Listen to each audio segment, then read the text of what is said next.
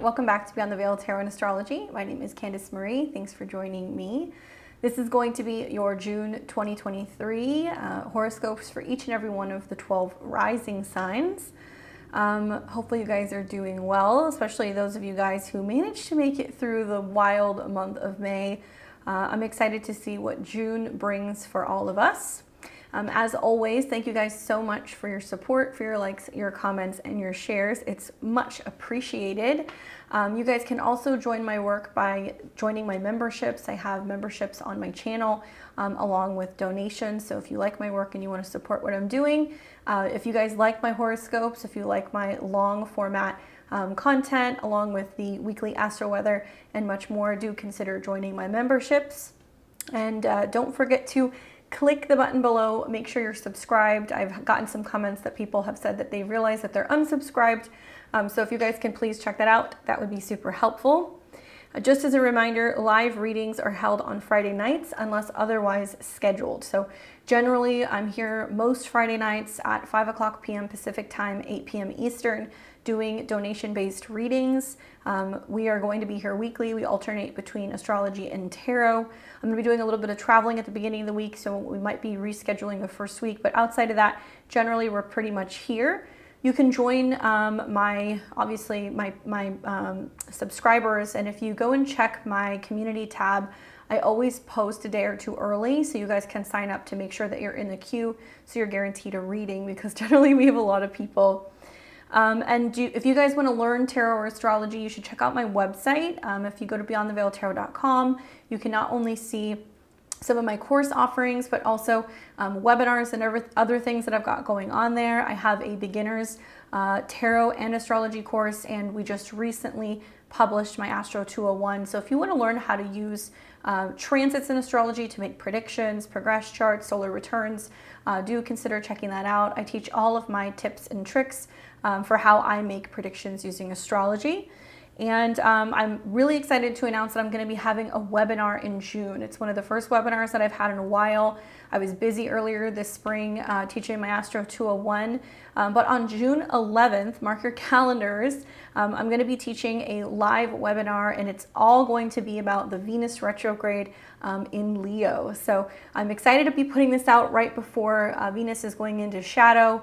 It's going to be like a 3-hour presentation. I'm going to take it through all the 12 signs and talk in depth about how to navigate this period, what to be expecting. I'm also going to be talking to you guys about why it's so significant and so active. I'm calling it cruel summer because Venus is going to retrograde. We're going to see some wildness in relationships and finances, but a number of squares to both Jupiter and Uranus. So do check that out. I'm offering $15 off for anybody who wants to reserve their seat before June 1st. So if you guys are watching my horoscopes at the end of May, I do recommend clicking the link. We'll attach that to this video so you guys can go and sign up. We have a limited number of seats, and you want to make sure that you guys can get in. And if you can't watch it live, no worries, especially those of you guys who are in other time zones. I am going to be teaching it on a Sunday, but if you happen to be working or if you can't make it, I still recommend signing up because you will get the playback link, so you'll be able to go back and watch it. I will not be really touching on the Venus retrograde until we get closer to July. So you guys are going to get all this information basically a month early, and you're going to be able to have all of my herbal recommendations, and I'm going to make some other recommendations for clearing karma in relationships and some cord cutting rituals and some other things for those of you guys who are really ready to let the past be in the past. If you like my style of reading and you want to book a personal one-on-one reading with me, I'm happy to speak with you. I have personal availability that's opening up in August and September. I'm a busy lady. When the cosmos are on fire, I'm very, very busy. So you guys, if you know you have a birthday coming up or if you want to gift a reading, you guys can check that out on my website. I'm usually always booked 2 to 3 months out at a time, but I also offer emergency sessions at a different rate, and I also offer reports. So if you go to my website and you click book a reading, you're going to see all the reading types that I have. I have solar return transit readings, election astrology if you're wanting to pick a launch date for a book or to get married or to relocate. I do so many different types of readings, and all of my readings are a combination of tarot, astrology, and what I see clairvoyantly. For more of that stuff, check out beyondtheveiltarot.com. All right, so these are the transits that catch my eye. Guys, I'm noticing that maybe it's just what's going on, but like the horoscope videos just get longer and they get longer and they get longer. And if you're new to my channel, basically the format that I follow is you're going to get the horoscopes at the end of the month. Then the last Sunday of each month, I'm going to talk about all of the transits for the month ahead. And then we're also going to kind of break it down week by week with the Sunday astro weather. So don't worry, we do a deep dive. I'm not going to go too deep into this list because I really want to put as much as I can into the various 12 rising sign horoscopes. So if you guys join me this next Sunday, I'm going to go through the entire month of June more so in depth. But if I give it to you guys all now, it's going to be like 5 hours long. And also you guys are going to just kind of hear me repeat myself all month. So I'm going to try to dedicate more time to going in deep to the 12 rising signs. I do recommend taking a screenshot of this so that way you have the list of the transits that I'm going to be touching on for each and every one of the 12 rising signs. There is much, much, much more. So catch me on my June monthly if you want to see everything. But this is what I feel like is the most important and the transits that catch my eye. So right at the beginning of the month, one of the biggest transits is going to be Jupiter conjunct the North Node. So I'm going to talk about where that's taking place for all of you guys. Basically, the North Node is going to act like an amplifier, a megaphone. North Node in Taurus wants to bring us more pleasure, more abundance, more stability, better self-esteem, and more so grounded in our bodies. It is an earth sign, so it is going to manifest as some physical thing that shows up for everybody. Jupiter is one of the most beneficial planets in astrology. It is the largest. It wants to bring growth. It wants to bring knowledge. It wants expansion. So this is a cosmic kiss from Jupiter in the skies at the beginning of June. I want you guys to keep in mind that regardless of what happens this month, Jupiter means well. He's trying to bring us positive things, and we want to be thinking about the silver lining, or we want to be trying to look at things as glasses half full. All right, so then on the 4th, we're going to have Mercury conjunct Uranus in Taurus. Shocking information, shocking news. Mercury is the messenger. So Mercury rules things like exchanges and emails and text messages and anything in regards to electronics and gadgets and business, communications, right? And Mercury has been retrograde recently. Now, as he was retrograde, he stopped short of coming into conjunction with Uranus. So when he does collide with Uranus, there is going to be some opportunities for epiphanies and brainstorming and brilliant ideas. But there can also be some electrical issues. There can be some internet issues.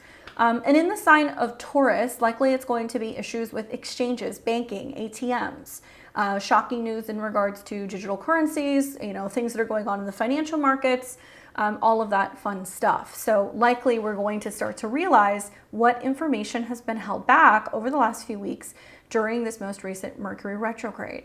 And this is also right when Mercury moves out of shadow. So it's going to be interesting to see Mercury leave the shadow period. So once Mercury leaves shadow, he's no longer going back and forth between the degrees that he was retrograding in.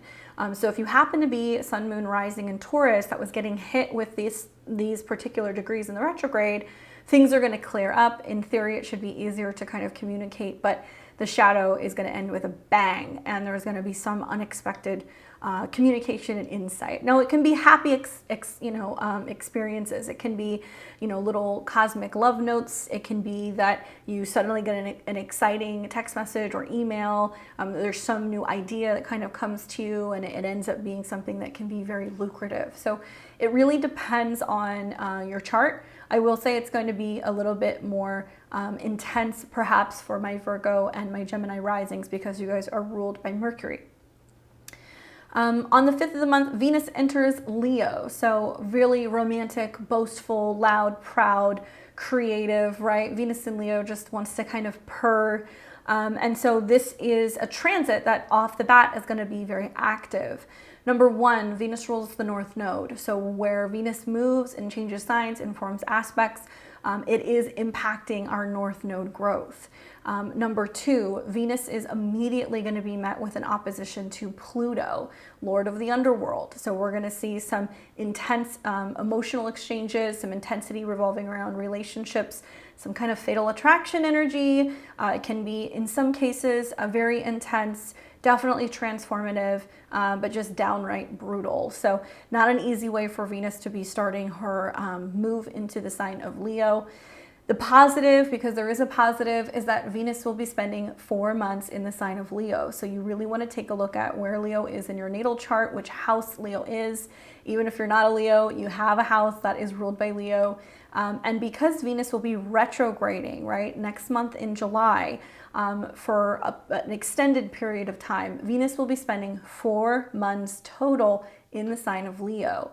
So even in spite of a retrograde, Venus is going to be blessing and bringing sweetness and cosmic goodies, and yeah, a little bit of rearrangement in regards to our values or relationships in that area of your chart.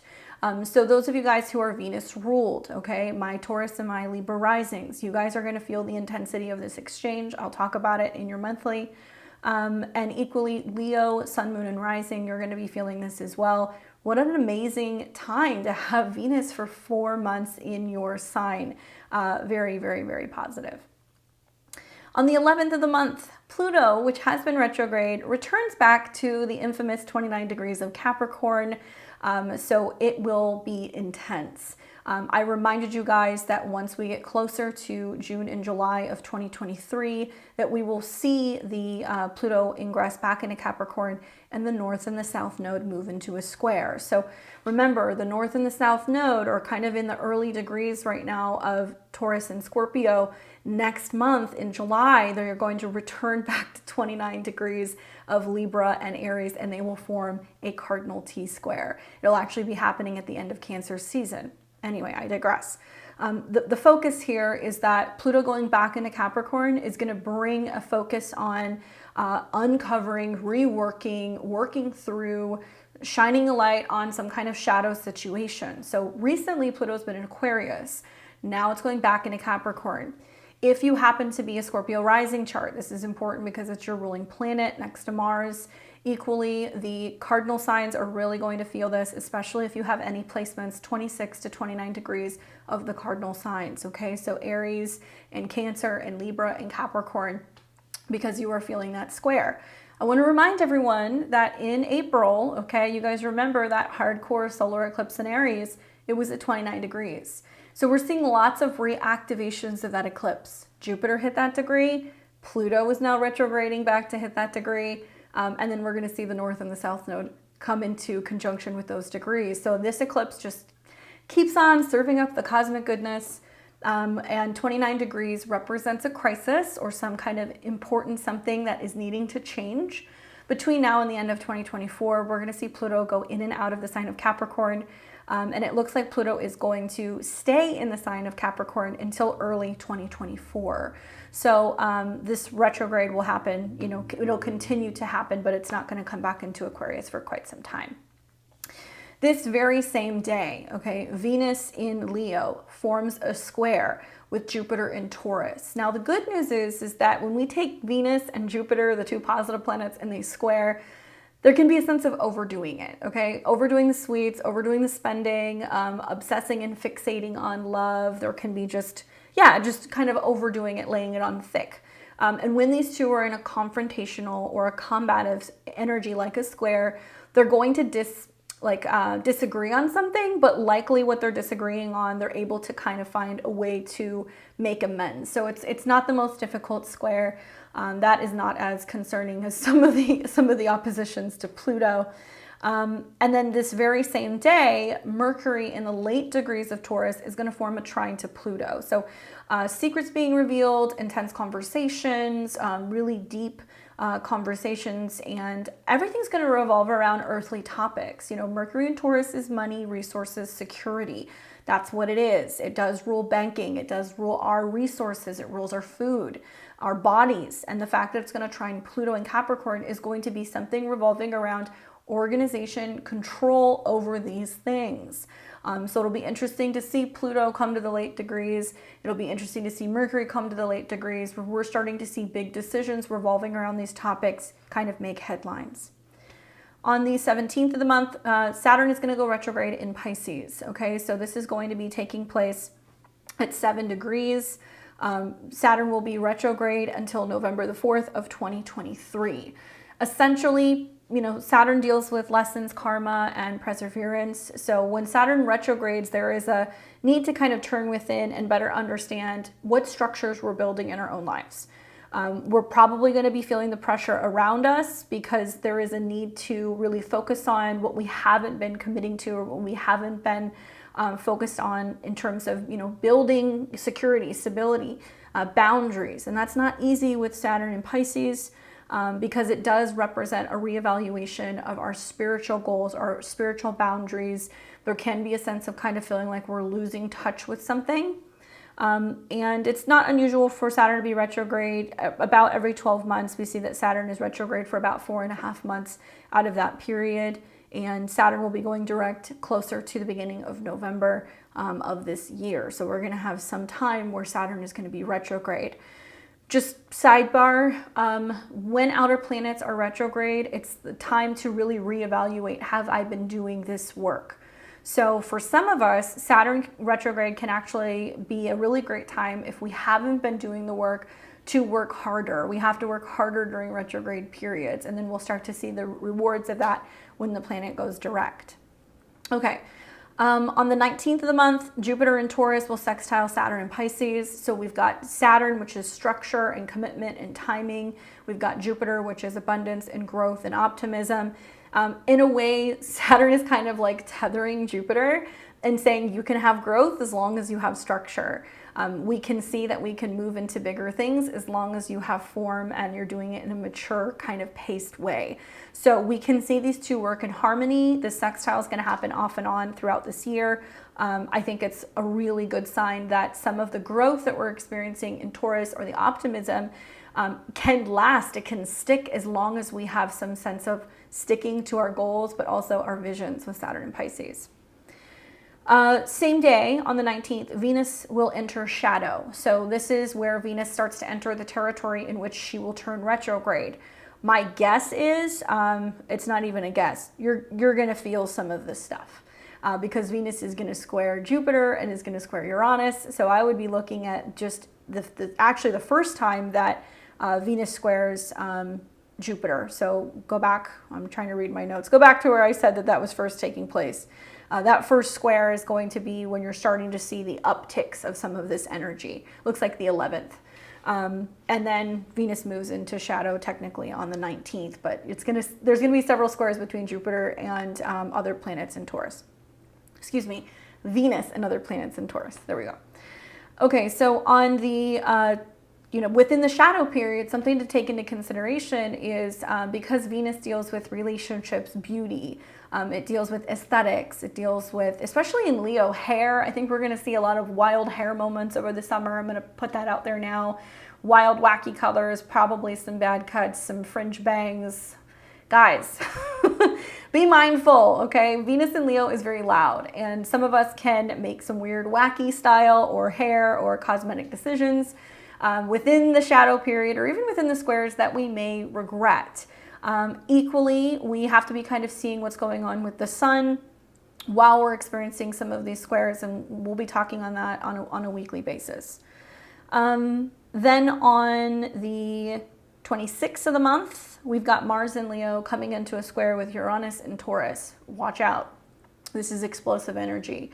Mars in Leo is extremely confident and very masculine and active and out there, right? It's on. When it's coming into a square with Uranus and Taurus, you've got heat and sudden pressure and kind of outbursts that come into a friction. So I think we're going to see some ego issues. I think we're definitely going to see some issues with, conflicts and challenges. And when we see squares from, Taurus to Leo, there is some theme revolving around, what I possess and what I can actually show to other people, or talent and resources, or goals and anything revolving around, you know, socializing and connecting with other people. So it's going to play out differently for everyone. It's a time where we just want to be mindful that there is going to be some tension in the skies. You know, Mars can deal with heat and speed and action and conflict and war. So bumping into a square with Uranus and Taurus, we could see some financial implications as a result of acting out too brashly and having strife with other people. Then on the 28th, we're going to see the Sun in Cancer form a trine to Saturn in Pisces. So this is one of the first times that we have seen this particular trine in, you know, 28, 29 years, because this is the first trine between the Sun in Cancer and Saturn since the last time Saturn had a transit, so through Pisces. I love this because it's really about getting home and family and emotions and emotional goals on board with where our visions are going. It is a day where I think there's going to be some more stable energy kind of coming in from the universe that's helping us feel more so emotionally supported. Okay, and then for the 30th of the month, we're going to have a Sun-Mercury cazimi that's going to be taking place in Cancer. So essentially, Mercury is going to pull ahead of the Sun. There's going to be a conjunction, and Mercury is going to be in a superior position where it's relaying a message to the Sun. Look for insightful conversations, you know, insightful, positive news. There can be surprises of all kinds, especially in regards to things that are more emotionally connected. Can be a very strong intuition type of day as well. So you want to take a look at where Cancer is in your chart. Same day, we're going to see Neptune turn retrograde. This will be the second retrograde that we're going to be experiencing in the sign of Pisces. Neptune will be retrograde from June 30th through December 6th, 2023. Essentially, Neptune deals with intuition, spirituality, anything in regards to visions, and where we're feeling like we're kind of losing ourselves. When an outer planet goes retrograde, it is more challenging to deal with because then all of a sudden the effects of the planet when it was direct kind of wears off. So if we've been in kind of like a dream state, suddenly we can kind of get smacked with reality when Neptune goes retrograde. It's going to be interesting to see both Neptune and Saturn retrograde in the same sign. So there is room to reevaluate our goals and also our visions when it comes to wherever Pisces is in our chart. And there can be some brutal, you know, harsh truths and brutal kind of awakenings that can sometimes happen when you have Saturn and Neptune retrograding in the same sign. So obviously Pisces is going to mean a different thing for everyone, but it can deal with secrets being unveiled or being revealed. Very same day, we're going to see Venus in Leo coming into the square with Uranus and Taurus. So maybe you're going to feel this more around the 1st of July. I did not want to not leave this in because some of you guys are more astrologically sensitive and you're going to start feeling this incoming square. Obviously, Venus deals with relationships, and also like in the sign of you know, Leo, it's about creativity, it's about joy, it's about romance. So some of us with Venus-Uranus square are going to feel like we need to switch things up a little bit. We need more fun. We need more freedom. But it can also bring a clash in relationships, challenges with finances, and I think issues also when it comes to you know, self-expression and being able to kind of keep the peace. So it's not the same as some of the other like Venus-Jupiter stuff that's happening earlier in the month. Throughout the Venus retrograde, we'll see in July and August that there's going to be several squares between Venus and Uranus. So remember how I said to you guys that we're going to be entering into the shadow period. I would be paying attention also to when this clash is happening, and it's going to be very, very loud, okay? All right, so with that being said, let's go ahead and get into the next slide. And this is going to be for everyone, the 12 rising signs for June of 2023. Please listen for your rising sign followed by your sun sign and your moon sign. That's how you're going to get the most of my predictions because I'm giving it to you in zodiacal order. I am going to be using the whole sign method, and I am a Western astrologer, okay? So let's go ahead and get into our very first horoscope, and that is going to be for the sign of Aries. Okay, Aries, welcome to June of 2023. I hope you're doing well. We're going to start first with this Jupiter North Node connection that is going to be taking place on the very first day of June. This is a big one, okay? So we've got Jupiter and the North Node coming together in your second house, which deals with money, possession, resources. This is the money you work for, but still, nevertheless, it is an indication of some kind of incoming abundance. Now, Jupiter has connections to your 9th house, which can be about foreign lands. It can be about publishing. It can be about travel, education, anything in regards to marketing, and also legal stuff. Jupiter also has connections to your 12th house. So I'm wondering if some of you guys are going to be bringing in money, possibly through something you're learning, something you're teaching. Maybe you're spending a little bit more money on quality education, quality trips. Nevertheless, this is a really positive indication that with the Jupiter North Node connection, there is something being seeded that is going to be bringing you more resources. Now, I just want to remind you that down the road next year, Jupiter and Uranus are going to be aligning. So we might see some sudden magnification over like the next 12 months of your money house, okay? So you're probably going to be working hard, but you're bringing more money in. And it is possible that that money might be, like I said, going towards travel, education. It might be that you're teaching a course, you might be publishing a book, you might win a lawsuit. It's also possible that there is something shifting, revolving around the way that you look at your resources, and your spiritual values are kind of shifting. So the way that you look at wealth is going to be shifting. Nevertheless, watch for that connection because there is some positive money news that should be coming in as a result of that, especially considering the fact that we do have Mercury and Uranus that are hanging out in the same sign. So a lot of this incoming financial fluctuation that's positive, this abundance that's coming in, is something you've already been kind of planning for, working out, kind of arranging and preparing. So possibly it's that you know that you have a chunk of change coming in, or you've been working hard and you're thinking about making a purchase. And so you're already kind of aware of what might be funneling in from that second house. On the 4th of the month, we're going to see Mercury and Uranus come into a conjunction, and this is going to be in your second house. This can be shocking, exciting news. This can be unexpected expenses. Mercury has connections to your 3rd house of siblings and travel and vehicles. It also has connections to your 6th house of pets, daily routine, and work. So it is possible that when these two align, that there is some unexpected expense relating to pets, unexpected expense relating to vehicles, having to get something fixed. Perhaps you've got a situation where a sibling is calling you and asking you for some financial support. It is possible, obviously touch wood, that everything is fine. On the flip side, it can be an amazing day for like entrepreneurial type of ideas, and something might kind of just show up for you and you're like, wow, let me see if I can like make money doing this, or if I can invest in this way, you know, or is it possible that I have something that somebody would want and I could potentially sell this online, but it could also be helpful and it could be lucrative, right? The same day, Mercury is also moving out of shadow. So if you have been feeling like money has been slowing down, or there's been some issues revolving around your resources, or maybe you've been kind of cutting back and making changes in your budget, now you're going to start to see the effects of that, and the retrograde shadow is going to be over. Now, for some Aries risings, this has been about making changes in your eating habits and what you're actually consuming. And so if you've been consuming less, you're going to start to notice the physical effects of feeling better, and the fact that you've been making changes in your diet or in the frequency of how you've been eating. On the 5th of the month, Venus is going to enter into Leo. So you've got Venus, the ruler of your house of relationships and also money, moving into the sign of Leo.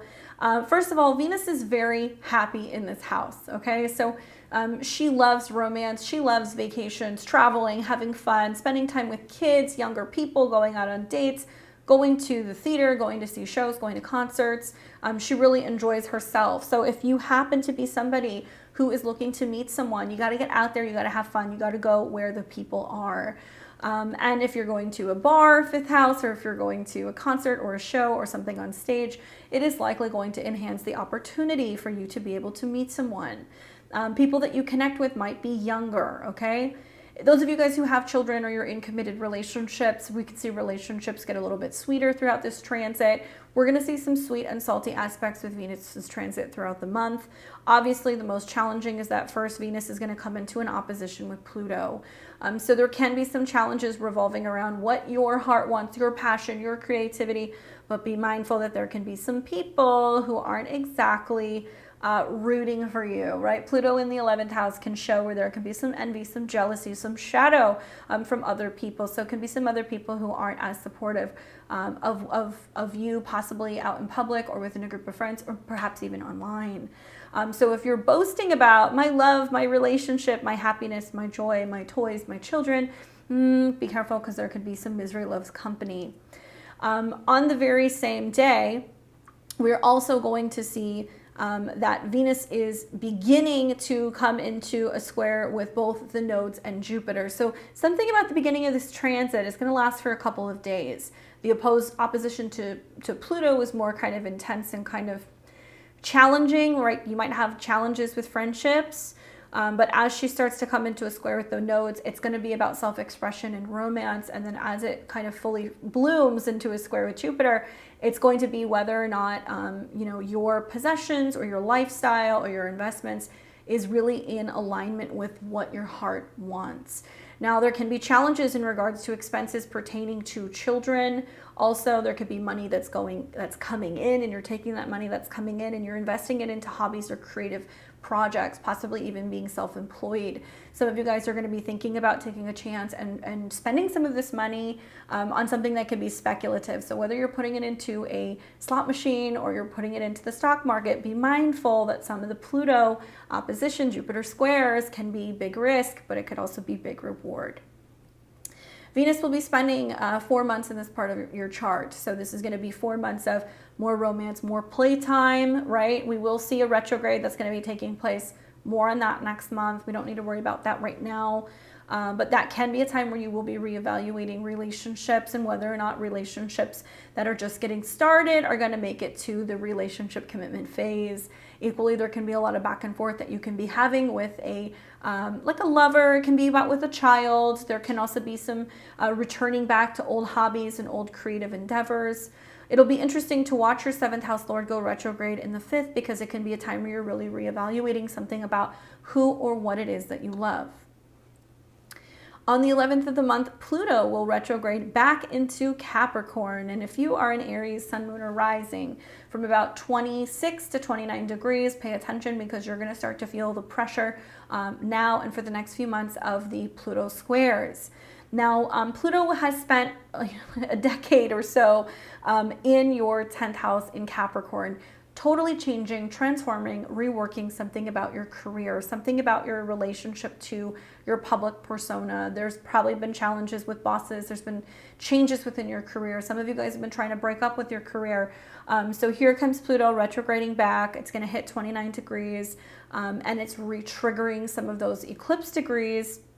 And you guys will notice over the next couple of months that there can be a sense of something radically changing and transforming about your public persona. Some will change jobs, some will quit, some will launch their own businesses. Some people will also have major changes in their relationship status as the North and the South node receive squares from Pluto. The fact is that it will stay in Capricorn until the beginning of 2024. So it's almost going back to Capricorn saying, what do you need to rework? What's not working? What's kind of a dead end? Where is there too much power struggle? Where are you dealing with people that are just too much for you? And where is it time to reevaluate, what your direction is when it comes to your professional life, your career, or your public persona? The same day, we're going to see Venus in a square with Jupiter. So this will be interesting because, it's like Pluto goes back and it goes, do I hate my job? Like, do I want to quit? Like, am I overdoing these things? And then you're going to have your 7th house ruler in the 5th house, and it's going to square Jupiter.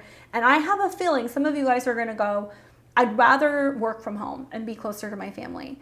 I would rather, you know, end or terminate this toxic relationship or this toxic business relationship, and focus more on rebuilding myself, rebuilding my wealth, rebuilding my self-esteem. What is it that I love? Okay, so a lot of Aries risings, I think, are going to initiate what's going to be working from home, self-employed projects, creative projects, something that you can build and you can create on your own. And it's like the pressure of Pluto is pushing you to go and make some of these changes. Very interesting. Very same day, we're going to see Mercury in Taurus trine Pluto. So Mercury is going to be still in your second house. It's going to trine Pluto here, which means you're going to start going like, okay, how can I reorganize my routine? How can I get things together? How can I structure how I'm making money, how I'm saving money, how I'm budgeting? So if I do need to make some changes in my work routine, that I'm going to feel financially covered. But I have to tell you, with Jupiter in the North Node in your second house, you're blessed, you're protected. There is some sense of financial security. Very same day, we're going to see then Mercury enter into Gemini. So then Mercury will leave your second house where you've been talking all about money and resources, and it's going to move into the third where it's talking about gadgets and travel and communication and phones and siblings. Some of you guys might be like, well, I'm working from home, got to get a laptop, you know, I guess I'm starting my own business. I better go and start, you know, preparing. It's about opening the mind. So it'll be interesting to see Mercury's ingress into the third, more communications, more emails, more meetings. There might be more communication that you're going to be having with neighbors and also with relatives. That's very possible as well. On the 17th of the month, Saturn will turn retrograde in Pisces. So we're going to have Saturn go retrograde first. Neptune will be later at the month. Saturn in the 12th house is having you reevaluate your alone time. Are you meditating? Are you taking time to rest more? Is there a sense of you needing more space to kind of unwind at the end of your day?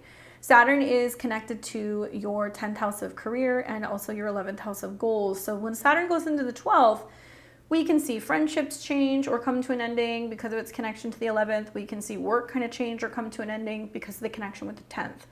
So I'm wondering, with Saturn here going retrograde, if you're reevaluating whether or not, you know, what you're doing work-wise is really aligning with your goals and really what your soul needs, right? There can be a sense of, you know, really also asking yourself, do I need to be working later? Do I need to be putting in more hours? You know, am I stressed out about what I do or I do not have? Am I worried about the future? What's going to be nice is you're going to start to see Saturn come into a sextile with Jupiter. So that's going to be happening, you know, later in the week. That does seem to kind of suggest that while Saturn is retrograding and Jupiter is direct, you can have an opportunity to reevaluate what your goals and what your dreams are and still be actively building towards the future. You'll have two other times later this year to reevaluate and make a job change if you need to. That'll be during the Mercury retrograde in Virgo, which is going to be at the end of summer, and also the Mercury retrograde that's going to be in Capricorn, which is going to be in mid-December. So both of those times there could be some shifts. I think that really you've been thinking about your money and making sure that you've got your finances right before you make any segues into something else. Then we're going to see on the 19th, like I said, the Jupiter-Saturn sextile is going to be helping. So the more that you're reevaluating your goals and taking time to really kind of tap into your higher self, the more that you're going to be able to focus on security, stability, and long-term planning. Now, some of you guys are going back to school, getting higher degrees in education, and you're doing this because you know that education pays, that it's giving you the opportunity to really up the potential for what your earnings could be in the future as well, especially because Jupiter has traditional connection to the 12th house. Now, some of you guys are getting involved in spirituality, esoteric, arts, design, metaphysical things, travel. So these are other areas that you could be learning or working in that will also bring some kind of growth financially. On the 19th, Venus is going to enter shadow. So know that you're starting to feel the effects, right, of what will eventually be the Venus retrograde in the second half of July. That's when it's going to begin. So just food for thought, okay? Like issues with children, issues with romantic partners, you know, issues also with questioning whether or not you're lovable can come up because you're going to start to see some of those grumbles that are happening with Venus moving into the shadow. It may also be a time where you're realizing that, you know, some risks may not necessarily be worth taking, but others might be paying off, and it's making you realize that it is possible for you to move into new creative kind of areas in your life.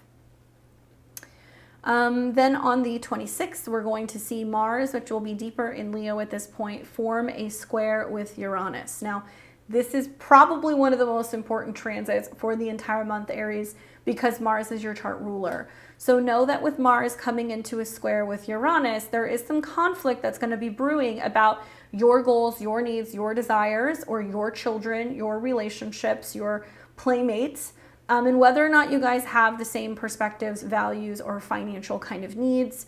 There can be kids who are kind of demanding resources. There can be like lots of things going on pertaining to hobbies, which is increasing your need to kind of spend.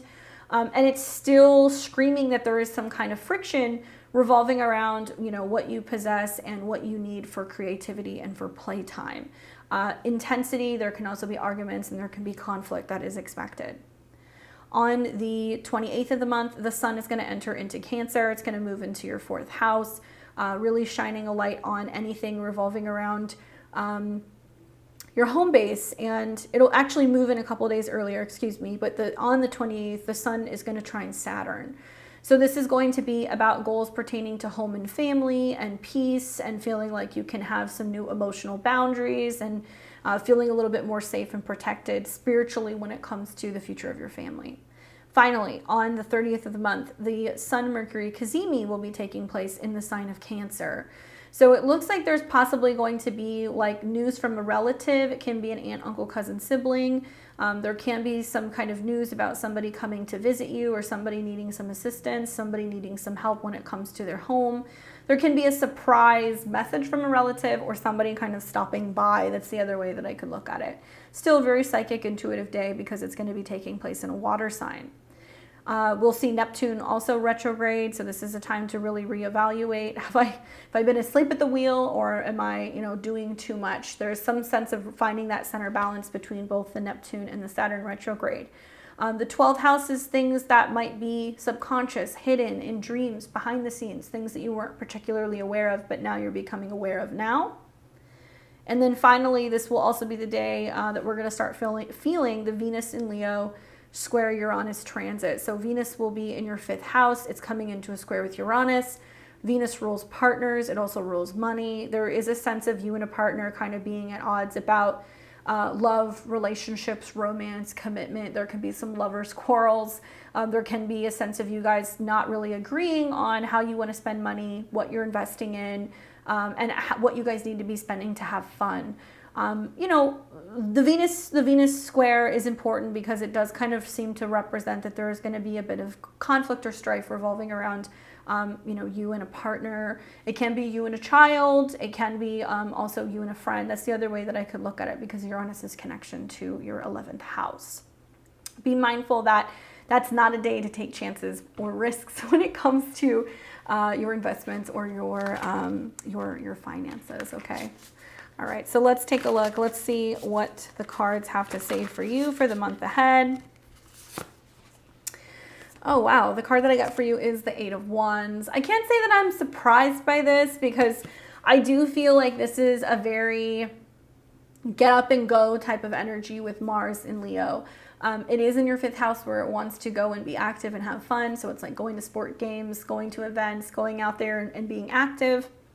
But this is also about fast communication, movement, rapid change, immediate action, excitement, thinking on your feet. That's a lot of the, Uranus squares, and just the energy shifting. And I feel like it's very exciting because of all of the action in your 5th house that's playing out, going places, experiencing things, being able to share with others, being able to focus on having fun, does seem to be the name of the game for the month ahead. And having like a full moon and a fire sign that we're going to have in Sagittarius and some of these trines to, your ascendant, it's going to have things really kind of active all month long. So it looks like it's a really positive month for you, Aries. You'll have to let me know how it goes. Good luck. I will see you guys next month. All right, so we have Taurus and Taurus rising. I hope you're doing well, Taurus. Moving around the day on you, sorry. So welcome to June of 2023. I hope it's going well so far. We're going to be taking a look at the transits that catch my eye for you all month long. I want to first by just letting you know that there's going to be a number of transits involving your chart ruler. So buckle up. So Venus rules your chart. Venus is going to be in the sign of Leo. It's going to make a number of oppositions and squares. You are Venus Taurus, so when you start to see these things happen, know that there can be some friction that's going on in regards to your relationship with coworkers, with women, with family members, you name it. It's all kind of across the board. So just take a breath as you have some of these experiences throughout this next month. We're going to start first with the good news, and this is on the 1st of June. We're going to see the North Node Jupiter conjunction. That's going to be taking place in your sign. So I keep telling all of my clients that the Jupiter North Node connection is a really powerful moment where something is being seeded, and Jupiter wants to bring abundance. It wants to bring growth. It wants to bring positive things. So the fact that the conjunction is happening in your first house as a Taurus rising is an indication that you are making your own luck. You are the sole person who is responsible for this. One tip for the month ahead is pray. Praying for Jupiter or wish fulfillment can very much be Jupiter as well, is going to be really important for you. Keeping up the positivity and the optimism is so important. And this conjunction is essentially tying together your 11th house Lord, which is about wishes and it's about your goals and fulfillment. And it's also tying into the 8th house, which deals with change and transformation. Now, for some of you guys, your goal is to travel more, make friends in other places, to bring in more money. Some of your guys' goals is to focus on personal growth for more expansion. Some of you guys want to change and transform your bodies. Some of you guys want to get pregnant. So it depends on what your goal is, but with that North Node connection, really, it's all up to you. And the fact that the conjunction is going to be happening at a 3 makes me feel like you have to speak it or write it into existence. On the 4th of the month, we're going to see Mercury coming into conjunction with Uranus. That'll be taking place in your first house. This is important because we've seen a Mercury retrograde here in recent weeks. It stopped short of coming into conjunction with Uranus. I would imagine you have felt a little tongue-tied, or there's been a sense of misunderstandings or not wanting to communicate or having some issues with your health or issues with your body. Now that the Mercury retrograde is over and Mercury is coming into contact with Uranus, we're pulling in your 5th house Lord of creativity, fun, children, and your 2nd house Lord of resources and money in the 1st. So there's a sense of you going, I want to possess this. I want to make money this way. I want to be able to spend money on that. So that's one way of kind of, tying this into it. Maybe you've been mulling over whether or not you want to launch a new creative project, if you want to write something, if you want to share something with someone. There can be a sense of maybe having held back from having a conversation. So as soon as Mercury and Uranus come into conjunction, first of all, nerves are going to be on edge, okay? So just keep that in the back of your mind. There can be a sense of just word vomiting all over the place and just being really intense in your communication because Uranus does seem electrical, right? It's kind of shocking.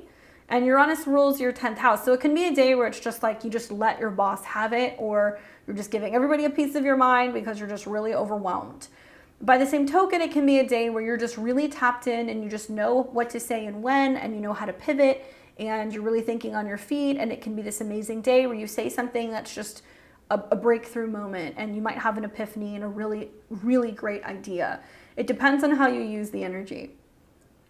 Same day, Mercury comes out of shadow, so we're pretty much done with the Mercury retrograde. Things are going to ease up a little bit, and that's why I have a feeling you're getting ready to make a big statement or a big comment, or maybe you've been waiting to have a conversation with somebody, and that's the moment that you do it, right?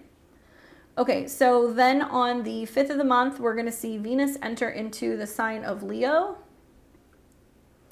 And Venus will be here for 4 months because next month in July, there is going to be a retrograde. Sorry, there's little gnats driving me nuts. There's going to be a retrograde. So you're going to see that Venus will be here for 4 months. The good news is that it's bringing you blessings, even in the midst of its retrograde. Venus in the 4th will bring more abundance, more love between family, property, real estate, design of your home, children in your home, creative things within your home space. Because you are Venus, it might mean that you're just focusing more on your home, your kids, your children, your family, your lineage more than usual. However, right off the bat, okay, at the beginning of the ingress, Venus comes into an opposition with Pluto. So there is some challenge and feeling like you're being pulled between a rock and a hard place, between the comfort, the love, the security of home and family, and the needs when it comes to your career and what is being put out into the world. So you're feeling the pressure, right? Pluto can be pressure of having to show up and doing, you know, the grind and the 8 or the 9 to 5. But really, to me, it seems like you would much rather be at home or be with your family. Pluto rules, you know, your relationship with other people in general. So there can be a sense of, you know, having some tension and some issues with people at work, with bosses. There can be also some conflicts with spouses. It is likely, if you are in a relationship that is committed or you are married, that at some point throughout some of these transits this month, you are going to see some tension. The silver lining is Jupiter's in your sign, so you have the opportunity to bring the wisdom and the positivity in terms of how you navigate these things. So I want you to remind yourself, if you do happen to have a marital partner, or if you do have a partner that you live with, or if you are employed, or if you do have kids, you need to look around and go, like, these are good problems to have. Right? I have a job, I have a roof over my head, I have a family. This is stressful, but I have the opportunity, I have the ability to be able to overcome it. And I'm so appreciative of what I have, because a little bit of appreciation will get you through the month like nobody's business. The other thing that's helpful is that Mars is also in the sign of Leo. So you've got your partner or spouse relationship sign, Mars, and your sign, Venus, moving through the same house. Now, in recent days, Mars has also been in a square to the nodes. You'll also see Mars square off with Uranus later in the month. So it's almost like your partner is going to go through some turbulence if you're partnered, or you're going to see this with clients, or you're going to see this just with other people before you go through it. So empathy is the key word. This also means that a partner is here to kind of help things along, right? They might get aggravated, and then you're like, okay, well, I'm dealing with this too, and you guys can kind of commiserate together. But with Mars and Venus moving through the fourth part of your chart, there's going to be a lot of action at home and with the family. And the key is to create, to paint, design, dance, have fun, have parties, invite people over, so you can kind of navigate through some of this, you know, heavier energy. But when we start to see, you know, Venus opposed Pluto, you're probably going to get some kind of pressure out in the world from your career, and it's going to feel rather intense in keeping the balance.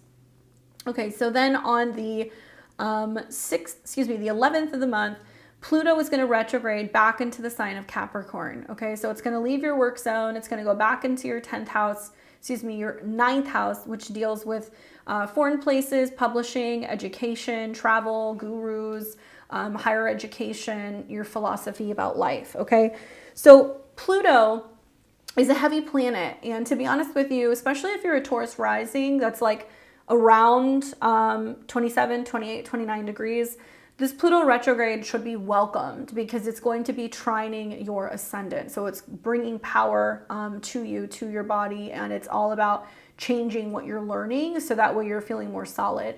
But for everybody else, it's a little intense. As Pluto goes back into the 9th house, some of you guys are feeling like there is a need to still change and transform something about your philosophy, something about your belief system, something about education. So some of you guys might return back to school, or you're finishing a degree. Some of you guys are finishing, getting ready to teach a class, getting ready to finish publishing something. Maybe you're returning back to a place that you have visited before, or you're reconnecting with a teacher, a mentor, or a guru. Especially because of Pluto's connection to your 7th house, it can mean that you're traveling back and you're reconnecting with, gurus, therapists, people who you've worked with before, or that if you have a partner that's been traveling or going to school, they may be wrapping that up and getting ready to return home. Now, Pluto being at 29 is intense, and it's going to be there within the sign of Capricorn until early 2024, and then it's going to come back into Aquarius. My advice for you guys is that if you want to make the career change and you need to go back to school, or you need to finish the degree, do it.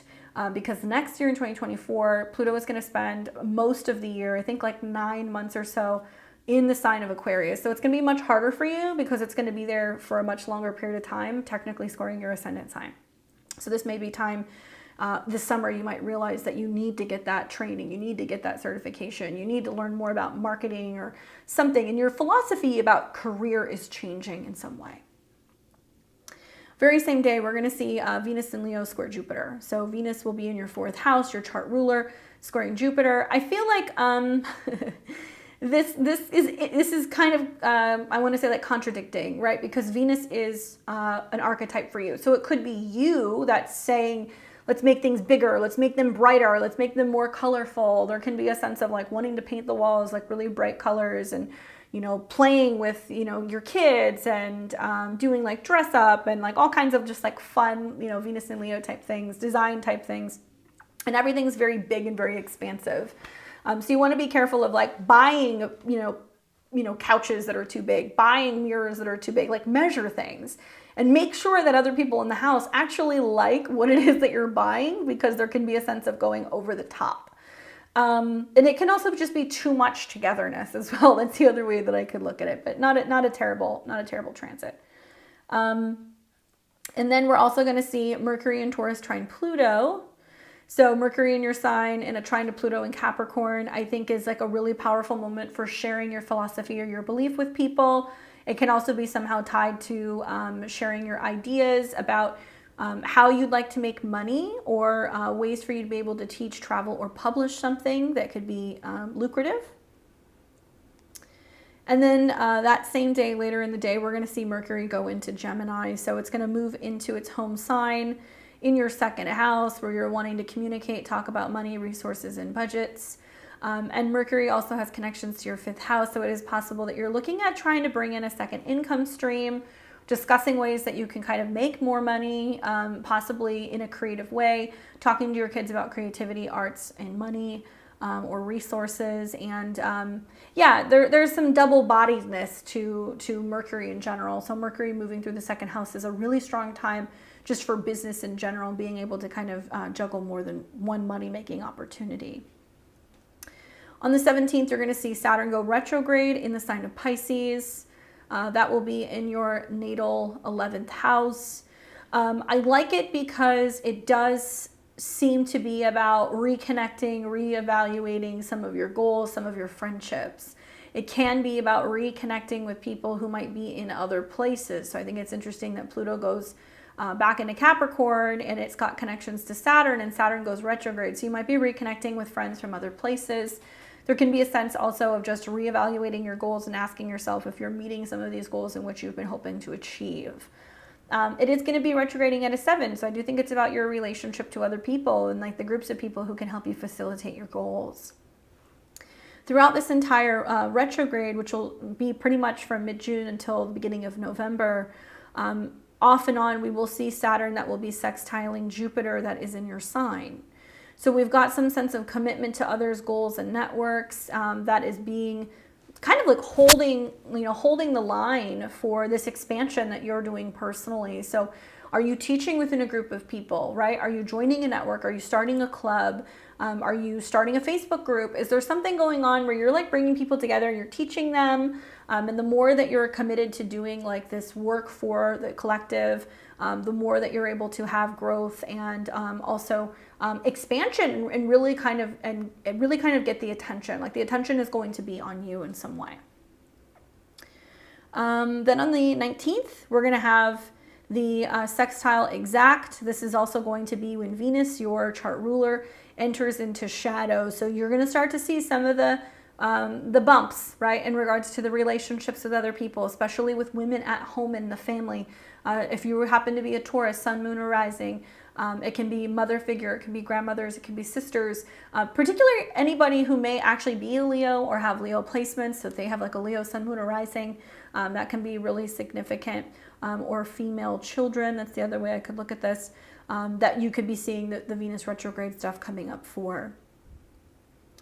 Then on the 26th, we're going to see Mars in Leo coming into a square with Uranus. And so this is the one you want to watch for, Taurus, because Mars does rule, partnerships, relationships, committed partners, spouses, anything in regards to, committed relationships. Mars will be forming an angle to Uranus in your sign. So With Uranus in your first house, there is a sense of being a little testy, wanting freedom, needing space, needing independence. And as Mars swings into this square, there is a likelihood that there is going to be some kind of domestic disturbance. So I'm guessing a squabble, a conflict, a fight that you can have with a relative or with a partner in your home. Somebody who is, causing a bit of a disturbance. As Mars going through your fourth house all month long, there can be a lot of action and excitement and playtime and lots of room for like romance and having a good time. But there can also be a sense of like people who are getting kind of argumentative and kind of pushy. And yeah, just being a bit of a problem. So be mindful that somebody is going to be trying to get a rise out of you, and you have to decide whether or not you're going to give them that rise.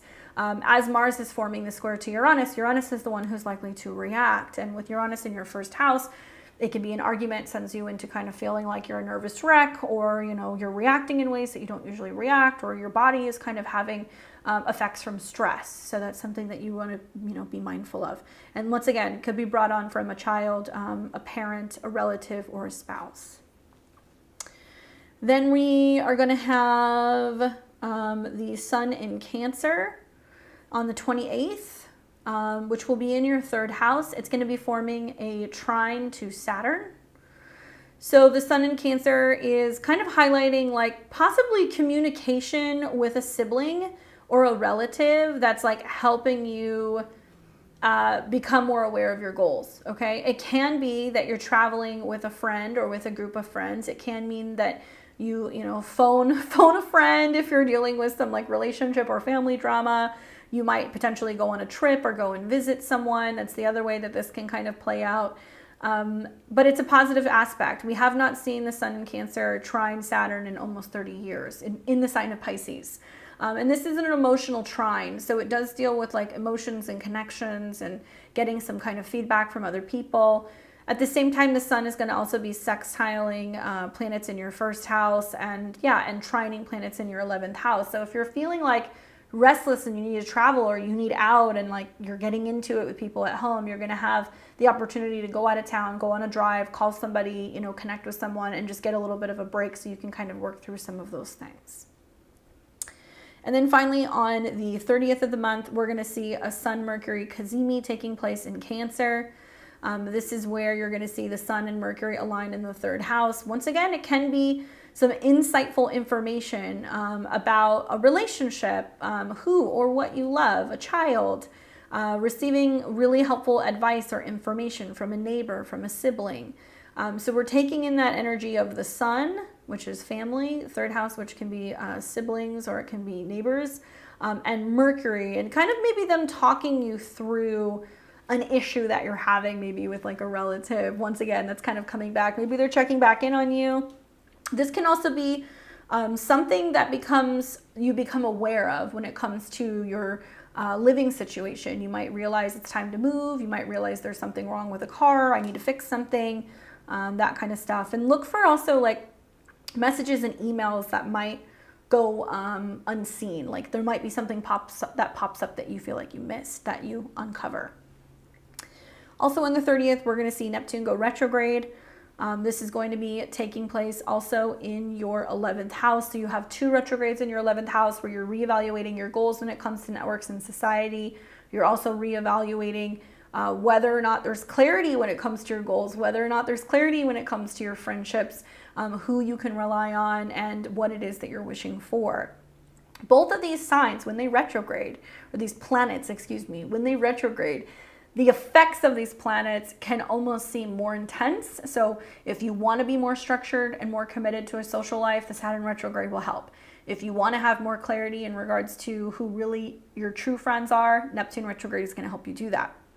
This retrograde will be going on from the end of June all the way until the beginning of December.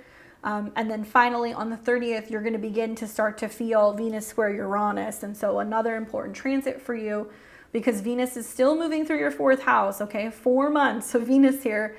Venus will come into a square with Uranus, and it will make this square several times throughout the Venus retrograde. So you're going to see several moments where there's tug of wars going on within your freedom with Uranus in your first house, your self-expression, what you need, and also you know, keeping the peace, I think, at home with your relationship and with your partners. There can be a sense, I think, with Mars and Venus working together that two is stronger than one, right? Both of you guys can, or you and your roommates or you and your relatives can find ways to be on the same page, but do not be rigid is the one thing that I would really recommend, because Uranus in your first house wants so much freedom that when Venus comes into a square, you could want so much freedom to the point where it's kind of disrupting the whole like peace within the home in general. Okay, just food for thought. And you may be one of the signs that really benefit from taking my Venus retrograde webinar. So do consider joining me. It's going to be on, like I said, the 11th of June. And it can be really helpful in giving you all of the insight for the important dates to be mindful of. The card that I got for you for the month ahead is the Six of Cups. Childhood, the past memories, gifts, innocence, reunion, pleasure, comfort, and healing. Well, one thing I can tell you is that with Venus coming into shadow and getting ready to go into your fourth house, it can be really therapeutic and almost like nostalgic by going and looking through family albums, like going through things that you've had since your childhood, like reflecting on, you know, when times were sweeter, when things were better, right? We're always going to do that. But especially with the Six of Cups coming up, because it helps you kind of get in touch with your inner child. It helps you kind of heal and like return to simpler times. It can be a time where you're learning how to create and play again. It can be a time where you're just feeling very nostalgic and wanting to kind of connect with family and people and places from the past. And it might actually bring you comfort throughout this time. So it's interesting to see that happen while you're having retrogrades or retrograde shadow, getting ready to go through your fourth house. It's also interesting because that's a very dreamy card, and it is connected to, you know, whether or not you're around people who can kind of help inspire you to really kind of follow some of your goals. Okay, good stuff. Let me know how it goes, Taurus. I am thinking good vibes for you because it's definitely going to be a colorful month. Do let me know. Leave me your comments below. Good luck. We've got Gemini and Gemini rising. Welcome to June of 2023. I hope you're doing well. And if you happen to be a June Gemini, happy birthday to you. I hope it's a good one. We're going to start off first with talking a little bit about Mercury. So one thing you want to know is that Mercury is going into your sign this month, which is great because Mercury is your chart ruler and you happen to be a Gemini. So for Gemini, Sun, Moon, and Risings, this is positive. We are also going to see Mercury that is going to come into a conjunction with Uranus. So there is going to be sudden, shocking insights, really powerful dreams, strong intuition. The list goes on. So just be mindful of that as we go through this month. Mercury is going to come out of shadow as well. And I think that's going to be really beneficial for you because you're not going to be feeling kind of the weird and wackiness of that particular retrograde. Okay. So let's start first with the first of the month, where we're going to see a North Node Jupiter conjunction that's going to be taking place in your 12th house in the sign of Taurus. So I've told all of the 12 signs, the North Node Jupiter conjunction is seeding something positive for the future. There is some kind of positive future growth. So what I want you to be thinking about is, what are your dreams? Like literally what's going on in your dreams, because the 12th house can be what you see while you're dreaming. It can be while you're meditating. It can be your intuition. Jupiter is connected to, you know, to your 7th house, which deals with partners, and also your 10th house, which deals with career. So it is possible that you've got a partner that is like traveling to a foreign shore. Maybe you have a romantic relationship at a distance. Maybe you meet a soulmate. Maybe you're working with a business partner behind the scenes or a creative partner behind the scenes. Maybe you're going on a vacation with them. Regardless, the Jupiter North Node connection is positive for everyone. If you're wanting to get more in touch spiritually, if you're wanting to spend more time meditating or reflecting, you can do this simply, Gemini, by getting out in nature, because Taurus is your 12th house, okay? But pay attention, because there is some kind of cosmic blessing that's coming your way. And if you've been in a relationship and that relationship has been challenging, likely there's going to be time to come together and really connect on a spiritual level and gain clarity and, you know, kind of make amends. If you are single, it is very possible that somebody is coming in that you've been praying for, that you've been asking for, that you're going to connect with shortly. Maybe you start seeing them in a dream before it actually happens. The list goes on. And this is also about having, meetings and things behind the scenes about your career, and kind of, being behind the scenes and being kind of the vision for whatever it is that you're structuring in your 10th house. On the 4th of the month, we're going to see Mercury come into conjunction with Uranus and Taurus. Probably one of the more important transits for the month. This is definitely going to be shocking because, Mercury Uranus is shocking insights or information. You are Mercury, so it makes me feel like some of you guys are coming out of your cocoon phase that you've been in recently. Some of you guys are having lots of profound insights when it comes to secrets or dreams or intuition. Shocking events involving the family, because Mercury connects not just to your 1st house, but also to your 4th house. Maybe you're thinking about things in the past. Some of you guys might really benefit from like a past life regression or doing some hypnotherapy throughout these transits if you're really having a difficult time letting the past go. But there can be some very symbolic downloads that I think that you can get throughout this conjunction. It can also just be a time where you receive a message from your higher self, and it's something that's giving you guidance and direction as you're moving forward. This very same day, Mercury is going to move out of shadow, so you're no longer getting hit with the Mercury retrograde energy. On the 5th, Venus is going to move into the sign of Leo. So you've got Venus moving into your 3rd house, where she will be for 4 months, because there will be a Venus retrograde next month. The big thing to think about here is with Venus in the 3rd house, it's going to be bringing sweetness to your relationships with siblings, with neighbors, aunts, uncles, cousins. It might bring new vehicles. It might bring beautifying vehicles, love notes, all of these things. It is possible that with Venus being connected to your 12th house and also a connection to your 5th, that you are feeling inspired to start learning something, writing something, blogging, podcasting. You're feeling like you need to take some of this insight and put it into something and create something very magical. Wonderful time to start focusing more on social media or creating a presence, an online store, any of those things. The challenge is that as soon as Venus moves into the sign of Leo, she is going to start coming into an opposition with Pluto in the 9th house. This makes me a little iffy because you're going to see Venus make several aspects to the node, Jupiter, and also Uranus. So it's almost as if it starts first with a threat or some kind of intense situation. Pluto in the 9th house is about a transformation of your philosophy. It can also bring up legal and law related issues. Pluto here can also be talking about something involving like a foreigner, a teacher, a mentor. And it's kind of like challenging you. Maybe you're feeling challenged because you're wanting to write or put something together, but you're questioning whether or not you have the chops to do it, especially in terms of your experience or your education. So there is this sense of feeling like, ooh, I don't know if I can do that. Am I capable? Like I said, Venus will spend 4 months here. So you're going to start seeing the retrograde at the end of July. I do feel like this is first like the pinch that's then going to inspire you to actually grow within this area and write, speak up, or put more out there, share more, travel more over the next few weeks. On the 11th, you're going to see Pluto return to 29 degrees of Capricorn. So Pluto has been in your 9th house, especially if you're a early degree Gemini rising. It's been very positive for you, but now it's going to be retrograding back to Capricorn. And it will be there until really more or less the beginning of 2024. The good news is Pluto does well in the 8th house. It likes changing and transforming within that space. It's kind of home there. The challenging thing that I see is that Capricorn is a sign that does not jive with Gemini. It creates an inconjunct or quincunx.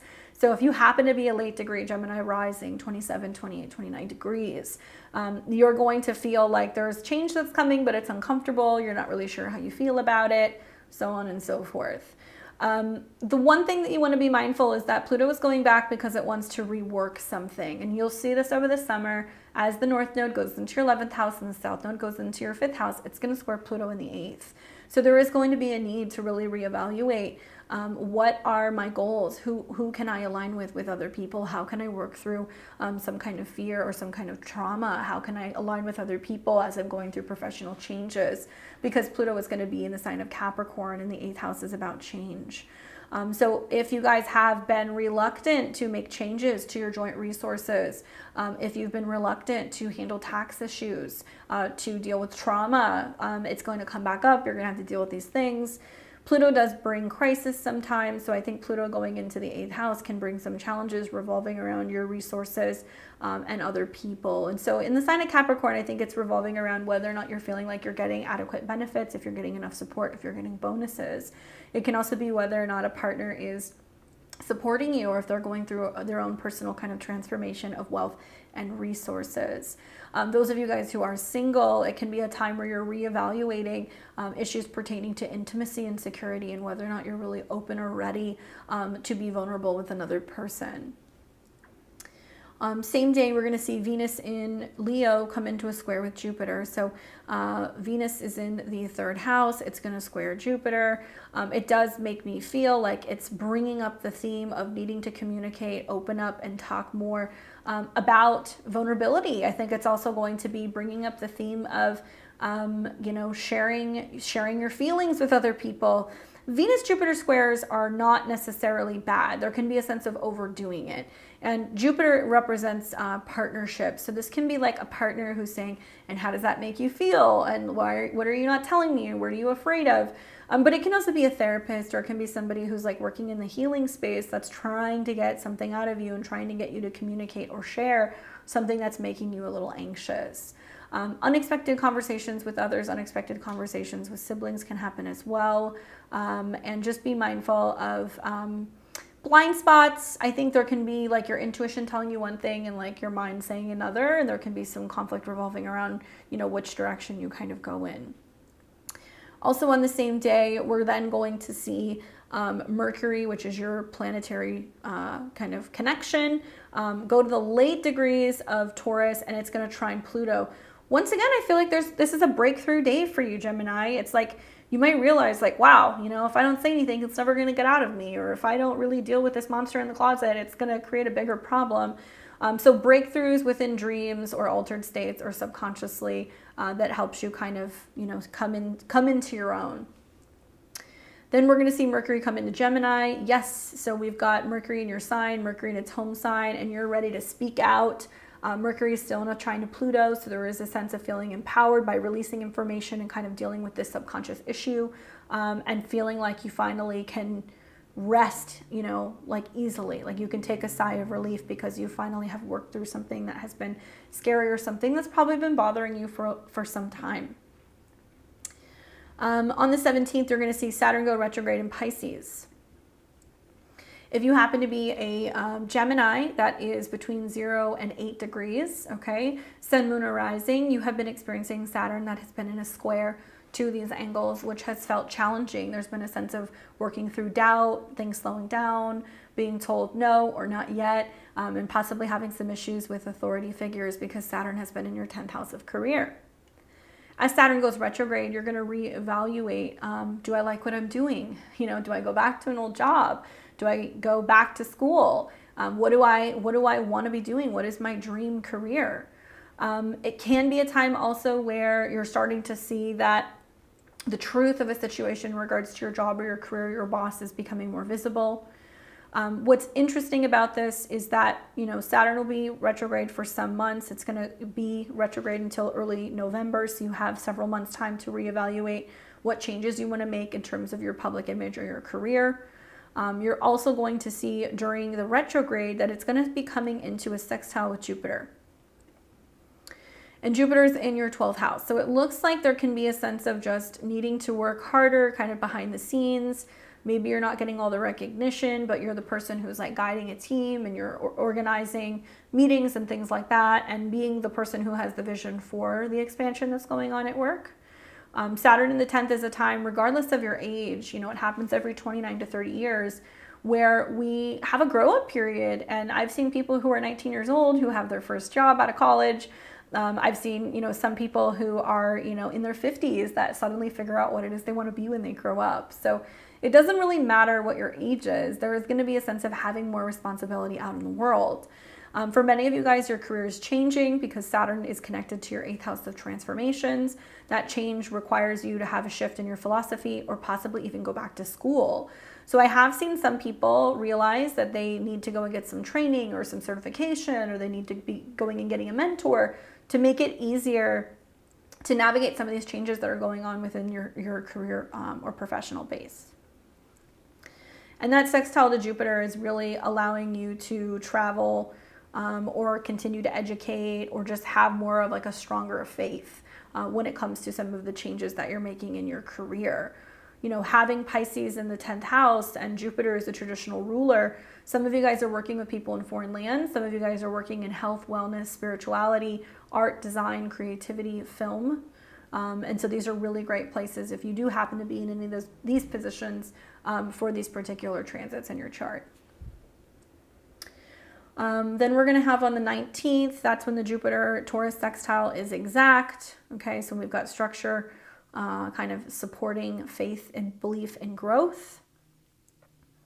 And we're also going to see that Venus is entering into shadow. So at this point, Venus is in shadow, and that is going to be in your 3rd house. So you might start to see problems with communication and others. You might start to see where there is a sense of there being some needing to read between the lines, or there can be some kind of friction in how you're communicating with other people.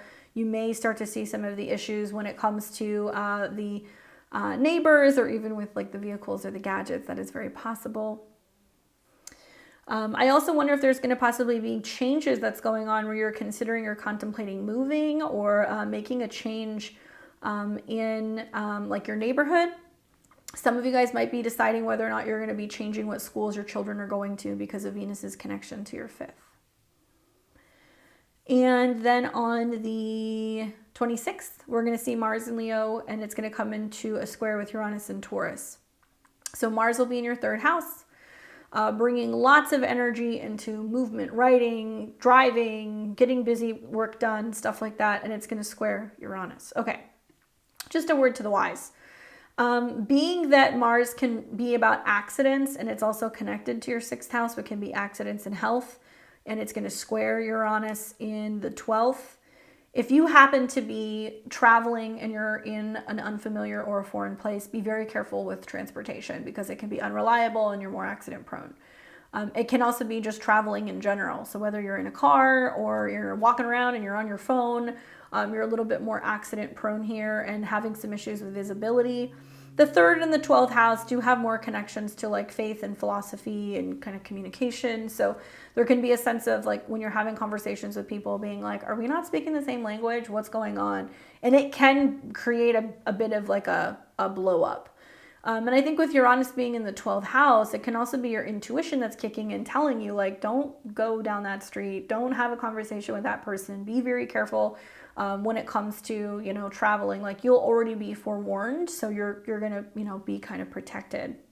For some of you, it might even be that you had a precognitive dream about a situation happening and then it starts happening and you're like, whoa, I had a dream about this. If you have any deja vu moments or anything like that throughout the month, that's kind of your warning to just kind of like perk up and pay attention.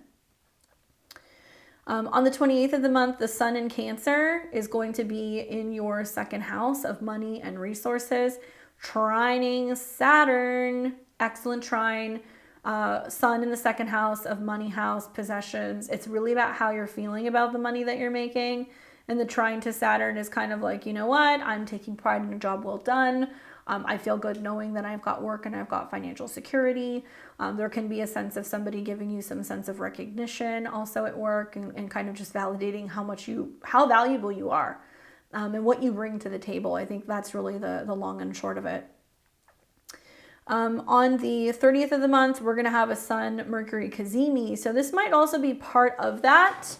It makes me feel like you get the recognition and then maybe you get a raise, okay? Because Mercury is your chart ruler. So it is possible that, with the Sun Mercury Cazimi here, you're finding out that, somebody is getting ready to issue you a job offer or a raise or a positive review, giving you some kind of feedback. because it is in your second house of possessions. Equally, it can be about you giving or receiving something to a sibling. And it's something valuable, and it might be like a home good or something that you found at home and you're like, I have this, do you need it? Or, you know, your sister or your aunt comes to visit you and they're like, oh, you know, I had this old microwave or whatever. And you're like, oh my gosh, my microwave just went out. That's amazing. Something that is going to be valuable when it comes to like home and like domestic type things. Same day on the 30th, Neptune goes retrograde. So now you've got Neptune and Saturn retrograde in your 10th house. So if you have any questions about whether or not you like your job, you want to stay there, if it's time to change directions or things like that, let the retrograde set in. Let's see how you're feeling with it. Let's see if there is some kind of clarity that comes through in terms of whether or not you're going in the right direction, if you're really in alignment with what you're doing. Saturn, you know, going retrograde can also be a time where there's actually less pressure and you start to kind of adapt to these new responsibilities at work. It's the Neptune retrograde that can really show you the harsh realities of who or where you're working for. That retrograde is going to go until December 6th. And then finally, you're going to begin to feel the Venus in Leo square Uranus and Taurus. So Venus in your third house coming into a square with Uranus. Do you notice the theme here? And it's for everybody, but Mars squares the nodes Jupiter and Uranus. So there's some agitation, and then Venus comes in and squares. So we realize we have to take action to focus on and preserve what it is that we love and what it is that we need. So where Venus coming into a square with Uranus can definitely bring up some subconscious, things that are coming out of your mouth that are being said. Venus in the third house is about, writing, communicating, driving, sharing, walking around. So when Venus is in the third house, there's a lot of like text messages, emails, and like talking to people that we love in this fashion. So the square to Uranus is like where you're getting a little antsy or you're getting a little concerned or freaked out, or if you're feeling a little on edge, that can come through your communication. So be mindful of how that's kind of expressing itself. Equally, there can be some sense of feeling very inspired. So if you're somebody who like writes music, if you design digitally, if you write poetry, some of the squares can prompt you to go, I'm gonna, start writing something differently, or I'm gonna, put this really, amazing, beautiful kind of collage together, and then I'm gonna post it. So Venus-Uranus does bring tension in relationships. If it's going to happen, it's unexpectedly with probably a female relative or neighbor. But it doesn't have to play out that way for everybody. And because Venus has connections to your fifth house, I wonder if it's going to be about, finding out that somebody has some kind of like crush on you, or somebody's like, yeah, I like you. And you're like, I had no idea, right? That's another way that could play out. All right. So, let's take a look and let's see what the cards say for you for the month ahead, my Geminis.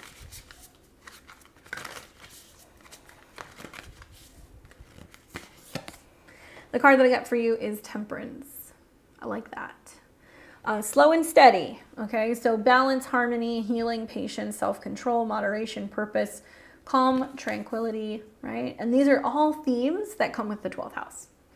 So it's weird because you've got the sun in your sign, Mars and Venus in your sign. You want to get out and get about, but you've got a number of planets and the North Node hanging out in your 12th. So patience, moderation, not doing everything all at one time, right? Knowing the right time to say things, to do things, the right time to kind of move around. It's about self-control and harmony. You're not going to feel like you have a lot of that with the sun and also Mercury in your sign the first half of the month. There's going to be a lot of like, I think, and I'm going, and I'm doing, but do not underestimate all of this energy in your 12th house, where there is still something kind of brewing, where it may be beneficial to listen to your intuition and know when you need to kind of like rest up and not be out and about 24/7, okay?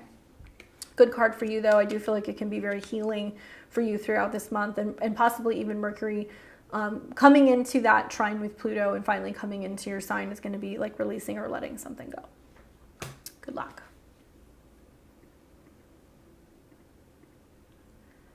Okay, so we have got Cancer and Cancer rising. Welcome to your June 2023 horoscope. I hope it's a good one. My Cancers, the big thing that you want to be mindful of that's going to be taking place, obviously, is that we've got, as we do every month, new and full moons.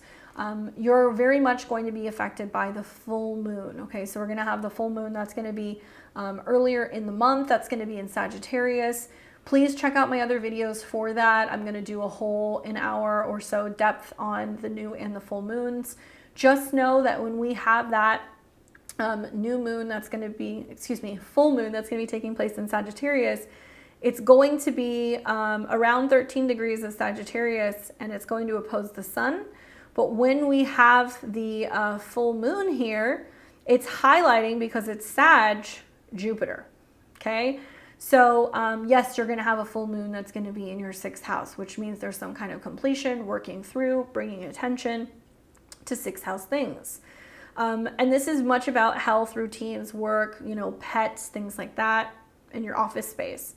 It will oppose the sun in the 12th house. The reason why I'm bringing this up for you and not the other signs is because you're ruled by the moon. So full moons are going to be very important for you. So do listen to that forecast when it comes out. Know that this is going to be helping you focus on health, balance, and routine. And it's also going to be highlighting the North Node Jupiter conjunction, which is very, very strong in your 11th house. Now, more on that. Basically, what you want to know is that, yeah, the North Node and Jupiter coming together are seeding something on the 1st of June that is very positive and very harmonious. So it's bringing something beneficial to everybody. Jupiter can literally be about wealth. It can be about abundance, growth, expansion in life, in the sign of Taurus. And Taurus is a sign that is associated with Venus. So it wants to bring you, more friends, more opportunities for socializing, wealthier, creative, abundant friends, people who likely, have their hands in the dirt, or they're doing people's hair or makeup, or they know a lot about money and resources. Maybe they like to cook lots of delicious food because it's all of this Taurus energy. So you're going to be hanging out with a higher quality or a higher class of people. That's what's going to be happening because of this conjunction. Yes, some of these people may be wealthy friends. That is very possible with that North Node Jupiter conjunction. Jupiter is connected to your 9th house of foreigners, positivity, and also your belief. And it also has connections to Sagittarius, which is your 6th house of work. So if you're looking to meet people who have a lot of knowledge about travel, about culture, also about health, about wellness, other teachers and people who might be in those spaces, those might be the kind of people you're connecting with. It's also possible that you're meeting people who are in the service industry or in the entertainment industry that are very connected, right? Okay, so next we've got on the 4th of the month, Mercury will conjunct Uranus in Taurus. So we've had a Mercury retrograde here in recent weeks. It's been possibly creating some miscommunications with friends, some back and forth with people. Maybe friends you haven't spoken to in a while have come back. Maybe there's been a sense of like reconnecting to what your goals are. Now the retrograde is over, and on the 4th, we're coming out of the shadow, but Mercury and Uranus are going to align. So Mercury rules unexpected things that are hidden or subconscious, and 3rd house, communication, travel, phone calls, text messages, and siblings. So it's possible you may get an unexpected, out of the blue email, text message, or phone call from another person. It is possible that it might be that somebody's like letting you in on something, or they're telling you where they've been, or maybe you're the person making the phone call and finally reaching out to somebody after there's been a period of not connecting. It's sudden and unexpected because of the connection to Uranus, and Uranus is bringing up the 8th house of trauma, change, transformation, joint resources. So it is possible that there has been falling outs with friends over financial matters, whether you've been, going through a tough time with work or with your finances, if you've borrowed or lent money between a friend, and there's been some issues with like paying things back. There can be a sense of somebody kind of coming back to you and trying to reconnect with you and smooth some of those things over. A lot of this should make sense for some of you guys. It's also possible that you've got people who are acting a little weird and wacky, right? Mercury, Uranus in the 11th house is like, you've got that one person that's just been too much to be around, and then you like reconnect with them and like you're talking, and then you realize like, whoa, nope, actually that's a no-go for me. Like that's just too much intensity or too much drama or too much partying, and like I got to take a step back, right? So there can be a really interesting kind of interaction along those lines. Same day Mercury comes out of shadow, so you're done with the Mercury retrograde there. That's done. On the 5th of the month, Venus in Leo, is happening. So we're going to see Venus move into your 2nd house. So a couple things. One is Venus is very comfortable in the second house. It likes to be in the second house or the seventh house. So being there for 4 months is a big deal. Venus will go retrograde next month. You don't need to worry about that right now. Just know that 4 months of having Venus in your money house is basically saying it's giving you more time to focus on your resources, more time to focus on self-esteem, abundance, spending power. Venus does rule your 11th house of goals, and it also rules your 4th house of family. So likely you're really adamant about getting out there and making money, and you're wanting to make money because you want to go and also hang out, socialize, be able to kind of keep up with friends. Maybe you have goals of being able to furnish a home or an apartment. Maybe you're trying to save money for a down payment. Maybe you're trying to get into your first apartment. Maybe you're trying to, move out of a family's place. Maybe you're trying to buy some kind of really nice, expensive piece of art or something for your home. It could be different for everybody, so it really depends. But Venus going through the second house is definitely going to be more about luxury and stuff that has more quality to it and things that might cost more. So the one thing you want to take into consideration is that while Venus is going to be here for several months, the first aspect Venus is going to make is an opposition to Pluto. Okay, so the second house is the money that you have, that you possess. The 8th house is other people. So you might really want something, and Mars is also in this house. So money can be burning a hole in your pocket. There can be a sense of being like, I really want that couch. I really want that piece of jewelry. I really want to buy the concert tickets. Swipe the credit card. And the key here to keep in mind is that all things have to be paid back in the 8th house. So the 8th house does talk about our credit cards, our debt, our loans. It talks about anything involving other people's resources, taxes, joint partnerships. So there can be some like impulsive spending that's going on that, a partner whom you may share a checking or a credit card account with may not be so thrilled about. There might be an expensive purchase that you make, but you're going to realize that you're going to have to pay it back in some capacity. So take that into consideration, especially because Venus rules your home and Pluto rules anything in regards to like entertainment or anything in regards to like your children or somebody that you're dating. So I could see like somebody going like, yeah, I'm just gonna go, and pick up a TV. We just need a new TV. And then you like swipe the credit card for a very expensive, big flat screen TV, and you come home and your partner's like, you did what for the sake of entertainment? Right? That's what could happen.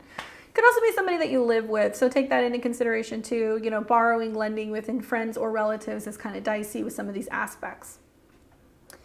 On the 11th of the month, we're going to see Pluto retrograde out of your 8th house of other people's resources and into your 7th house again of relationships. So bring in the heat. Okay, this is the period that I spoke about for you Cancer risings. June, July, August is going to be intense. If you have that relationship with your favorite toxic person that you do not want to give up, the universe is going to like shake it out of you. Because what you're going to see is Pluto retrograding back into your 7th house. If there has been a relationship with somebody who is toxic, if they are not supporting you, if it is not true love, if they are trying to power play you, if they're narcissistic, if they're abusive in any capacity to you, to your loved ones, especially if you have children, or if there's somebody who's bringing up some kind of childhood trauma or intensity revolving around partnerships and children, it will come up. Pluto will be spending several months back in the sign of Capricorn. It's going to be in and out of there 2023 and 2024. It's going to be the most intense the next 3 months. And if you happen to be a Cancer, Sun, Moon, or Rising from 27 to 29 degrees, it is going to be the most intense for you because you'll be experiencing a Pluto opposition. Oppositions are relational, so it can literally be about you and another person. You'll see the theme over the next couple of months. Whether or not you're getting what you need from other people, or if other people are too kind of cold or mean. I mean, Pluto can be mean, right? So you're starting to see the shadow stuff that's coming out. Now, 7th house Capricorn can be business partners. It can be clients. It doesn't necessarily have to be a romantic partner, but you might just start to kind of notice where there's a breakdown and a need to kind of purge certain relationships that are not beneficial for you, especially if you're somebody who has like a client-based business. Be very careful because Pluto going back into this part of the chart can definitely indicate that they're just like draining, or they're like obsessive, or there's something very intense. And I would just be mindful of that throughout the next couple of weeks as we have this particular degree at 29 degrees. You'll actually see this all the way up until about July or August, but you'll see over the next 2 months. So it will stay in Capricorn until 2024, early 2024, and then it's going to go back into Aquarius. Same day, Venus in Leo squares Jupiter. Okay, so Venus is still in the second house. It's going to come into a square with Jupiter. So there is this sense of being like, I want to spend, I want to overdo, you know, I want to belong. And Venus-Jupiter squares aren't necessarily bad. I feel like there's things that you want to participate in with your friends that you might feel like you can't afford, or you might feel like it's interfering with your work schedule. And you're like, I really need to get paid, but I also really want to go on this trip with my friends, or like they're going and doing this thing and it's like so luxurious, I want to participate. So it's really pushing you maybe a little bit beyond your financial limits. That's kind of the vibe that I'm getting, and it can interfere with your work schedule. Same day, Mercury in Taurus will come into a trine with Pluto. So Mercury is in the late degrees of your 11th house, and it's trining Pluto.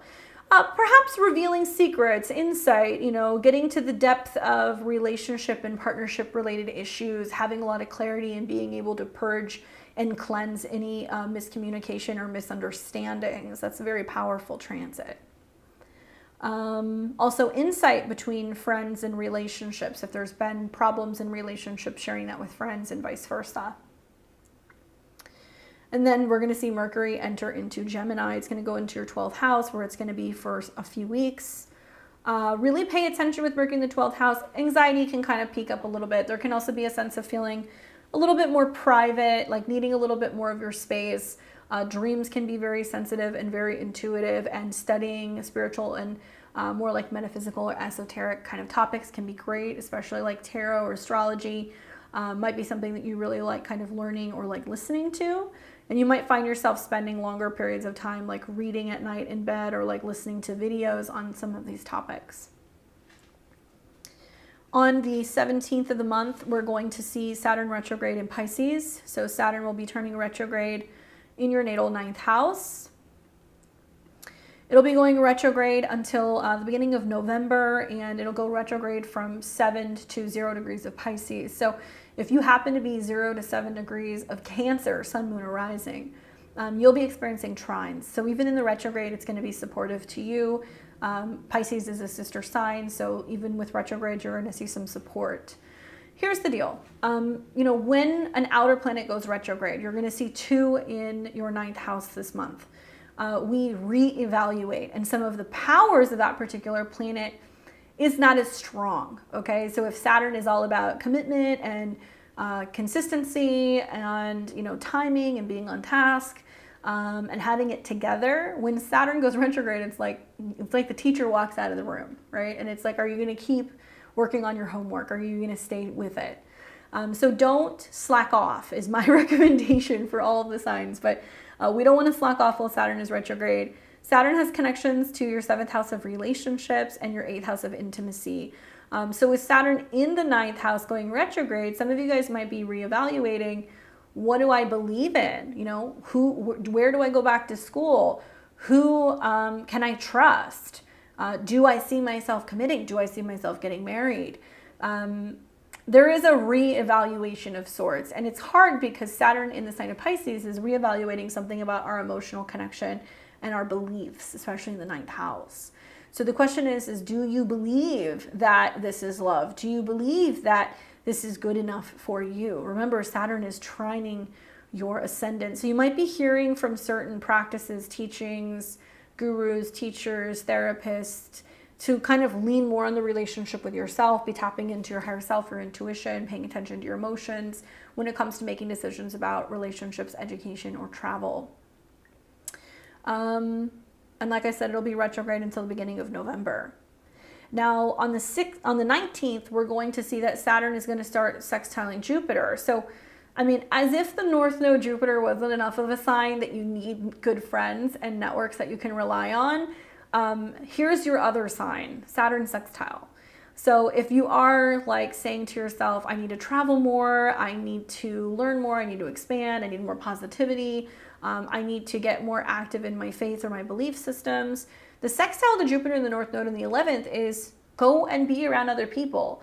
If you want to learn more about spirituality, go and join a group of people. If you want to learn how to cook, go and take a group cooking class. If you want to learn how to garden, go and take a group gardening class.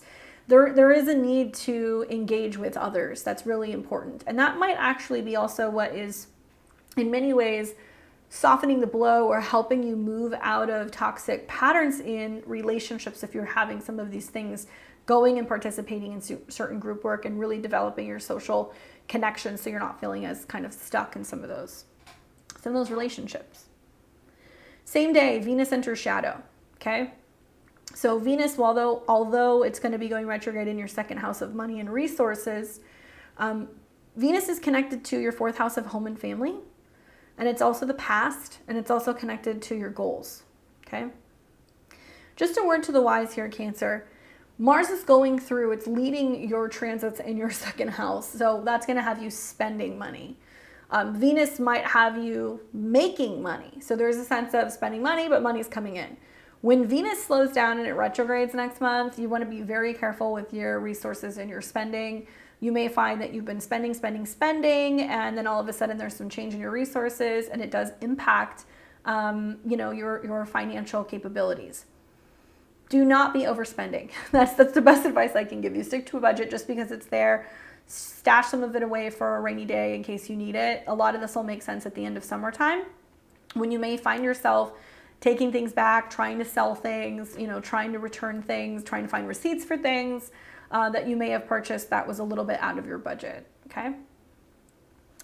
Then we're going to see on the 26th, Mars in Leo will square Uranus in Taurus. So Mars in your second house of spending squares Uranus. And so I feel like there can be a sense, especially for some Cancer risings, not all of you guys, for some Cancer risings, going out and hanging out and being a part of a group and be people who are cool and will be like, I got it, I've got you. Like they're covering it, they're paying for meals or outings and stuff. When you get to the latter part of the month, when you're kind of either overstaying your welcome, or there can be a sense of people being like, yeah, I'll let you get this one. And then you pick up the check and you realize how much it costs. That there can be like an uh-oh moment when you're realizing like, oh, I said I got it. And then like either paying people back or paying back the favor or having to cover some kind of expense connected to friends or socializing or a group is just outrageous.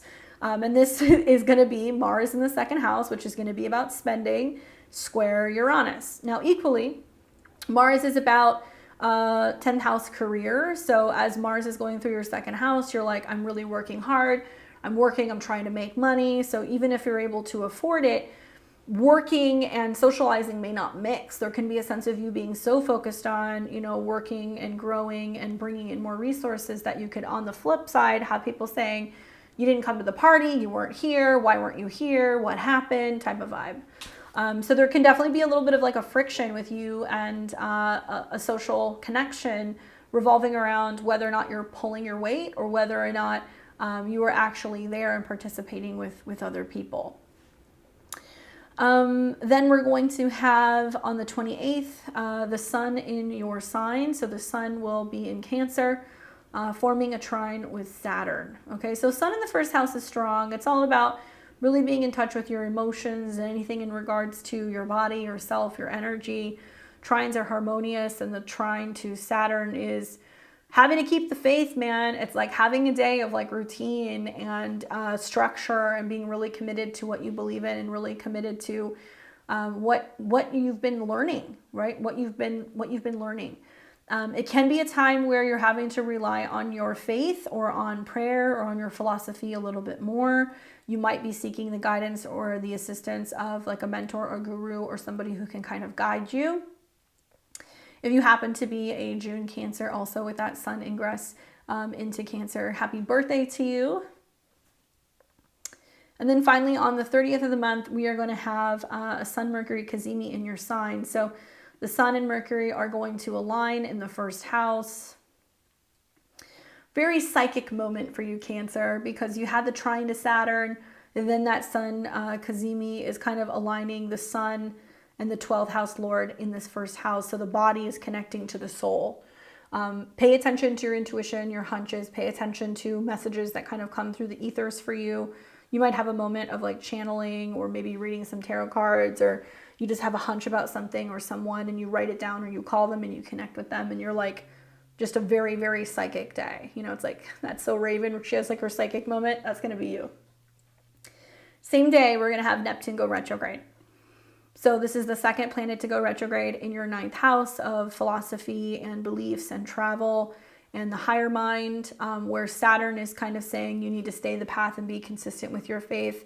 Neptune going retrograde can have an opposite effect. So it can be a sense of like where you've been delusional or buying into something or believing too much or being too optimistic or, you know, believing anything or kind of going along with anything and just hoping for the best. That can also kind of get you into some trouble too with Neptune retrograde in the 9th house. If you have any planets though still around, let's say, 5, 6, 7, 8 degrees of Cancer or, 25 to 29 degrees of Cancer, you're feeling the trines. So if you're having the Neptune trines, you're feeling inspired, but you're perhaps going to get more realistic. If you have the early degrees of Cancer, you're feeling committed and you're probably going to be reevaluating the things that you've been committing to because you'll have trines within those degrees. That retrograde will go from the 30th until the 6th of December. Then finally, you're going to begin to start feeling Venus in Leo square Uranus in Taurus. So Venus still in the 2nd house of money coming into a square with Uranus. So Venus can be about home and living and resources and what you're spending on that. And then the square with Uranus. Those of you Cancers who live with someone, who have like a roommate, or if you're living with a friend, there can be some tension over expenses and food and like what you're paying for things. Those of you guys who have your own place, you might have a friend that's kind of coming and trying to stay with you, or maybe overstaying your welcome. There can also be challenges revolving around, like I said, what other people are doing life-wise, what they can afford, what they're participating in, and this eagerness and wanting to be on the same level. And you want to be careful not to let that get you into some trouble, because Venus in Leo in your 2nd house will square Uranus several times. On the flip side, it does make it possible for there to be positive changes when it comes to your goals and your finances, or possibly even like your living situation if you have friends that are willing to help. So if you're looking to rent a room because you want to pay the bills and you have a friend that needs a place, it might work. If you're looking to renovate or totally kind of redesign your space and you have a friend who happens to be a designer that wants to help, it might work. Work connections can come from friends as well. It's just be careful when it comes to mixing business and friendship, because there can definitely be some friction. So let's take a look and see what your cards say for the month ahead.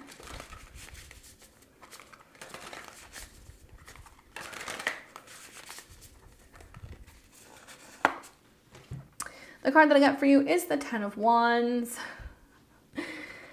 Carrying heavy things, too many burdens, extra responsibilities, effort, stress, exhaustion, duty, obligation, burning out, struggles. What did I tell you? Burning out, that's very Mars. I do feel like at the very least, this is a completion. So 10s kind of indicate that you're getting to kind of this final moment where you're like, okay, enough is enough. So if you've been working too hard, spending too much, giving too much, doing too much, you're going to realize like I'm spent. I'm at the end. I'm at my wit's end. And there is this sense when you get to the 10 of Wands where you're right at the finish line and you want to make sure that you don't like collapse, or that you don't make a mistake, or you don't do too much, or you don't, kind of mess up in the final moment. It does talk about stress and exhaustion. Sometimes this is a card that comes up with moves. The cost of moving or movement. And I wonder if that's also connected to Venus and your 4th house. Some of you guys are anticipating moves. You know that they're going to be coming later in the fall. I just want to remind you there will be a Mercury retrograde in your 3rd in September, and you're going to have eclipses in your 4th in October. So yes, if some of you guys aren't planning on moving and you're like, I'm staying put, great, then just be mindful that there may be some unexpected expenses. Those of you guys who know that you need to move at some point before the end of the year, get ahead of the curve and be smart with your spending and start saving now, so that way it's not even more challenging than it needs to be. Okay? Good luck, my Cancers, and happy birthday to the June Cancers. I hope it's a good one. I'll see you guys next month. We've got Leo and Leo rising. Welcome to June of 2023. Hopefully you're doing well, my Leos. I just want to remind you guys that there is a full moon and a new moon. So I know that you're going to be affected more so by the new moon. A new moon that will be in Gemini. So that's going to be later in the month. That moon is going to be taking place, that new moon, in your 11th house, okay? So the reason why I'm bringing this up for you and not the other signs is because you're ruled by the sun. So like the sun square Neptune is going to be a huge theme connected to the new moon in Gemini. Clarity issues, murkiness, not being able to see everything, and definitely having some questions is going to be a theme. So be mindful of the sun square Neptune. That's definitely going to be a really important aspect. And also be mindful that the sun later in the month is going to come into a trine when it's in the sign of Cancer with Saturn and Pisces. So that's going to be two really important transits for you this month. Not to mention just the ungodly amount of planets that are going through your sign. So we'll get into that right now. Let's start first with the 1st of June. Everybody needs some good news, and it's especially sweet for you. You have got Jupiter in the North Node coming into conjunction, kissing at the top part of your chart. If you're a Leo rising, I want to hear how this is going for you. You got to let me know. Basically, the North Node is going to act like an amplifier. So it is going to, talk about where we're going in regards to our future. Jupiter is going to make it loud, and it's going to multiply something in a very significant way. So in your 10th house, there is going to be sudden growth that's happening in your career. More exposure, more clients, more responsibility, more positive things, because Jupiter is a positive planet. And Jupiter does have connections to your 5th house of love, creativity, and also children. Jupiter also has connections to your 8th house, which deals with resources and your joint partnerships, taxes, and intimacy.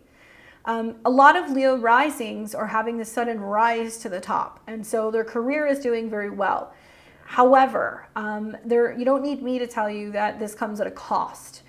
Some of you guys are, launching businesses, and it's just taking a lot out of you and a lot of expenses to make it happen. Some of you guys are really focusing on growth in your career, and it's coming at the result of not being home as much, or also having some tension in regards to your relationships.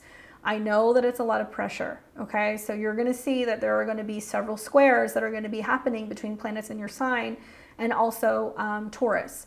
So focus on the good. The good is with Jupiter in the North Node, you're bringing in more money, career is excellent, there's lots of expansion going on right now. These are good problems to have. So when a lot of the world is struggling, you're thriving. And that's something to be very thankful for.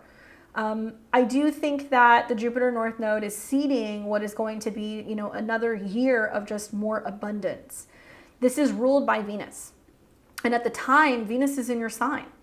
So Venus is in your 1st house, yes, squaring Jupiter, yes, squaring the nodes, which means I know a lot of the work that you're doing is a sacrifice to yourself, but it's also bringing you a lot of recognition, it's bringing you a lot of attention, and work should be fun, work should be creative, and it should be something that you're passionate about because of the connections to your 5th house.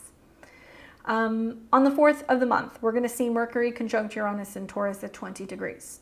So there's been a retrograde at work, right? There's been schedule changes, boss changes, job changes, going back to work, changing jobs, changing schedules, all that fun stuff. And also changing maybe what your values are, because Mercury has connected to values as it retrogrades in your 10th house. So some of you guys are upping your salary, some of you guys are changing your schedule, there's probably been some staff changes. And Mercury also connects to groups. So your goals in regards to what you're hoping to achieve at work has changed. So now that Mercury is coming into conjunction with Uranus, which rules your 7th house, it looks like you're getting ready to make a big public statement, or maybe you're getting ready to start working with a new business partner. Maybe you're getting ready to announce a collaboration or a merger. Maybe you're selling or promoting a new service. It looks like just like a very exciting day, honestly, where there's a lot of sharing something new that you're putting out, possibly even into your marketplace, which could be extremely, extremely fortuitous. So it looks really good. Mercury comes out of shadow at the same time, so you're going to stop, seeing all like the static that's been happening with the Mercury retrograde. Work stuff should calm down, communication should get a little bit easier, and I do feel like there's going to be less stress and like more clarity. Then on the 5th of the month, Venus enters into your sign. Okay, so I'm going to just put it this way, because I'm not going to get into Venus retrograde yet. Do consider taking my Venus retrograde webinar, because Venus is going to spend 4 months in your sign, and it is going to square a bunch of stuff. And how you dress and your appearance and how you're presenting yourself to the world very much does kind of clash with what's going on with you professionally, and there's going to be some tension, but there's also potentially some things that could happen when it comes to cosmetic procedures, your body, your appearance, and your hair. So be very careful with decisions that you make in any of these things as the shadow approaches later this month. The good news is that Venus will spend 4 months in your sign. So 4 months of having Venus in your first house. More beauty, more attraction, bringing more people in, more visibility. Venus rules your 10th house of career. Venus also has connections to your 3rd house of communication. So if you are somebody who has an online business, if you make videos, if you make podcasts, if you're in media, stuff like that, like there's going to be so much more of your face being out there. It's a really good thing. For some of you guys with Jupiter in your 10th and Pluto in your 7th, it's this breakout moment where there's just an amazing amount of attention on you. But I do think that it's challenging because as soon as Venus comes into your sign, it immediately comes into an opposition with Pluto. Now, 7th house, right? Could be clients, it could be the public, it could be your partner, boyfriend, girlfriend, spouse. Aquarius could be a friend who's jealous, envious, causing problems. It could also be the fact that your career is thriving, right? You're just like really out there and having all this expansion and feeling the love, and it's not setting well in a relationship. There's like a partner going through a breakdown, going through a change. They're having problems. They're going through a personal crisis. They can't handle the fact that all of the attention is on you and that things are going very well, and they cause a problem. Be very careful, because I've said this for a number of signs, but I'm going to say this here too. Misery loves company. I don't like saying that, but misery loves company. With Venus in opposition to Pluto, there can be some people who are not cheering you on, and it can be people within your relationships and friendships or people at work. You know, jealousy is a disease, so just try not to kind of get consumed by that. Don't play the game. Just stay in your lane. Keep focusing on what you're doing. Don't let anybody kind of, you know, knock your crown off. Focus on what's going on with your growth in your career, and above anything, you have to maintain, you know, your integrity. There is a need not to, you know, meet people if they're kind of delivering some low blows, if you get what I'm saying. Okay. So 4 months of Venus being in this sign is extra sweet for you. Then on the 11th, we're going to have Pluto retrograde back into Capricorn. So Pluto's been kind of shaking things up in your relationship zone, bringing some awareness in regards to changes in relationships and what needs to totally transform. Some relationships have been on the rocks, while other ones are evolving and new powerful unions are kind of showing up. But Pluto is going to drop back into Capricorn. If you are a Leo rising, 27, 28, 29 degrees, this is more uncomfortable for you because you're going to experience Pluto quincunx your ascendant. So pay attention to that, because there is some sense of body or health related issues can happen. But when Pluto goes back into the 6th house, it wants to totally rework, change, and transform something that has not been complete. So if there are some, you know, employees or some coworkers that are toxic, it's going to get exposed. Capricorn is about work. 6th house is about employees or about coworkers in the office space. Equally, if you have some bad habits that have to go, overworking, overeating, drinking, oversexing, whatever, like that's going to come up while you're having Pluto in your 6th house as well. I also feel like with Pluto's connection to your 4th house, it can be some unhealthy habits that are going on in private, okay? So it can be disorganization, it can be like not eating well, not working out. And if you want to totally change and transform or end some of these bad habits, especially, I've seen a lot of Leo risings that have been overworking, because Capricorn can be about work. Pluto coming in is trying to encourage you to just totally like let that go. Now, Pluto is going to stay in Capricorn at the beginning of 2024, so you have some time to kind of work that out. The very same day, Venus in your sign is going to come into a square with Jupiter. Okay, so Jupiter rules transformation. It also has connections, obviously, to 5th house of the heart. So it's like you're speaking out and you're like, this is how I feel. And like, be very careful, because there can be a sense of you being over the top. Okay, and I don't know if it's about how you're communicating, how you're dressing, how you're sharing. It's very big. And I know that you're speaking with your heart, but you'll find that as these planets start getting further into your sign, squaring Uranus, it's going to create some real pushback and some real blowbacks publicly. So if you're somebody who has a public reputation, if you're out in the media, if you have some kind of exposure and people are watching your stuff, not everybody is going to agree with what you have to say this month. You need to know that right now, at work and also within your relationships. Everybody's going to have an opinion, okay? And we know what we say about that. So just be mindful that there's going to be a lot of reactions that you're going to get from other people. But when Venus squares Jupiter, I think it can be just your heart is bursting open and you're talking about who or what you really love. So it can be about a romantic partner, your career, a child even. Mercury will be in Taurus. It's going to trine Pluto. So there's also having talks about making big changes at work and within your home and your life schedule. And then Mercury is going to move into Gemini, and both the Sun and Gemini are going to be in your 11th house, really focusing on socializing, goals, networking, connecting to people, right? So there's going to be a lot of kind of like socially in the mix with the Sun and Mercury in your 11th house. Then we're going to see on the 17th that there is going to be a Saturn retrograde in Pisces. So Saturn will turn retrograde in your natal 8th house of change, transformation, joint resources, and taxes. I think this is kind of where, because you've got Pluto going back into a Saturn sign and you've got Saturn going retrograde, I think some of you guys are trying to detox, heal your body, quit bad habits. Some of you guys are trying to quit smoking. Some of you guys are trying to work on your mental or your emotional health. You're trying to detox, you're trying to cleanse. There's something like that going on because Saturn in this house can do that. As Saturn turns retrograde, there is a sense of you reevaluating, death, grief, loss, joint resources. And it's going to be retrograde pretty much until the better part of the beginning of November. When Saturn is retrograde, we see something kind of ease up. So some of the fear, some of the change, the trauma is kind of easing up.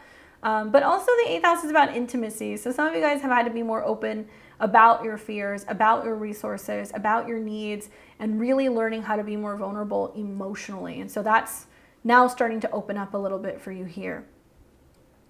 On the 19th of the month, we're going to see Jupiter come in for the sextile. So Jupiter in the 10th house, sextile Saturn. Wonderful.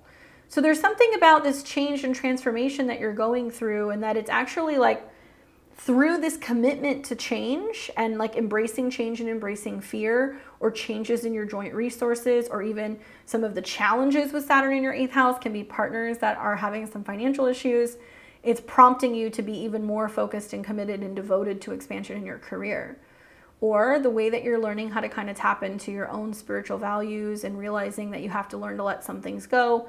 You're able to teach that through your occupation. You're able to kind of share your thoughts and your experiences on life and death and renewal. And it gives you the platform to be able to talk to people about this. Now, if you're in design, if you're in art or film or photography, if you're in metaphysical or esoteric, tarot, astrology, healing subjects, if you're working in the field of psychology or therapy or pharmaceuticals, all of these jobs with Saturn in the 8th, sextiling Jupiter in the 10th, makes me feel like through research, through learning more about that, you're able to share more information and become somebody who is a teacher or more wise about some of these topics, okay? Same day, Venus enters shadow on the 19th. So as of the 19th, you're really starting to feel the shakeups in regards to the Venus retrograde. Because Venus is going to go retrograde in your first house, it's something to do with your body and your appearance. Venus has to deal with how you communicate. Libra 3rd, how you get around, how you walk, how you drive, how you talk. And the 10th house, which has to do with your public reputation. This is where I say be careful. I know firsthand, because I know a number of Leo risings personally, who I've watched similar transits kind of happen the last 2 summers. Is always like a sense of being over the top, speaking out, saying something that, although it's very true and very much in alignment with your belief system or your truth, it rubs other people the wrong way. And then if or when there's like a retrograde or another hard angle, you guys will retreat. So I'm wondering if the Venus retrograde is going to be like, if you guys say or do some outlandish things, you get some backlash, and then there's a sense of being like, oh, I'm checking out of social media, or I'm taking a hiatus, or I'm disabling my Instagram or whatever. And you guys might hide because of the blowback that you're getting from some of the stuff that you've said. So with that being said, be mindful that you don't have to do this during the Venus retrograde. As soon as the shadow hits and Venus is square Uranus, some of these things can start happening. So just be mindful of just how much you're sharing. I know you're passionate little individuals, but not everybody is going to be as receptive of some of the things that you have to say. So be mindful of that. Then we're going to see on, let's see, the 26th, Mars in Leo squares Uranus and Taurus. Oof. Mars in your first house is strong, loud, and proud, and the square to Uranus makes me feel like you might have a public issue or showdown with somebody at work. You might have some conflict with somebody at work. It could be a boss, it could be a friend that you work with, it could be if you work with a partner, a business partner, or a spouse. There can be some, airing out all of your dirty laundry in public type of vibe. There can be a very public duel that can be kind of going on that can be very confrontational. This is a time to kind of cool your jets. Be mindful that you're going to be easily set off and agitating or triggering people out in the world, and there can be some beef. On the 28th, the sun goes into Cancer in your 12th house, and it comes into a trine with Saturn. So that also aligns with what I was saying, this hiding out type of energy, right? When the sun's in the 12th house, it wants to rest, it wants to recuperate, it wants to heal, it wants to sleep, go to spas, it wants to be nurtured.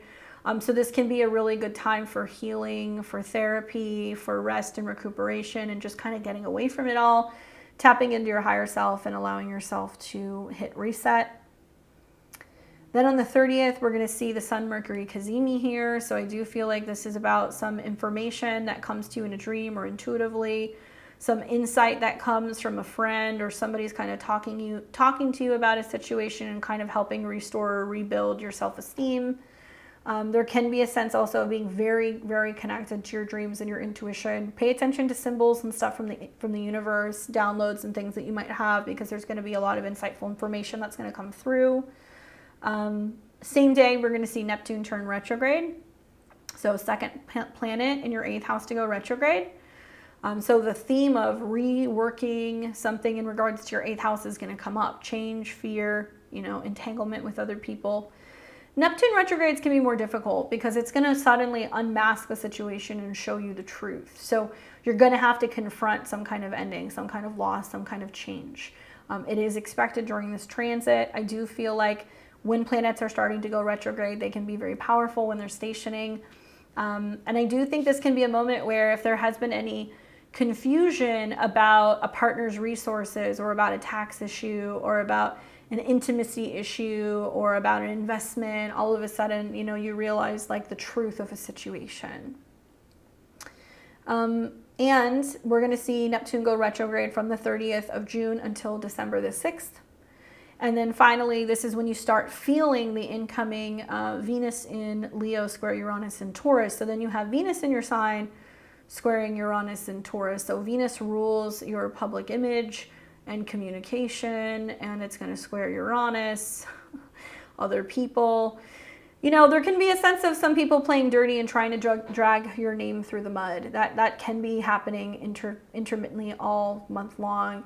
It's more challenging, I think, if you either work with a friend or if you have a business partner or if you work with a romantic partner, because it's almost like that conflict from the squares to Uranus is really starting to show if you're having relationship or partnership issues of any kind. It's interfering at work, and you might find that you're a little bit more testy or you're a little bit more on edge because you're dealing with things that you're bringing into work in some capacity. So be mindful that there is a need to learn to drop certain situations at the door when you're going and when you're coming from work. You can't be bringing your personal life into work, and you can't be bringing your work life back into your personal life, because these two are going to have a lot of conflict, especially if you work with a spouse or if you work with a friend or if you work with family.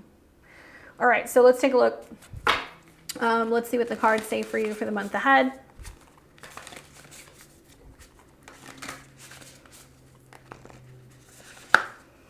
The card that I got for you is the Knight of Swords. I had to double check because I was like, is it swords? Is it swords?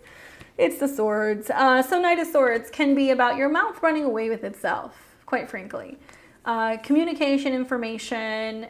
It's about being ambitious, fast thinking, success-driven, assertive, direct, impatient, intellectual, daring, focused, and perfectionist.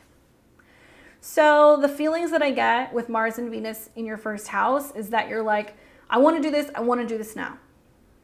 This is how I want it to be. This is how it needs to look. And it's like other people are trying to keep up with that, whether it's people that you're working with, people that you're working for, clients that you have, relationships, partners, especially if you have any personal planets within, like, let's say 0 to 5 or 6 degrees of Leo, or anything from about 19 to, 22 degrees of Leo. You're either getting the North Node Jupiter squares, which is magnifying things, or you're getting the Uranus squares, which is like shocking and unexpected and things kind of shaken up and like pivoting.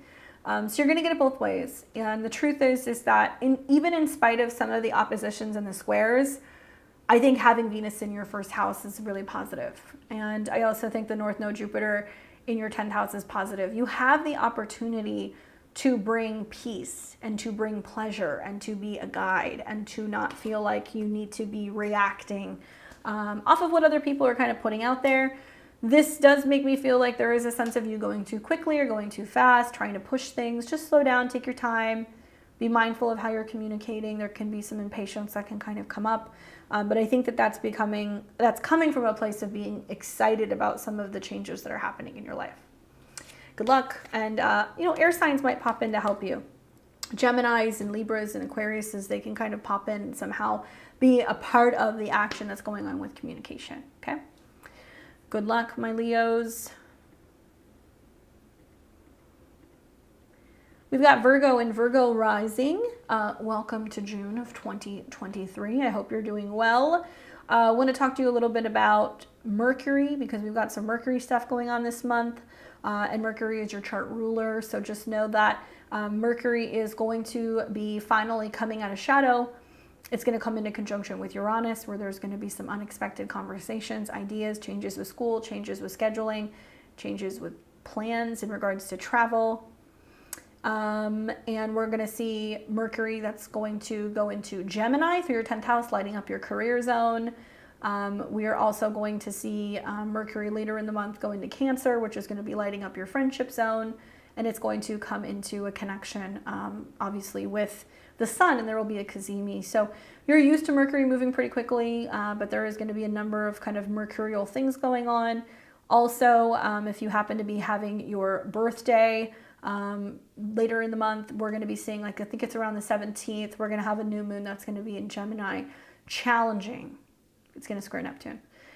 So be mindful of that there's going to be some Mercury things and some Gemini things going on all month long.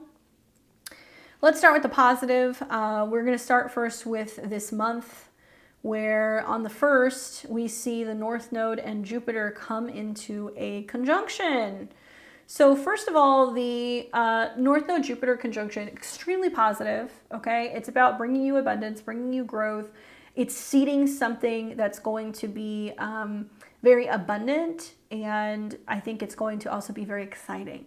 If you happen to have a Virgo sun, moon, or rising, let's say 0 to 5 degrees, it's going to be the strongest for you because you'll be experiencing a trine, because Taurus is a sister sign, right? It's another earth sign. So having Jupiter in the 9th house is comfortable because Jupiter is kind of a 9th house energy. It's about culture and where you're learning and where you're going and bringing in teachers and mentors and gurus, taking classes, writing things, learning things.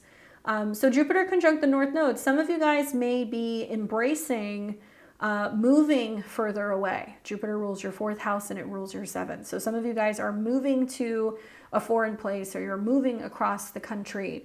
Some of you guys are committing to traveling more. Some of you guys are going to be going back to school, getting degrees, getting certifications, training.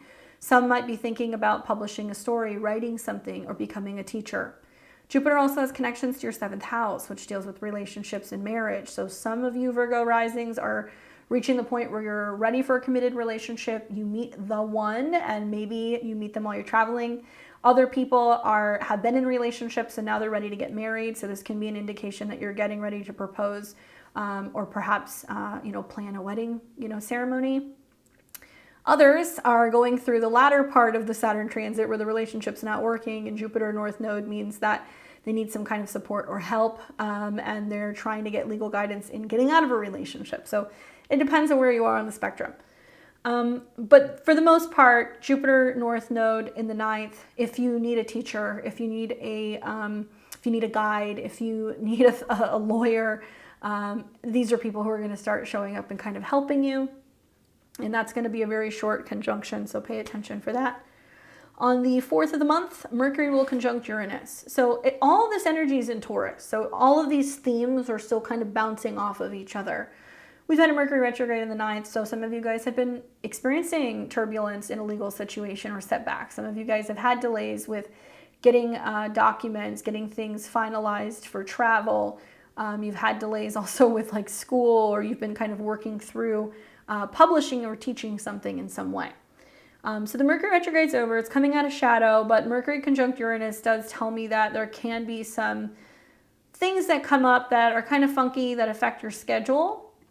So Uranus rules your 6th house of daily routine, health, but also it can be about setbacks and annoyances, and you are Mercury. So it could be that you're traveling, but there's a delay. It could be that you decide to go back to school, but somehow it's kind of conflicting with your schedule. And it does make me feel like at the very least, there's an exciting either adventure or conversation at the other side of this transit. So you personally might be feeling like you need to break free with routine, and it's time for you to just go out there and just start, traveling and experiencing life and getting out of like the grind. On the 5th of the month, we are going to see Venus enter Leo. So Venus will be entering your 12th house of what is hidden and subconscious. Venus is going to be in this part of your chart for 4 months because in July, at the end of the month, it will go retrograde. So she's going to spend 4 months bringing beauty and sweetness to your 12th house. There's pros and cons to this. The pros are connecting with people in foreign lands, having secret romances and things behind the scenes, soulmates, and connecting to people who you have unfinished business with. There being some kind of love at a distance, or some kind of secret admirer. That can all kind of pop in with Venus being in your 12th house the next couple of months. But Venus is going to have some tricky transits, and she's going to first start off this transit with an opposition to Pluto. So this can be like Venus-Pluto, very fatal attraction. So Venus rules your 9th house. It also has connections to your 2nd house, and it makes me wonder if there's somebody that there's an attraction to, but they're far away. And you're like, I don't know if I can do this because it's like, I just don't know how I could have a relationship like this because it's, at a distance. It can also materialize as calling it quits or getting ready to call it quits, and kind of, somebody taking some space with Venus in the 12th house and kind of, being a little bit hard to kind of get a hold of. The opposition to Pluto for everybody feels like a now or never. It's kind of like, okay, this is the breaking point, or there is some kind of an intense kind of turn of fate when it comes to relationships or money. For you, I think it could be really Mars and Venus both being in your 12th house is like, do you need a rest? Do you need a vacation? Do you need a recuperation? Do you need to go on a retreat? Do you need to do some spiritual work because you're having some issues in regards to your health or your daily routine? So Mars Venus here can bring the opportunity for you to have some of this adventure behind the scenes and get a little bit of a break, but it may come at a cost, I guess is what I'm trying to get at. On the 11th of the month, we're going to see Pluto return back to Capricorn. So Pluto will retrograde back into Capricorn, and if you happen to be a Virgo rising, 27, 28, 29 degrees, this is positive for you because it's going to form a trine to your ascendant, and it's going to be empowering, helping you get in touch with your inner child, your inner creative, following your passions, your desires, and anything in regards to romance and creativity. But Pluto going back into the 5th house, kind of like Broken Hearts Club, there is a sense of reevaluating or needing to mend a broken heart, dealing with some kind of conflict or crisis in regards to your childhood, a romantic partner, or making some kind of change or transformation in some kind of hobby or creative self-expression. It can also be about, starting your own business and being self-employed. Pluto rules the 3rd house. So for Pluto to roll back into the 5th, you might reevaluate going back to an old hobby or creating or designing something that maybe you sold online. You might be healing an old childhood wound revolving around communication or issues that you might have with a sibling. Take a look at what's happened over the last 10 plus years of having had Pluto in your 5th house. There's been lots of change and transformation when it comes to creativity, children, your inner child, your love life. And there's something that still needs to kind of get worked out there. Pluto will stay there until early 2024, and then it'll go back into into Aquarius. So it's much easier to have it actually in Capricorn than it is to have it in your 6th house. Then we're going to have on the very same day, Venus square Jupiter. So Venus will still be in your 12th house and it will square Jupiter. And I do think this is like getting you to think about like creative stuff. Like I've seen a lot of Virgo risings that are like, I want to go back to school for art or for fashion or for food or, for, herbalism, because you guys are realizing that you need to do something more creative and self-expressive.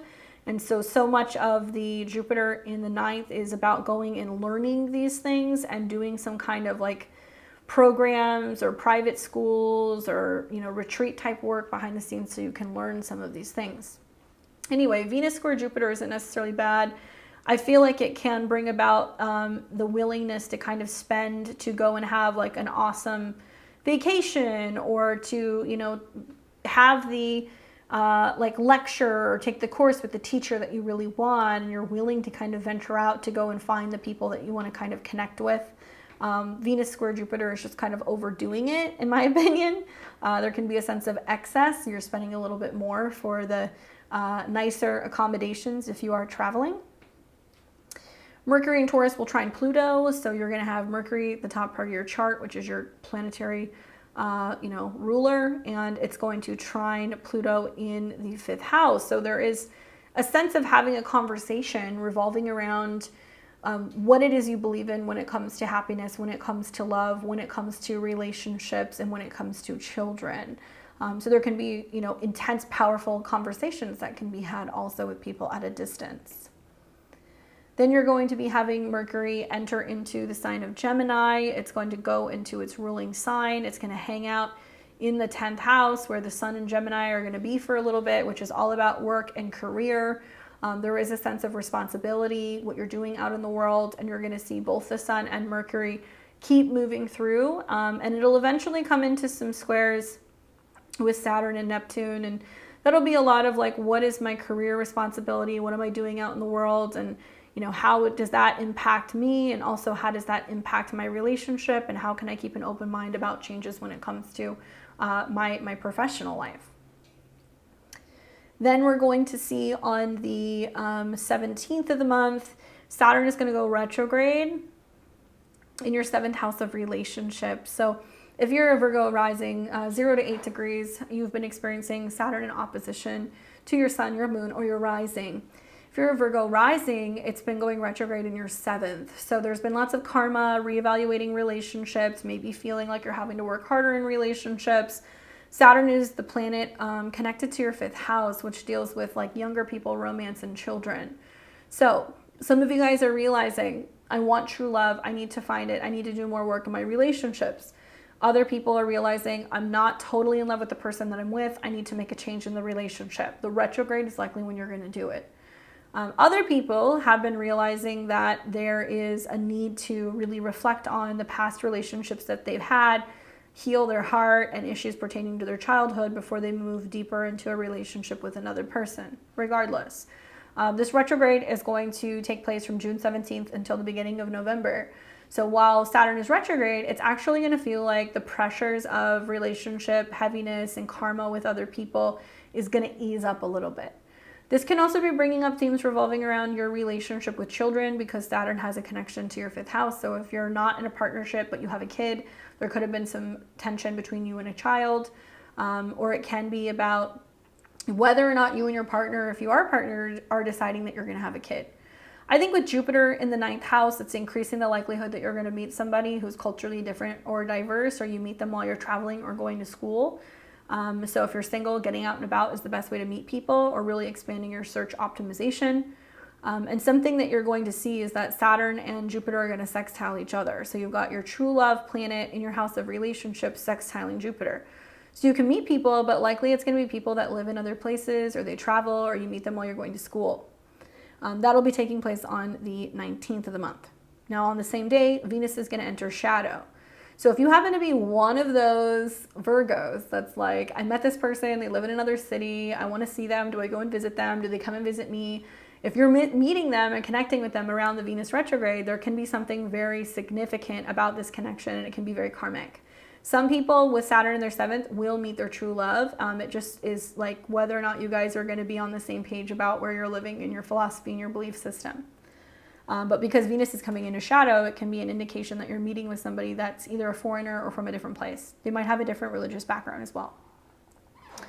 Then we're going to have on the 26th, Mars in Leo square Uranus and Taurus. So Mars is in your 12th house. One thing you want to watch here is that Mars and Venus in the 12th, there can be like lots of romance, lots of bed pleasures. So it can be really positive with like lots of romantic time away. But I do think with Mars coming into a square with Uranus, it's like all play and no work can definitely cause some problems. So if you're somebody who's trying to work remotely and travel, there can be some conflict between, you know, balancing both of these things because Uranus rules your 6th house of schedule. I also feel like there can be a sense of like romantic people that are like trying to pull you away out of your work routine or trying to get you to go and travel with them. And you're like, I don't know, I have all of this work and I have this and that. And like you're trying to balance both and you're trying to figure out how you can do both.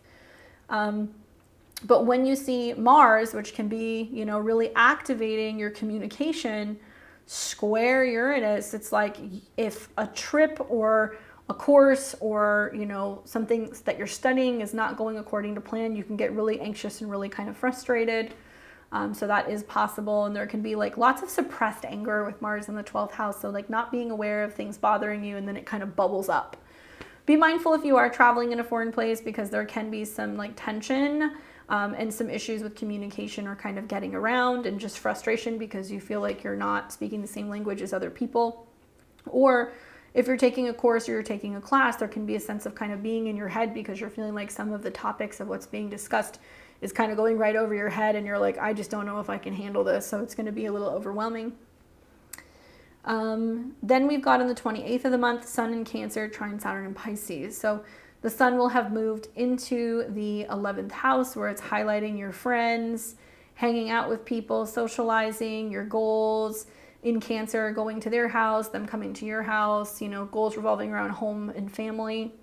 And you're going to see the Sun is going to trine Saturn. So it can be a wonderful time where there is an alignment between your goals and a partner's goals, and you guys are kind of talking and you're on the same page about what you want to accomplish when it comes to relationships and future goals. It can also be a time where you're introducing friends to a romantic partner or vice versa. And so there's some social opportunity that brings you guys together, and friends can kind of meet the person that you're kind of getting to know or that you're dating. It does make me feel like it's also very emotional. There is like an emotional connection here, and you have a lot of support from partners or friends about each other.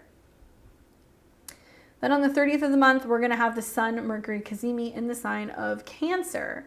So this is when the Sun and Mercury will align in your 11th house of goals.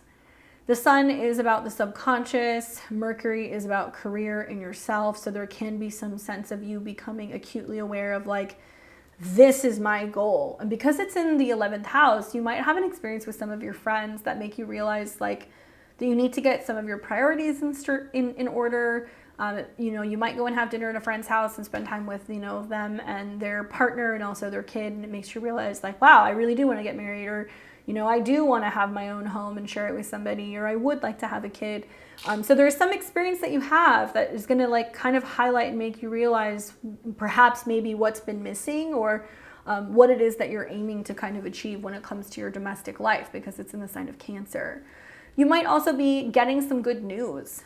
There may be a sense of somebody sharing some good news with you. So Sun, Mercury, Cazimi could be a friend saying, you know, it's amazing, I got a new job, we're totally excited, we're so stoked, you know, or a friend's announcing that they're going to have a baby, or that they are moving and they, you know, just closed on a new home.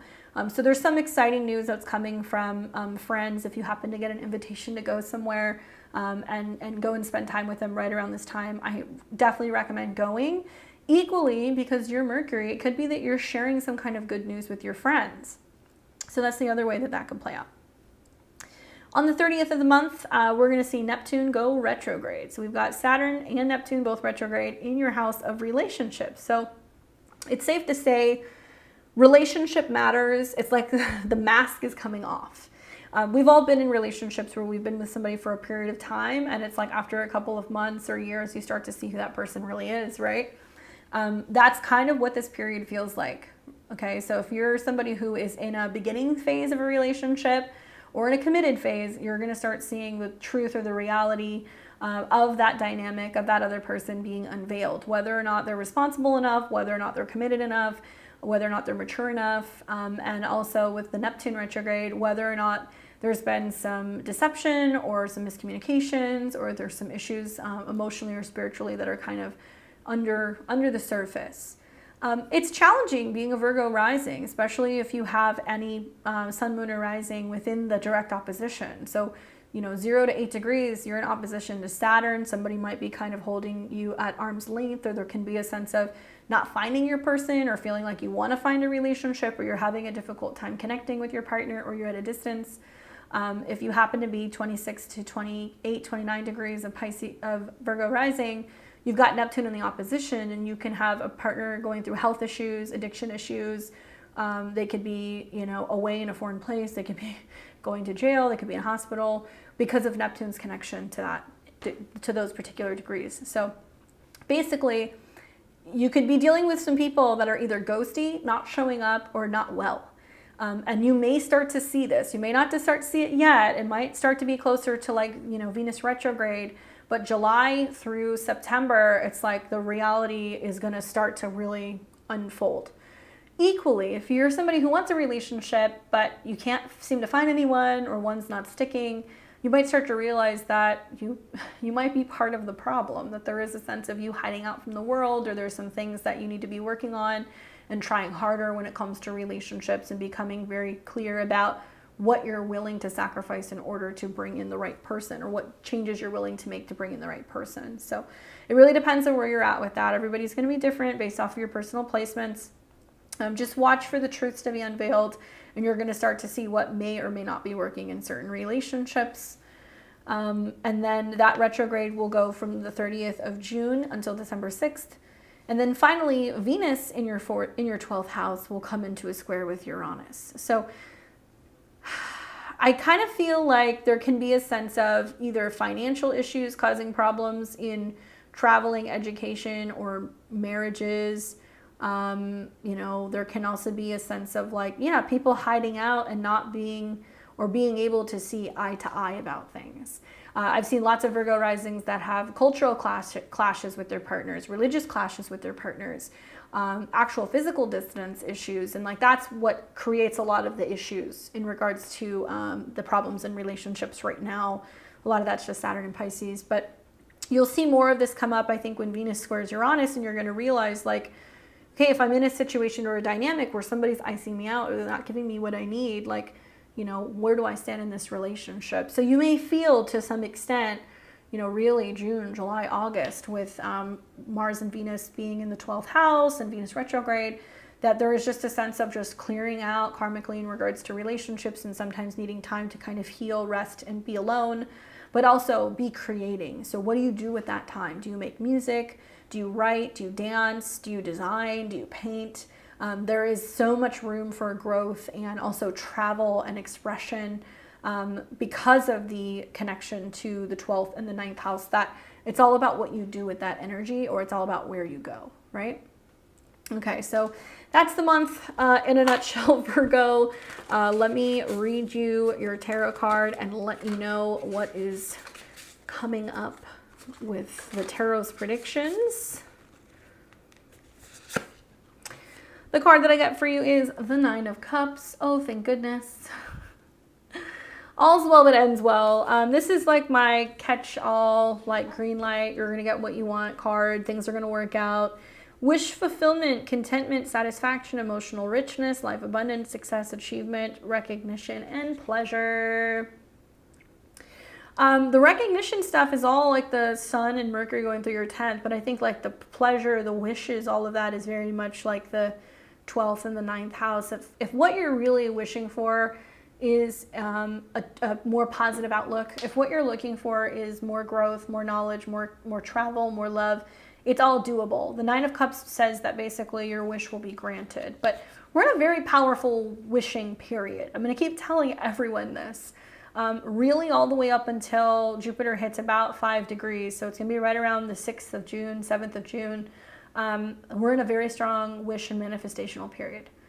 Praying and meditating and doing your mantras and focusing on growth and expansion is so very powerful. Doing that on a regular basis is going to enhance the ability to have your wishes granted. Good luck. All right, so this is going to be for Libra and Libra rising. Welcome to June of 2023. I hope you're doing well. Let's talk a little bit about Venus first, because Venus rules your chart. So just to give you guys some heads up, there is going to be a number of Venus aspects all month long. So you and Taurus rising are in it together. Venus is going to be going through an obstacle course as she comes into the sign of Leo. And she will be spending 4 months basically in the sign of Leo, because she will go retrograde next month at the end of the month. I will be doing videos on that next month. I'll also be doing a webinar on that. So if you have any questions about how the Venus retrograde is going to affect you, consider joining my webinar. And what else? Yeah, that's pretty much it. So we're going to see a number of squares and oppositions and different kind of challenges with Venus. So you really want to be paying attention to those transits. She'll be spending the next several months in your 11th house, highlighting gains that come from your career, group socializing, networks, and also your goals. So it's actually a pretty positive place to have Venus.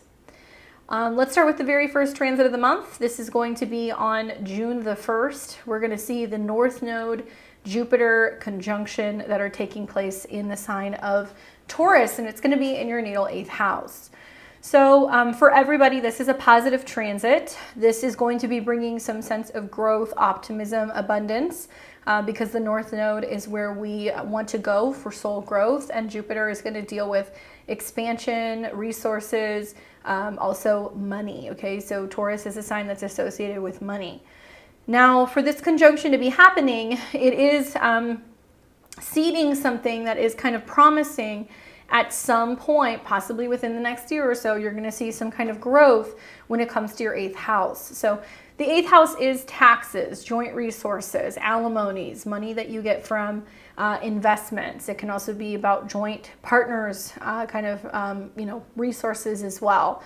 The 8th house is also about inheritance. It can be about money that comes from other people, and it's going to be an interesting one for you, Libra, because off the bat, especially if you're a 0 to, like, let's say a 5 degree Libra rising, it is forming an uncomfortable angle to your ascendant. So it does kind of suggest that there is some kind of change, some kind of growth, some kind of transformation. That does feel a little disjointed for you. Let's just put it that way. The positive side is that it is likely to bring you more, okay? But it's going to come through some uncomfortable kind of ways. So the 8th house can be the money that you gain after an inheritance. It can be the money that you get after somebody's loss. It can be money that comes from insurance and settlements and things like that. So does it have to happen on this conjunction? No, but it is likely that you're going to see this happen. Jupiter is the planet that deals with your 3rd house of communication, aunts, uncles, cousins, siblings, or the mind. And Jupiter also has connections to your 6th house, which deals with health, daily routine, and work. For some of you guys, there is like an amplification of themes involving mental health, communication.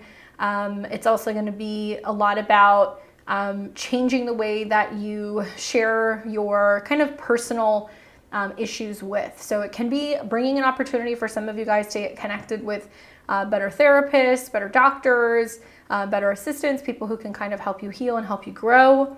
It can also be bringing increased costs in regards to cars and vehicles. So some of you guys will be, taking out a loan or going for a lease or dipping into savings to be able to expand your vehicle or get something new. It can also be inheritance or joint resources that are kind of coming through family. Or if you have an online business, because Jupiter rules the 3rd, it can be about, blogs, podcasts, YouTube channels, things like that gain some kind of visibility and traction. Or if you're like a writer, you may start bringing in more money significantly from some of these topics. So that's something to watch for as well. That'll be only a couple days that conjunction is going to happen. I think that there is an amplification, like I said, because of Jupiter's connection to the North Node, and because we're also going to be seeing that there are lots of aspects going on with your 8th house Lord, Venus. So it is kind of bringing up this exchange that you have with other people. On the 4th of the month, Mercury will conjunct Uranus and Taurus at 20 degrees. So this is really important, particularly because you're going to have a situation where, Mercury, which has been retrograde for the last several weeks, is going to finally come into conjunction with Uranus. So what this means is that it's really kind of bringing some shocking, unexpected information front and center, and, unearthing it and bringing it into the light. So Mercury deals with what is hidden, what's subconscious. It's about your dreams. It's about your intuition. It also has to do with travel, education, your philosophy, and the higher mind. So there's been something that's been shifting, rearranging, reworking about what you believe in, what you should be investing your time or your energy into, what you're spending on travel, what you're spending on education, and lots of reworking a budget or a conversation you're having with a partner about your expenses. So to watch Jupiter and Uranus finally come together, Mercury and Uranus finally come together after an extended retrograde, likely there's going to be like a breakthrough that's going to happen with somebody else's money unexpectedly. So it might be that you get an email, you get word, you get a phone call about some kind of change in your resources, and it might actually be through somebody else.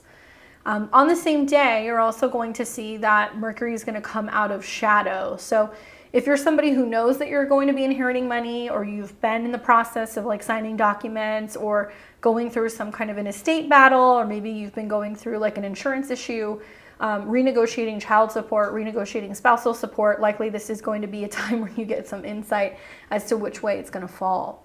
Mercury moves out of shadow, it's done. This leads us to the 5th of June, and this is going to be when Venus, your chart ruler, enters into the sign of Leo. So like I said, Venus is your ruling planet. It rules you. It also rules your 8th house of other people, change and transformation. What does Venus want? Positive relationships, good times socially. She wants to indulge. She wants to be able to have fun. And in the 11th house, she wants to party, right? She wants to be around friends. She wants to go to gatherings. She wants to get out and about and socialize. So the positive is that what you're going to see all summer long, June, July, and August, is just an opportunity to reconnect with friends. Some friends will come back. Some friends you're going to have falling out with. We'll kind of cross that bridge when you get to it. But Venus in the 11th house is positive because it can bring women that can kind of enhance your social life. Venus is also going to be moving through the 11th house with Mars. And so for both you and also Aries risings, the Mars-Venus transit is important because something about this socializing goals, other people, is really important when it comes to you and a partnership. So whether it's you in a committed relationship, it can be you and somebody you're working with, a business partner, what have you. It can also be about doing some kind of work with friends or collaborating with friends in some capacity because it's tying in Mars, which is other people. So when Venus goes into the 11th, there can be some challenges because she's immediately going to come into an opposition with Pluto. So this means that there's going to be a challenge revolving around your participation with a group or somebody else and how it's like challenging your ability to create and express yourself. Be mindful, those of you guys who are, single, the Venus-Pluto aspect can be very strong. There can be some strong attraction where you socialize, you go to a party, a friend introduces you to someone, you meet someone, you hit it off, but it can be very intense. Some situations, the Venus-Pluto can also be taboo. So there can be something where other people can kind of come into play that can disrupt, pre-existing relationships or friendships as well. I do think for those of you guys who have children, the Venus-Pluto challenge might be that, you're like, I need time away from my family or from my relationship or from my children. I just want to go out and see my friends and have fun. And it's that breaking away from, what you've been really focused on in recent years with Saturn having been in your 5th house. There can be some challenges, clashes of egos, creative kind of conflict also that's happening with other people. But it's going to be a very quick moving transit. Then on the 11th of the month, we're going to see Pluto retrograde back into Capricorn. So it's going to leave Aquarius, it's going to go back into Capricorn, and it's going to be in your 4th house. Now, this is Pluto going back and reevaluating and reworking and wanting to kind of wrap up a chapter in relation to your 4th house. Pluto can be about power struggles, it can be about secrets, it can be about intensity, it can be about trauma. For the last decade or so, Pluto has been in your 4th house of home and family, really showing you where there's been some challenges in your relationship with one of your parents, some issues with property, some problems also with older relatives. There's been some power struggles possibly going on with also, home matters, right? Whether that's the work-home dynamic, whether that's, whether or not you're working well or efficient at home, if there is a need to restructure, power when it comes to you and relatives, the list goes on. So if you happen to be a Libra rising, that's 27 to 29 degrees, this Pluto retrograde is going to be intense because it's going to square your ascendant and your descendant. And you may realize there's a situation at home that needs your immediate attention, and you might go, oh, there's this crisis within my home or my family business or within my relationship at home, and something needs to change. So be mindful for that. You're going to pay attention, or you're going to want to pay attention, especially June all the way through the mid-August period, because we're going to see the North and the South node move into Libra and Aries, and it will square Pluto in the 4th house, where you have to really put your head together with other people and bring in partnerships, therapists, other people who can help you move through some of these home or family changes. Reflect on what's happened over the last few years. Likely many of you guys already know what I'm talking about, just bringing this up. And so when Pluto goes back into the 4th house, it's going to give you the opportunity to kind of dig up the past and work through some of it, especially if you're having issues with a parent. And I do think that it's reactivating the Pluto square from the solar eclipse that we had in Aries. So there can be things going on in relationships that are mirroring issues that you have had within your own family. And so it can kind of continue to keep coming up. So be mindful of that. Pluto is going to stay in your 4th house until early 2024, and then it's going to go back into Aquarius, where it's totally changing and transforming something about children, your heart space, or creative energy. The very same day, Venus in Leo will square Jupiter in Taurus. So Venus in your in your friend and collaboration and community zone is squaring Jupiter. I actually like this. I feel like there is an opportunity to collaborate with a friend or another person who seems connected or has some sense of like more visibility, or she's, I say she because it's Venus, they may be more, they might have more social status, so they might have more visibility, and it has the opportunity for both of you guys to work together and bring in more resources. So you guys might collaborate on a creative project, you guys might invest on something together. Watch for that. Venus-Jupiter squares can be about overindulgence, so over partying, overeating, over drinking, overspending. But I think that with Mars and Venus in the 11th house, there's a lot of collaborating and creating together, and it's actually benefiting Jupiter in your 8th house because other people coming in can really help you grow your resources. Then we've got on the same day, Mercury in Taurus. So Mercury is in the late degrees of your 8th house. It's going to trine Pluto. So this talks about like family secrets, inheritances, wills, estates, insurance, like conversations that you're having with people about money and exchange, and also security matters may come up. Mercury trine Pluto is the time to go really deep with communication and sharing of secrets and insights that people may not necessarily know. So there can be opportunities for that. And some of you guys might have some weird otherworldly kind of like psychic, or like, yeah, the other side might be kind of communicating. Let's put it that way, because Pluto can deal with death. So having Mercury in the late degrees of the 8th house of death, and it's connected to your 12th house of psychic abilities, trine Pluto, you might have a dream or like a visit or a connection to a deceased loved one or a relative on the other side. Then on the same day, Mercury is going to break into Gemini. It's going to move into your 9th house, where it's putting an emphasis with the Sun and Mercury in Gemini on travel, education, communication, sharing ideas, publishing, law, legality. Wonderful energy pretty much all month long, especially if you're like an early Libra rising. You're going to have Mercury that's still in a trine with Pluto and also in a trine with your ascendant. So lots of opportunity to like move around, be creative, go other places, share, learn, and also feel inspired by, finding yourself in different places. Then on the 17th of the month, we're going to see Saturn retrograde in Pisces. So Saturn in your 6th house of health, daily routine, wellness, your workspace, your habits, will go retrograde. So a little bit of an agitating time, especially if you have a Libra rising 0 to 8 degrees. You've had Saturn that's been quincunx or in conjunct to your ascendant. So some of you guys have had some health problems, dietary problems, bad habits. There's also been maybe issues with digestion, problems with your feet, mental health issues, overworking, the list goes on. So as Saturn is retrograding, it'll retrograde from, like I said, 7 to 0 degrees. It'll be retrograde from mid-June until the beginning of November of 2023. I like the Saturn retrograde to get more serious about dealing with some of these things. So if you've already been on top of your health and your schedule and your routine, the Saturn retrograde should not affect you as much. But if you haven't been taking your vitamins, cleaning up after yourself, doing the things that you need to do, some of you guys might have some health issues. You guys might also have some challenges with your habits. You might have some problems with coworkers or issues with your routine that needs to be changed in some capacity. Now, Saturn has a connection to your 4th house of emotions, home, and family. So it might be a time where you're reevaluating, is it time to get a housekeeper? Is it time to go back to the gym? Is it time to, reorganize the kitchen and the cabinets in the home? And if you haven't been on top of some of these things, use the Saturn retrograde to go back to the drawing board, rework some of this, and also work harder. It can feel like a bit of like a punishing energy. It can also feel like there's just nonstop work.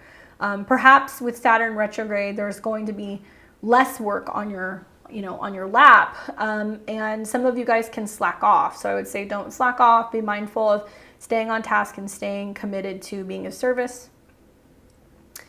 Then we're going to see on the 19th, Jupiter and Saturn will be in a sextile. So this is kind of cool because the 8th house is about psychological or emotional. It can be also about phobias and fears, and the sextile to Saturn. It makes me feel like those of you guys who are wanting to have better habits and mental health habits, or if you're wanting to detox or cleanse or clear something out, you could. Hypnosis can help. Detoxing and kind of cleaning and purging can also be really helpful. You may be able to have a better understanding of why there's certain habits or certain bad habits that are coming up, and ways to be able to combat that by, working with the psychological side of things. Saturn wants, strictness and commitment, and Jupiter wants growth. So perhaps through more focus on health and daily routines, you're going to find that you're going to be not only more productive, but also feeling more abundant and feeling more psychologically secure. This also comes down to busy work and productivity. Some of you guys may be too busy to make your meals, clean your house, walk your dog. Maybe some of you guys need assistance, and you may realize that it's worth the cost of hiring some of these people to come in and help you because it's going to give you more peace of mind. Then we're going to have the very same day, Venus is going to go into shadow. So this will be Venus in your 11th house. She won't leave. Remember, she'll be there for 4 months. She's going to go into shadow, and that means you're going to start seeing the effects of the Venus retrograde. The Venus retrograde will not be until next month, so you'll see it the later part of July. But nevertheless, between Venus opposed Pluto, Venus square Jupiter, then Venus square Uranus, there is an indication that there's going to be some wild changes or transformations in your social life, with your friends, with how you're making money, and also with some of your goals. So you're going to start to see some of the effects of a Venus retrograde. My advice for, Venus ruled charts like you in Taurus is be very mindful of this period. There can be reversals in relationships, reversals in financial situations, and Venus rules your 1st house of your body and self, and it also rules the 8th house of transformation. So some of you guys might be reconnecting to friends, seeing friends, talking about what you've been going through, what's been changing, revealing certain things.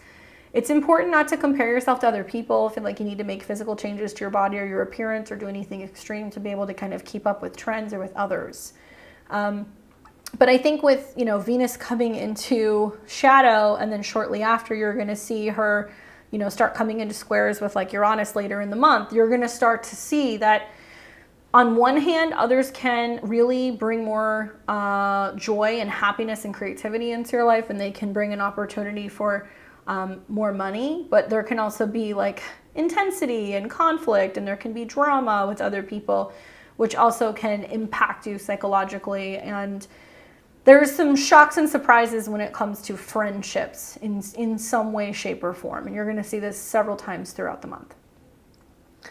Now we've also got on the 26th, Mars in Leo. So Mars will be in your 11th house, bringing action when it comes to groups and goals and other people. Mars also rules friends. Excuse me, Mars rules partners, and it's in your friend zone, squaring Uranus. So I get the impression that those of you guys who are in relationships or you're committed, there can be some drama that's happening with your romantic partners as a result of socializing and going out and doing things with friends. So if you're, living with somebody, if you're engaged, or if you're married, there can be a sense of like wanting to go out there, having a good time, being with your friends. And then as soon as Mars comes into a square with Uranus, partners can be set off because they may not like how you're spending money, how you're going out, what your friends are doing, the influence that people might have on you socially.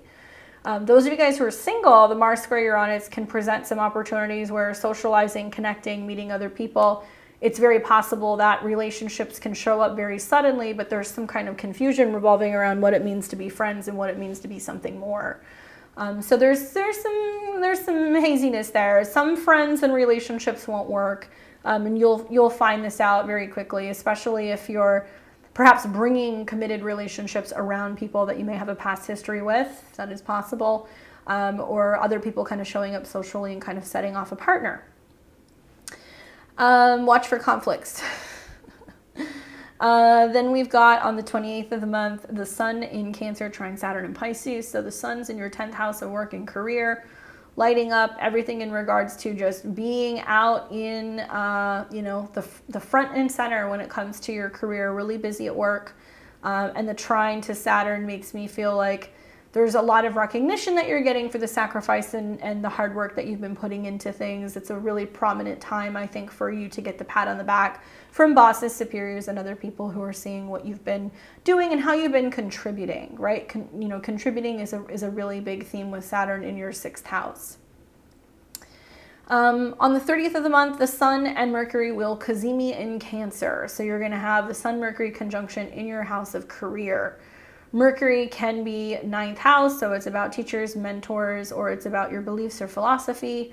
It can also be about teaching, traveling, or publishing. And Mercury has connections also to your 12th house, which is hidden and subconscious. So I personally think, Libra, with the Sun-Mercury conjunction, you have a hunch about something that's getting ready to happen with your career.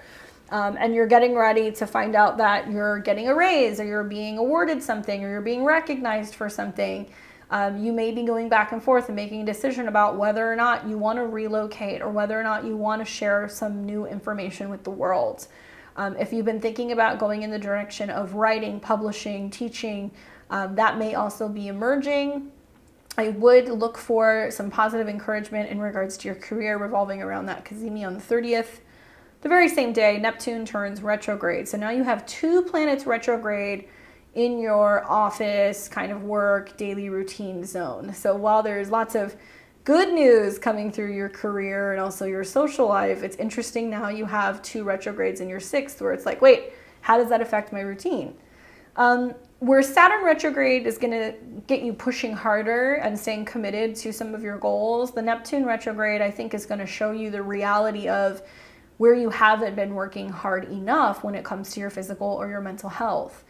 You got to be careful with Saturn and Neptune in the 6th. If you're working too much, not taking care of your physical or mental health, Neptune going retrograde can show you where things are kind of unraveling and where things are falling between the cracks. And if you're not getting enough sleep, or if you're eating or drinking too much, or what have you, you're not going to feel like as much on top of your game and capable. That retrograde will go from the end of June all the way until December the 6th. And the very same day, you're going to start feeling, although this is going to be more the beginning of July, but I had to include it, Venus in Leo coming into square with Uranus and Taurus. So you're going to have Venus still in your 11th house, friends, associations, groups, and others. And that's going to start coming into a square with Uranus. Oh boy. This is like where friends with benefits don't mix. This is where business and money and friendships don't mix. there's conflict, right? Because Uranus deals with like taking chances and creativity and lovers. And I think with Venus square Uranus, one of the biggest challenges is what are you putting into it and what are you getting out of it? The good news is that you've got North Node, Jupiter, and Uranus all hanging out in your 8th house. So it is saying that it's going to bring you more money, more recognition, more growth in the long term. But there can be a sense of like not seeing eye to eye with other people when it comes to creative collaborations. You'll see this square happen several times. So when you start to see this friction, you know, relationships with female friends can be difficult. You can start to see the darker side of issues in some of these relationships and where it's creating some strife. I do encourage you to look back on the last several cycles that we had this Venus retrograde. It happens every 8 years. So I believe it was like 2015 or 2016, the last time we had it, and start looking at the patterns every 8 years. Just kind of get an idea of what may have happened in the past and what might you be dealing with this time, okay? And do consider joining my Venus retrograde webinar. I'm going to recommend that to you and Taurus and Leo. I think you guys are the best ones who will benefit, and anybody who's got personal planets in Leo. But it can be really helpful for you in navigating some of this. Okay, so the card that I got for you is the Ace of Pentacles. I had a feeling you were going to get this, Libra, and being a Libra rising, I'm kind of excited because I definitely see some of these things materializing. I definitely feel like a lot of the growth and the financial growth is coming from collaboration with other people. This card is talking about planting the seeds for abundance. So material offers, promotions, opportunities, manifestation, resources, stability, prosperity. So it is talking about starting to see some of these projects grow. Jupiter just entering into the 8th house. It's going to be there off and on for the next year. Does talk a little bit about investments growing, you know, resources growing, stocks growing, things that you've invested into that can suddenly grow over time. So this might be the seeding of that, and you might see this play out over the better part of the next year. But there are so many signs that talk to abundance and growth. I don't think it's just going to be this. You're going to see right around the end of October of 2023, there's going to be an eclipse here. And that's when the new moon in Taurus that we just recently had will be fully seeded. So I do think that it might take 6 months, might take a year, clear into even next spring for some of us, but we're going to see a lot more growth when it comes to our joint resources and the money that we make with other people. Good luck.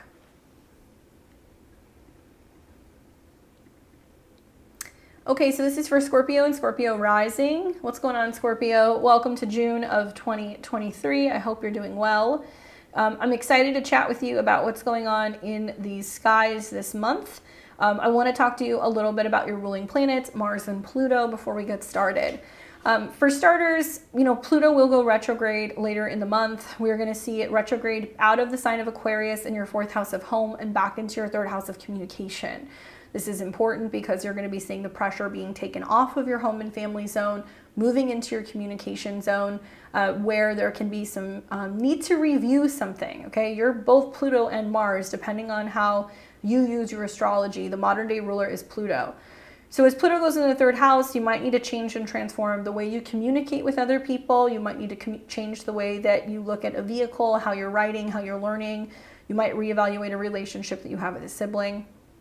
And then Mars, this month also, we're going to see is going to come into some squares. So Mars will actually be squaring off with Uranus. And you've already seen a number of, you know, Mars square the nodes, Mars opposed Pluto. That was happening, you know, in the month of May. So you're going to see some similar energies, except now it's going to come into a square with Uranus, which does make me feel like being intense and passionate and creative and out in the world in your career can be wonderful and it can be very productive, but it can create a bit of a challenge or a clash with clients or with close allies and romantic relationships or spouses, okay? So pay extra attention to the Mars Uranus square. That's going to be one of the more important transits, and you also want to be mindful when Venus comes and makes an opposition to Pluto, because there's going to be some tension perhaps between a woman at work or a work situation, a work relationship, and a home dynamic. Okay, let's start with the good. The good is on the 1st of the month, we've got Jupiter and the North Node making a conjunction in the sign of Taurus. So for everybody, this is extra sweet. Everybody's getting some kind of growth somewhere in their chart. Jupiter and the North Node coming together does not happen all that often. So for this conjunction to be happening is in so many ways suggesting that there's something really prominent that's being seeded right now. It's promising that there's going to be more growth, more abundance. This is a conjunction in the sign of Taurus, which is ruled by Venus, and Venus is at the top part of the chart. So it's pretty safe to say that part of the North Node Jupiter conjunction is promising. There's going to be lots of career growth. It's going to be about who you're collaborating with, who you're working with. Equally, it's promising you that there's going to be lots of growth within your relationship. And it's all about what you're putting out into that public space of, who you're aligning with on a professional or on a personal level. Can be an indication that there is more growth, more expansion coming in for relationships as well. So if you're single and you're looking for somebody, it can be kind of like a cosmic wink saying like, there's somebody very significant that's coming in, don't worry. And if you are partnered, if you have a business partner or a romantic partner, or if you are married, the North Node Jupiter conjunction can be about a lot of growth that's coming through your spouse or partner. Jupiter has connections to your second house of money and resources. It also has connections to your fifth house of creativity, true love, and children. So I could see a lot of Scorpio risings just really falling more so in love with pre-existing relationships, traveling more, having a lot of fun. There can be a sense of making money, investing, doing creative things together, and finding ways to make more money together. So that's really positive. The other side of this is that there can be some growth that's also going on in relationships that require you to make some changes, okay? So you to be a little bit more flexible. Recently, you've seen Jupiter square Pluto. So there's been a sense of like a partner or, people coming in saying, this is what I can do to help you with your creative project. This is what I have to offer you. This is how we can grow together. Do you want to do this? And with Jupiter square Pluto, likely you've been kind of grouchy, or you've been resistant, or there's been a sense of you being fearful of making changes emotionally or making changes within the home. So you might feel like partners have big grandiose, plans and ideas, and you've been resistant to this. The Mars square Jupiter and the Venus square Jupiter is bringing up more of this, where it seems as if like you and somebody else want something completely different, and there is a way for these two things to be complementary and for you guys to work together, and it doesn't have to be black and white. That you guys both might have something that you can bring to the table and be able to create a relationship that is complementary, professionally or romantically, okay? So one or the other. Opposites can attract, but there's going to be a lot of intensity in the skies revolving around how growth from relationships is requiring us to make lots of changes at home and also within our professional life. On the 4th of the month, we're going to see Mercury conjunct Uranus at 20 degrees of Taurus, and that's going to be in your 7th house. Now, for the last several weeks, we've had Mercury retrograde in your relationship house. So some of you guys have been having miscommunications and having issues with partners. Some of you guys have found that you've reconnected with people from the past. Others have, had their opportunity to speak their piece and called it quits. It really depends on where you are with that. But now the Mercury retrograde is over, and on the 4th, the shadow is going to end. However, it's going to be with a bang. Because Uranus conjunct Mercury is basically a sudden, shocking, unexpected conversation that you're going to have with a partner. Mercury rules the 11th house, which is about goals and other people and intentions, and it can also be about goals that they may have in regards to creativity or children or family. And then Mercury also has connections to the 8th house of change and transformation. So they may be proposing to you like, hey, let's do this thing. And they might seem a little weird, a little wacky, but there is a sense of them also trying to think in a way that can be very entrepreneurial, or things that can be drumming up new business. And it can be people who are talking to you also about making investments. On the 5th of the month, we're going to see Venus enters into Leo. So your 7th house lord and also your 12th house lord moves into the 10th. Venus likes being in the 10th house. I love watching Mars and Venus move through Leo together. It's going to be a time where honestly 2 is better than 1. There is an opportunity to have lots of, flashiness and creativity and love and pizzazz and lots of expression when it comes through what you're doing work-wise. Venus is more about relationships. So it's going to be about the relationships that you have with women in the workplace or with people in the workplace. Can love be found at work if you're single? Yes. But with Venus going into the 10th, it can also talk about the fact that there is a need for maturity and a sense of like committing to something bigger when it comes to your work or romantic relationships.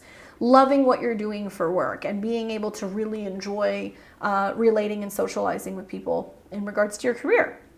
However, the challenge is that you're going to see Pluto make an opposition with Venus. So because Venus can rule your business partners, your clients, it can also rule your spouse. The opposition to Pluto is like, you know, that person coming in and being and saying to you, hey, you know, I want to do this, but this is what we would potentially have to change within our home or our work dynamic. It can also represent a woman at work giving you a hard time about your personal life, your private life, you know, the things that you're dealing with internally when it comes to your home or your family, and creating some really intense dynamics where people are confronting you about this pressure that's been kind of going on within the home and the work zone. Can be very difficult for relationships because your Pluto and other people are Venus, and this can kind of represent that there's something breaking apart in regards to the direction where you're going professionally or within your family life. Then we are going to see, let's see. Oh, so on that note, for the most part, once we get Venus outside of the opposition to Pluto, she'll have some other squares which you can navigate, and Venus is going to spend 4 months in your 10th house of career. So eventually next month, Venus will retrograde. And what this means is that you're going to have a time to reevaluate your relationships with people at work. If you don't like your boss, if you don't like where you're working, if you don't like your job, you can change it. It can mean also that there is some significant change to your public status. So it is possible, because Venus rules your 7th house of relationships and your 12th house of what you don't see coming, some partners who you're committed to may not be as committed as you thought. It could be clients, it could be romantic partners, it could be spouses. Some of you guys who have already had some relationship issues, the writing has already been on the wall. You've seen it with some of the Mars, Pluto, Uranus stuff. You've also seen it the last 2 or 3 years with Saturn square Uranus. So this can be, for those of you guys who have been having problems or who are already separated or going through the process of deciding whether or not you're actually going to separate, move, or divorce, finally start to see those pieces kind of, you know, fall as they may. Let's just leave it at that. I do feel like with Venus in your 10th house for, 4 months, it's great for your career, but it's going to be very challenging when it comes to your relationship. So you need to really ask yourself, as Mars and Venus come into a square with Uranus, how much work you're willing to put in to your relationship, or if work and career is taking precedent over your home and family or over your relationship, and where you're pushing possibly too hard and need to scale back so you can spend more time with these people, or so you can make more time to connect with the people that you can have a life with. On the 11th of the month, you're going to see Pluto return back to the sign of Capricorn. So Pluto will leave your 4th house, go into your 3rd house. Like I said, reevaluating thoughts, communication, how you share. You might reevaluate something about a vehicle. There might be a reconnection that you have with a sibling.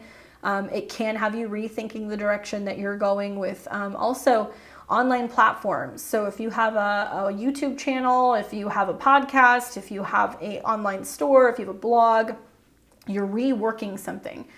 Because Pluto is your chart ruler, and it's also in the sign of Capricorn. So you're reworking something about the power of online sales, the power of communication, the power of knowledge. So you might be reviewing something that you once read or something that you once learned. Pluto will stay here until the early 2024 period, and then it'll go back into Aquarius. If you happen to be a Scorpio rising, let's say 26 to 29 degrees, this is more positive for you because Pluto is going to sextile your ascendant. If you happen to be an early degree Scorpio rising, you're still feeling the square, even though it's going to go back into your 3rd house. And Pluto is going to dance on and off of your IC. This is the most southern part of your chart, bringing up personal crisis, personal change, transformation of the home, and also secrets within the family. And it can be you're the person who's exposing these things, or you're the person who's bringing these things out. Then we have the very same day, Venus in Leo square Jupiter and Uranus, Jupiter and Taurus. So Venus is going to be in the 10th house. It's all about relationships within your career, and it's going to come into that square with Jupiter. So I feel like this is a good thing. This is good news pertaining to relationships with people. It can bring in wealthier clients. It can bring in positive deals and opportunities for you to collaborate with other people and have lots of growth. There is a tendency to overdo it. So overworking, over showing up, in the public realm, and like where maybe that's kind of overshadowing or creating some issues for a relationship. That is possible. Same day, we're also going to see Mercury in Taurus trine Pluto. So Mercury's just coming out of the conjunction to Uranus, where there's been some frazzled communication. And now it's coming into the late degrees of Taurus in your 7th house, and it's trining Pluto. This tells me that a romantic partner, a spouse, a counselor, a therapist, your astrologer, somebody is speaking directly to you, and they're basically saying, what is your problem? What is your problem? Like, why are you communicating this way?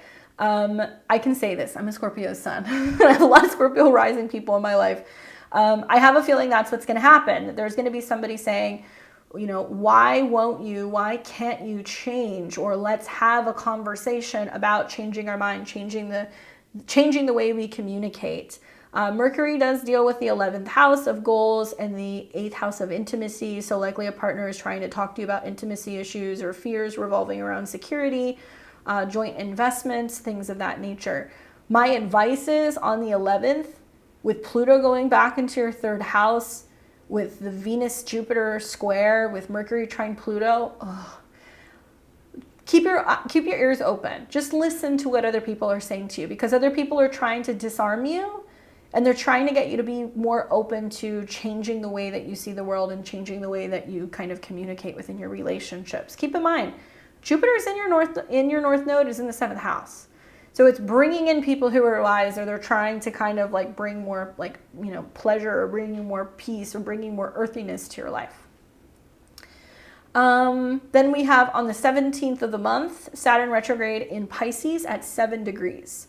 So we've got Saturn in your natal 5th house. It will retrograde from June 17th to November 4th, 2023. And this retrograde is going to be from 7 to 0 degrees. So if you have 0 to 7 degrees of Scorpio sun, moon, or rising, this retrograde is not necessarily bad. It's going to continue to trine your sun, moon, or rising, so it's giving you support. When Saturn goes retrograde, we really don't want to slack off. We want to stay committed. Saturn in your 5th house is committed to children, love, creativity, self-expression, which you're probably listening to this going like, where are all of these things? Yeah, Saturn can bring a damper to whatever house it's in, but the fact that it's in a trine to your ascendant and a sextile also to Jupiter in your 7th is basically saying you have to try harder. You have to try hard when it comes to creativity, when it comes to romance. You have to try harder when it comes to children, when it comes to self-expression, to having fun. You have to plan the date nights. You have to try to go out and meet people. It's what you got to do. So Saturn will give you an opportunity to reevaluate what the heart wants, what you're creating, creative projects, hobbies. And it could be a time where you're reevaluating a relationship with somebody that you met. It might be a time where a romantic partner from the past comes back and reconnects with you. That's the other way this can kind of play out. And I really recommend being present with asking yourself what's going to make you happy and like doing those things. On the 19th of the month, we start to see Jupiter and Saturn sextile. So through the growth in the relationship house and meeting new people or traveling or expanding, you're able to have fun, communicate, share, express your ideas, so on and so forth in the 5th. And I do feel like it can be about growth in relationships through hobbies or perhaps even through travel. This very same day, Venus enters the shadow. So around the 19th, is the period where Venus is going to possibly start acting up a little bit. You're going to start seeing the effects of what the Venus retrograde from the end of July into the beginning of September may hold. So it is possible that you start to see, am I, maybe hearing back from old places I used to work? Am I thinking about going back to a place I used to work? Does my boss call me? Am I thinking about, totally shifting gears in regards to my career? Do I want to totally reinvent my public appearance? these are all things that might start kind of coming up for you. Then on the 20th of the month, we are going to see, the 26th of the month. This is the one that you want to make a note of. Mars and Leo in the 10th house, square Uranus. Okay, so Mars in the 10th house, it wants to be the first. It wants to be the best. It wants to get the job done. It wants to put out as much work as possible. It wants the attention. So that's you. Mars is like, look at me. But it's also combative and confrontational and challenging. And so the fact that Mars is going to come into a square with Uranus, okay, does tell me that some of this combativeness, this pushiness, this eagerness, this rushing, this pushing is rubbing some people the wrong way. And it can push some people to their breaking point. So there can be, clients, romantic relationships, spouses, professional collaborations where people are like, I'm done. I don't want to do this anymore. Especially considering that Uranus is the ruler of the 4th house, which can bring up big issues at home. It can bring big issues in regards to the family. It can bring up big issues in regards to your relationship with anybody that you're kind of living with. And so once again, you're getting pulled at all different angles. So there's no right answer to this. Pluto square the nodes is enough for me to tell you there's some crisis going on with a home and the family. But when I look at the Mars square, Jupiter, Mars square Uranus, Mars opposed Pluto, it tells me that there can be a sense of there being so much eagerness that you're not always taking into consideration what other people want, or you're not prioritizing relationships or your emotional needs. So as Mars goes into the 10th house, you're doing really well, you're busy, but you're not necessarily making any friends. You can rub people the wrong way. There can also be some conflicts that you can have with partners. Be mindful of that. Then on the 28th of the month, the Sun in Cancer will trine Saturn in Pisces. So you've got the Sun in Cancer in your natal 9th house, highlighting culture, travel, education, philosophy, and expansion, teachers, gurus, trining Saturn. So I could definitely see some Scorpio risings by the end of the month being like, I need a vacation. Get me out of here. Take me to the airport and give me a drink. Because you guys are like so spent with what has gone on over the month. Can be a great time for a vacation, can be a great time to just get away for a little bit and enjoy yourself. It can also be a time where you're learning more about a hobby, taking a class, a course, or maybe like a certification for something that you want to learn how to do. So Saturn has connections to your 3rd house, so it can be about marketing. It can also be about selling. It can be about teaching. And I think the trine to the Sun in the 9th house is basically saying you might be teaching a course, publishing something, you might be sharing something with someone. And that Venus retrograde that's coming in your 10th house means there's going to be a significant change to what or how you're working anyway. So it's a very kind of in alignment with your belief and also your creative ideas type day, and feeling very inspired. Then on the 30th of the month, the Sun will conjunct Mercury in Cancer. It will form a cazimi.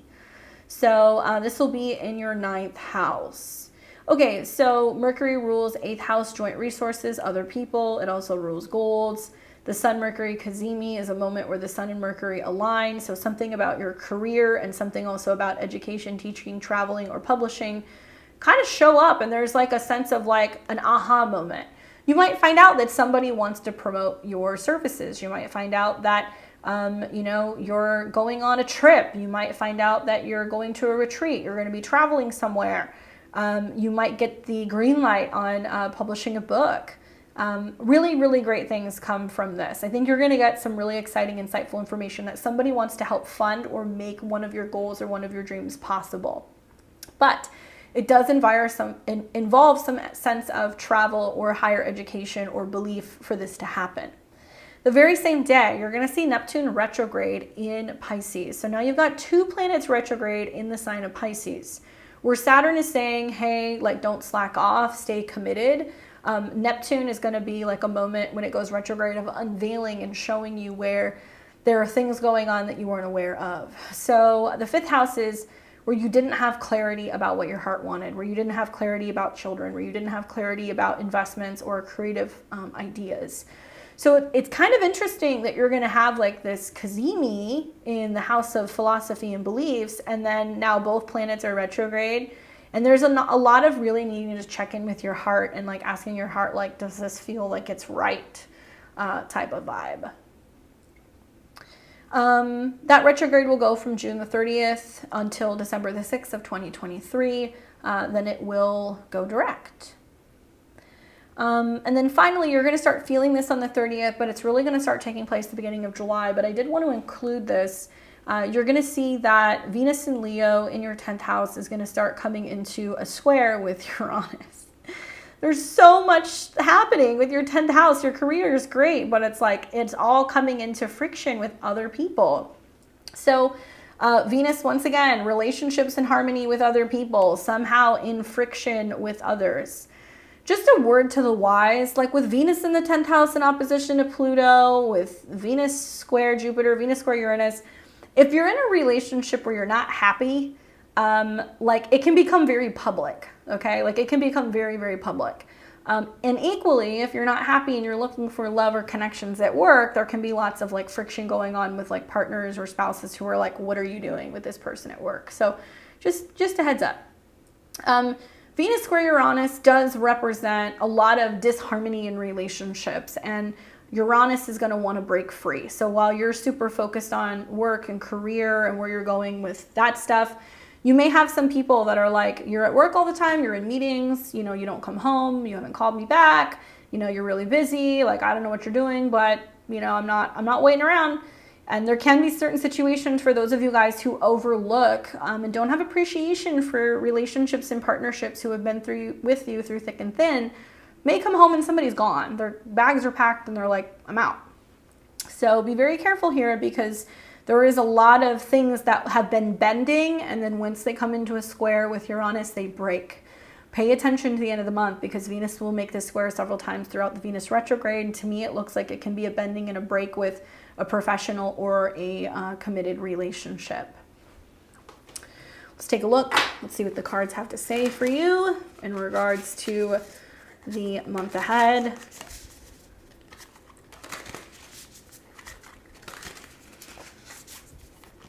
We need some good news for Scorpio. Oh man. Okay, that's helpful. We get the Queen of Cups. Okay, so first of all, that is you. You are the Queen of Cups. Compassionate, warm, caring, intuitive, with the flow, supportive, and empathic. These are the traits that you want to be embodying this month. As much as all the Leo energy is good for you, remember, it's 10 signs from your sign, okay, or from your ascendant. So it's a Saturn energy. So it means you have to work harder at work. You have to work harder with kids. You have to work harder with love. You have to work harder with your relationships. And you need people to see you doing it, and not just, you know, posting pictures of you doing it. Like, actually do it, right? Don't just say, well, I'm working because I want to provide. So there it is. That's enough, because not everybody is going to see that as participating, right? So the Queen of Cups, I think, is about having empathy, being emotional, being connected, paying attention to your emotions, not letting your emotions getting the best of you, and being able to approach situations from a warm and caring perspective. Good luck, my Scorpios. Good luck. We've got Sag and Sag rising. Welcome to June of 2023. I hope you're doing well. I'm excited to chat with you about what's going on for the month ahead. I want to first start off by talking a little bit about the North Node Jupiter conjunction, because that is your chart, you know, ruling planet. Jupiter is your ruling planet. So Jupiter in the North Node in conjunction is, regardless of the house that it's in, very positive and beneficial. It is going to benefit everyone this month. It's extra sweet for you though, Sag, because Jupiter in the North Node is really planting a seed of something that is going to grow over time.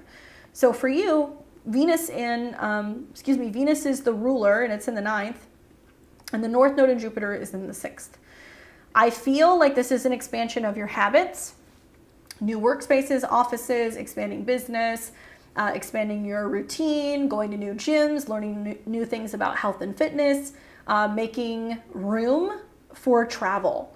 Those of you guys who have businesses and you own businesses and you have staff, I could see this as like needing to hire staff, needing to hire assistants, people who can come in and kind of help you. So that way you're like, I can travel more, or I can have more free time, or I have time to go and teach and educate in other places, because it looks like you're trying to make time to either travel or teach people in other places.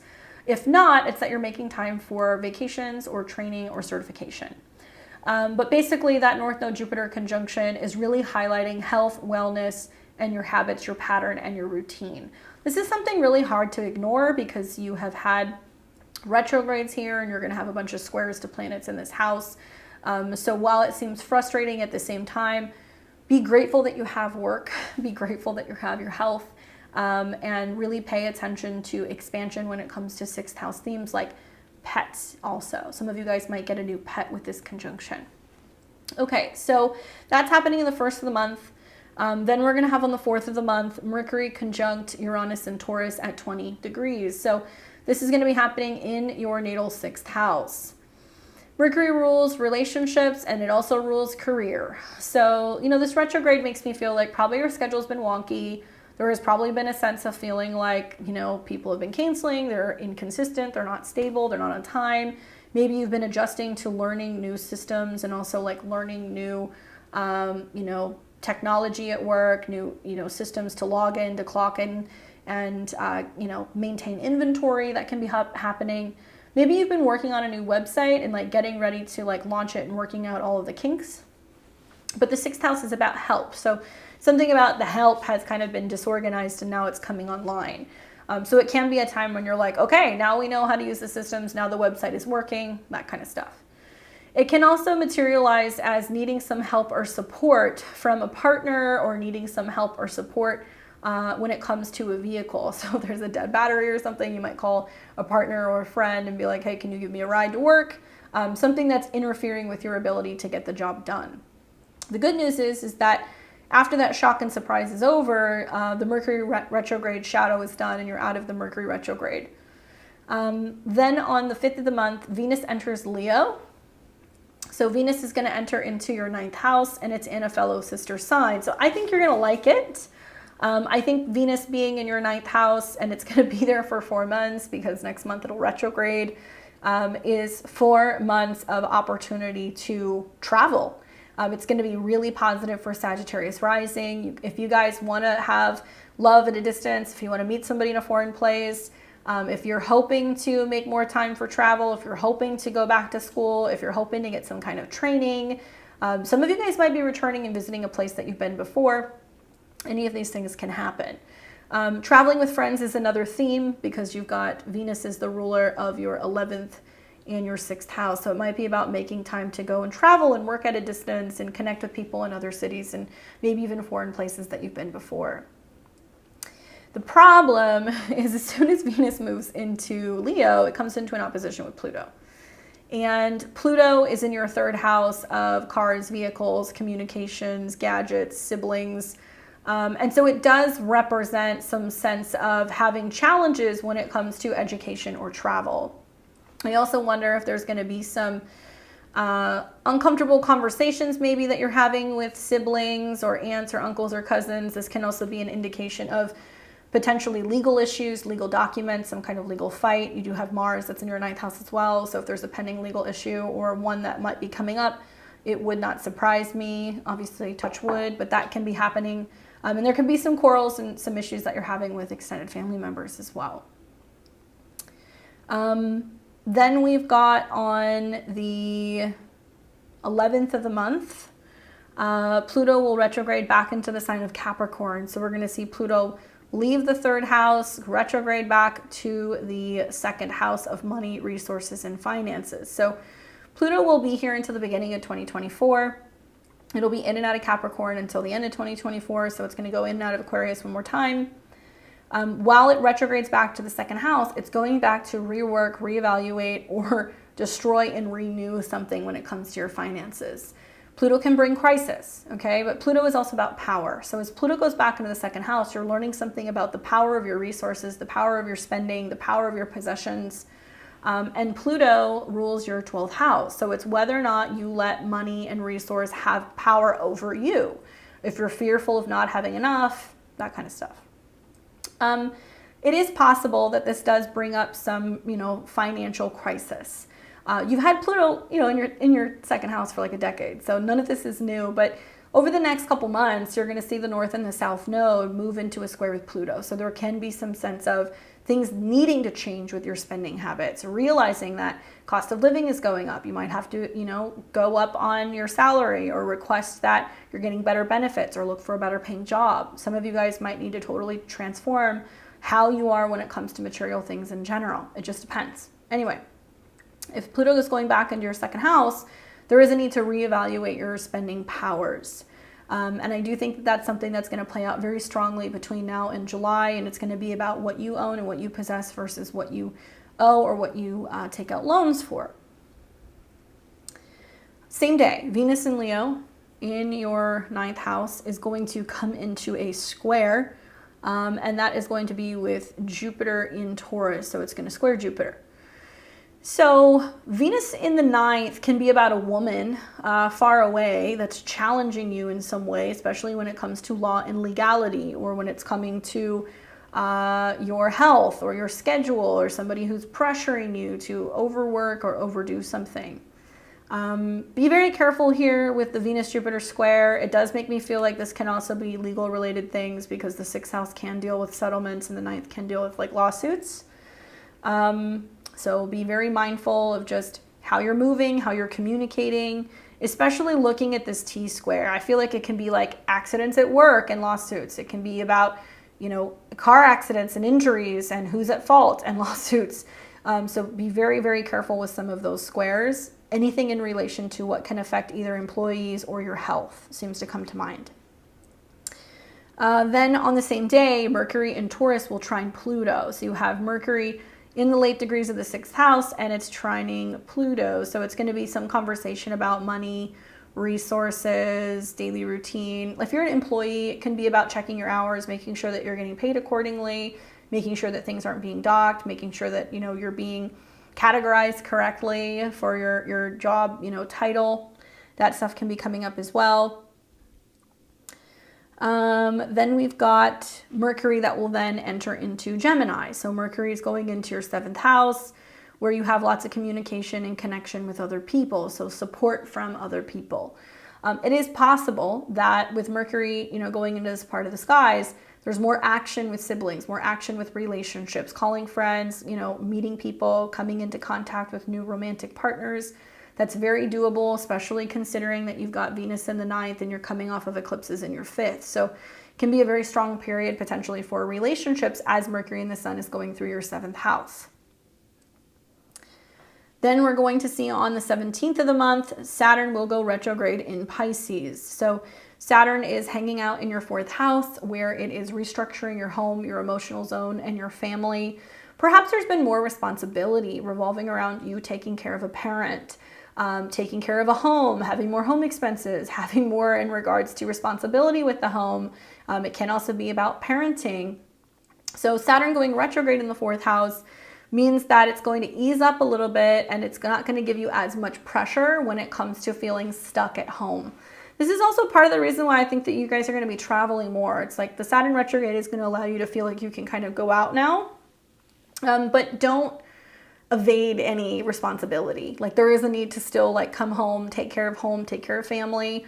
When Saturn is retrograde, it will be retrograde from the end of, from mid-June until the beginning of November of this year. And, it's a time that we want to still make sure that we're making our bed, putting things away, taking care of the yard work. But Saturn is in the sign of Pisces. So it might be slower to renovate homes, slower to renovate kitchens and bathrooms. And there can also be a sense of a lighter energy, so it doesn't feel as heavy or kind of, depressing as Saturn has been feeling when it was direct. Okay, so that heavy responsibility is going to let up a little bit. And then we're going to see on the 19th of the month, Jupiter will sextile Saturn. So we've got Jupiter in your 6th house sextiling Saturn. And I have a feeling that part of what's going to happen is one of two things. There's less responsibility because you've hired somebody to come in and help. So Jupiter in the 6th house is like, get the dog walker, get the house cleaner, get the personal assistant, get the people who can come and help you when it comes to taking care of the busy work at home or with parents or family who might need help. Or it might mean that you're feeling more so motivated to travel for work, and it's allowing you to get outside of the house, and maybe you've arranged everything so things can be taken care of at home. Maybe your mom is going to be coming to visit, maybe helping taking care of pets or other things that's going to allow you to travel. So that's very, very possible for some of you guys, or family or women in the home that are kind of helping. This also means if you've been feeling blue or disorganized, there can be people who can help come in, organize your home, clean it up, feng shui it, or just help you feel more incentivized to kind of get healthy. You'll see that aspect off and on throughout the year.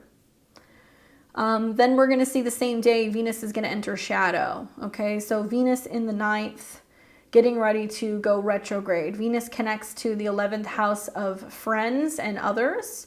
It also connects to the 6th house, which deals with work, it deals with your routine, it deals with health, but it can also deal with enemies. So I'm wondering if Venus going retrograde in the 9th is like, you know, you're reconnecting with somebody while you're traveling, or you're reconnecting with somebody, you know, while you're, you know, in another city and you run into them. That can happen. There can be a sense of, you know, reevaluating what your belief or your philosophy is when it comes to friends. You know, going on a trip with a friend and things going sideways can show you very quickly like who is and is not on your team, if you know what I'm saying.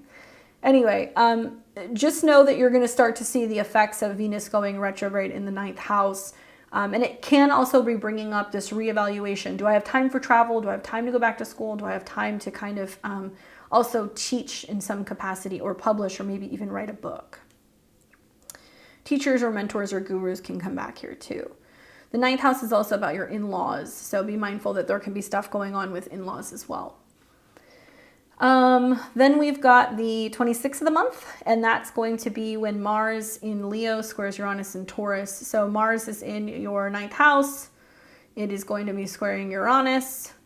Mars rules hidden, subconscious, things that are not seen, creative passions and desires, squaring Uranus. I mean, honestly, I could see like some Sagittariuses that are just like, I don't care if I did not get work off. Like if I didn't get my vacation days okayed, I'm already at the airport. Like that's kind of the vibe that I'm getting, where there's been so much excitement revolving around traveling and going somewhere that you're like, oh man, I completely forgot that I didn't get someone to cover my shift this weekend type of vibes. So the eagerness and the willingness to just want to run away and escape from it all, and the chaos that it can be creating within your daily routine is definitely there. Also like traveling, being in a foreign place, going to another place and running around, and, you know, jet lag and changes in food, and also like sleeping patterns can have a really negative impact on your nervous system and on your digestion and on your diet. And you guys can get sick. You guys can just totally run yourself down, and you could be in another place and not be feeling so hot. So be mindful of that as well. Delays also, and issues with travel, flight delays, and being too early, too late to places, and not quite meeting some of those travel deadlines. But still wanting to go and have an adventure and having fun. So nevertheless, that's there. Then on the 26th of the month, we're going to see the sun in Cancer trine Saturn in Pisces.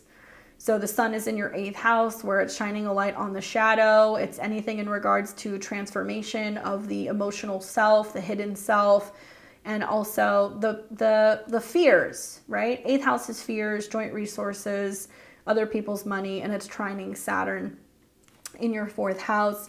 It does make me feel like there's going to be conversations that you're going to have with older relatives revolving around home, family, and resources.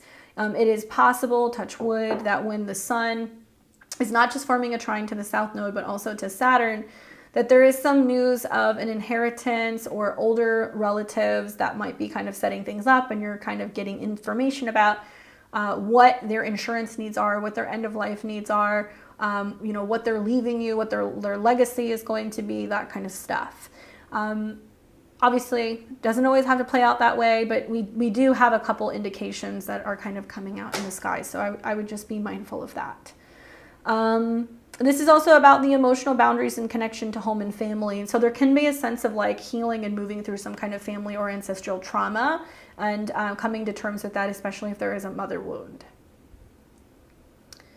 Then we are going to have on the 30th, the Sun and Mercury cazimi in Cancer. So this is still kind of building off of that, you've got the sun in the 8th house still, and it's going to come into conjunction with Mercury, which can be a partner. It can be, a sibling, and, some kind of insightful information coming up about endings, changes, transformations, joint resources, and it's also about vulnerabilities. It can be an epiphany. It's a very psychic conjunction as well, happening in the sign of Cancer. So it might be that you have a sixth sense or a feeling that something is getting ready to change on the home or the family front, and you're sharing that information possibly with a partner. It's also about hunches when it comes to investments, and you might have a hunch about an investment around this period.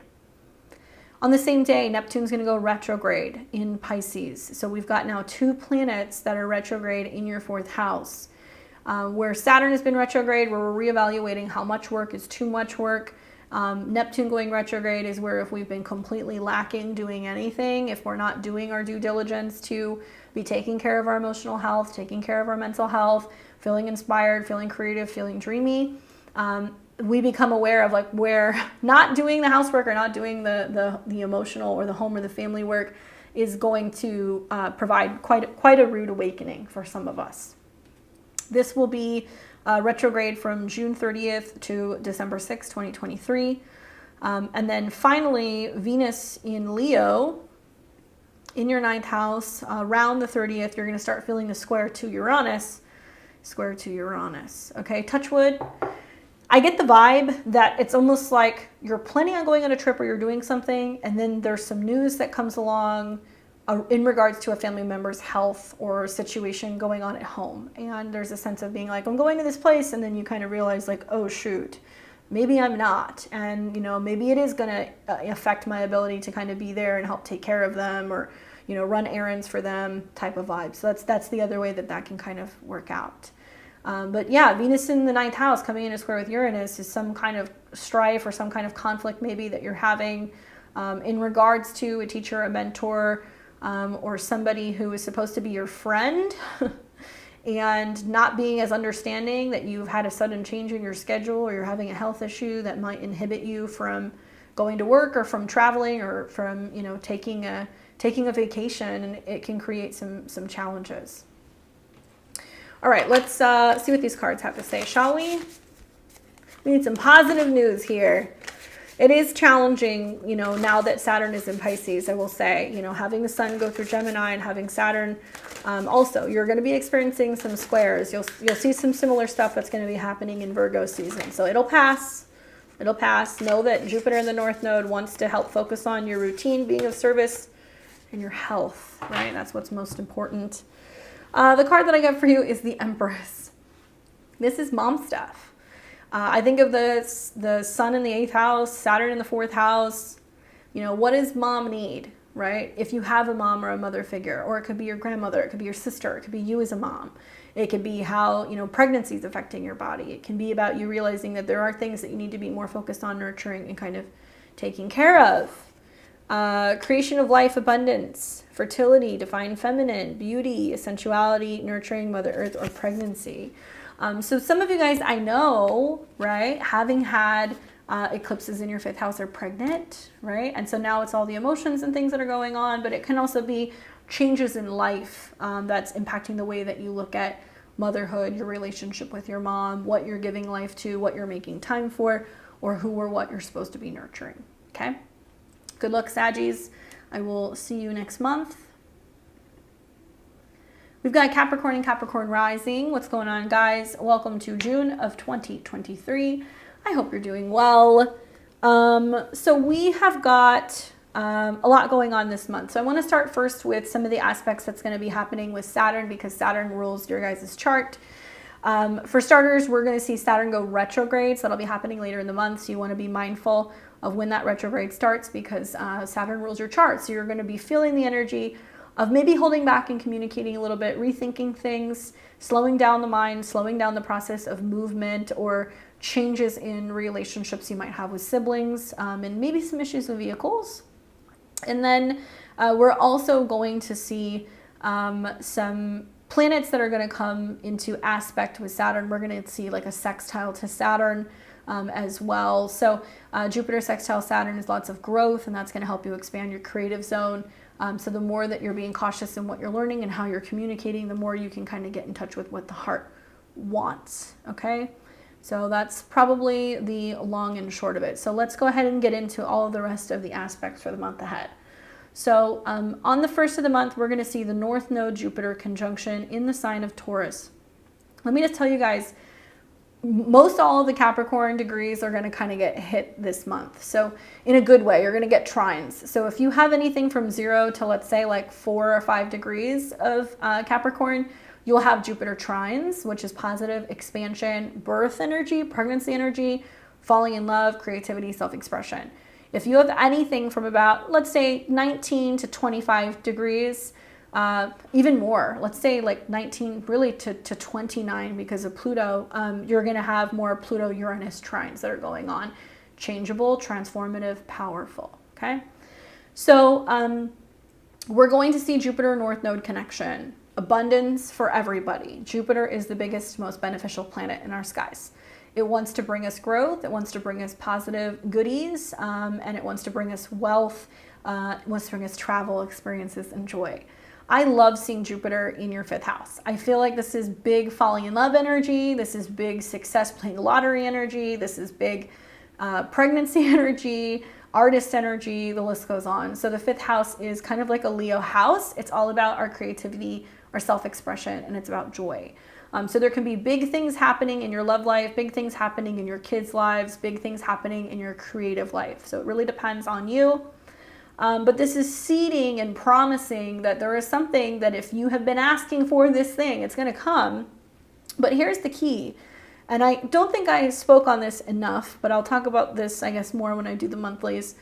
People become so focused on what they want. I want this thing, I want this thing, I want this thing. And they don't realize that sometimes there has to be tower moments for stuff to fall apart so better things can fall together. So for you, I want you to keep that in mind all month long. If you really want this thing, then you're going to see that it's possible, but it's going to get challenged with all of this Venus, Mars, and all of this like Pluto energy, okay? This is also happening in financial houses for you. So there's a lot of financial things changing for you, Capricorn. But the North Node Jupiter is tying into your belief, your faith, what you've been praying for, what you're envisioning. And it's also very much connected to writing, communicating, traveling, and sharing. So if you have been feeling called to starting a podcast, writing, communicating, sharing, painting, drawing, dancing, if you've been writing a movie and you want to, sell the script or something, there is an opportunity for a huge breakthrough in what you have created. Equally, it can be planting seeds in regards to romance, future relationships, pregnancy, the list goes on. So it really depends on what you love. At the very least, some of you guys are going to bring in some new hobbies, and it's going to be some stuff that you really enjoy doing, and you're going to discover that you have some amazing talents. On the 4th of the month, Mercury will conjunct Uranus and Taurus. So we've got Mercury-Uranus in the 5th. Mercury rules health and also anything in regards to daily routine. It also has connections to travel and learning, and it's conjunct Uranus. So I feel like some of you guys are kind of making a statement that you're investing in learning a new hobby, or it's like, oh, I just put some money into the stock, or, I just invest a little bit more money into my dance classes, and I've got a dance teacher now. So it's something about like health and education, or health and travel that you're kind of investing in, right? Or you're learning more about these things. Shocking conversations and news, especially in regards to romantic partners or children. So some of you guys might have a kid that just says like the darndest thing with this transit, and you're just like shocked that your kid said something, or they're kind of like just misbehaving maybe. There can be also a sense of having a really strong intuitive hunch about making an investment, about taking a chance, calling somebody, asking them out to dinner. There can be some really exciting conversations that you're having with romantic partners. It is possible that maybe you have connected with somebody who's very culturally different or diverse, or maybe you've met somebody new in a course or a workshop. Mercury-Uranus can be shocks in regards to finding out you're pregnant as well. Sometimes Mercury can be seen as tests. So Mercury-Uranus, Jupiter North Node, some of you guys are like, oh my God, I did not know. So that can be something else that kind of happens. Conversations or confirmations of things that involve growth or life. This very same day, Mercury moves out of shadow. So, we're not feeling the Mercury retrograde shadow. Likely the last couple of weeks, there's been a sense of reevaluating what you love, or reevaluating your love life, or going back and forth with a romantic partner, or going back and forth about whether or not you go back to school for something that you enjoy. So now that this retrograde is over, you're getting ready to make an announcement about what you've decided to do. Then on the 5th of the month, Venus is going to enter into the sign of Leo. So Venus is going to spend about 4 months in the sign of Leo because it will go retrograde next month. So that's 4 months of extra sweetness in the sign of Leo in your 8th house. The pro is that it can bring in more resources for you. It can bring in more money through partners. Partners might have growth. You might get an inheritance. If you're owed money, if there's like taxes that are owed to you, you might get that back during a retrograde, or you might get a refund. And there might be things that you exchange in some way and somehow end up making some kind of money. The challenge is that because Venus rules the 5th house of chances, creativity, and children, and the 10th house of career, it's almost like you have to invest money to make money. Like you might actually put some of your hard savings into something in order to make something. Equally, it might mean that there is a need to transform the way that you look at what it means to be abundant or what it means to be creative. Some of you guys might be taking chances, focusing more on self-employment or creative endeavors, and you might not see the money up front. And it might take time to get some of these things up and off the ground. It can also indicate positive changes where there's like new support that's coming in from work or joint resources. You could have like better benefits from work. You could have better insurance from a partner. Something like that could come in as well.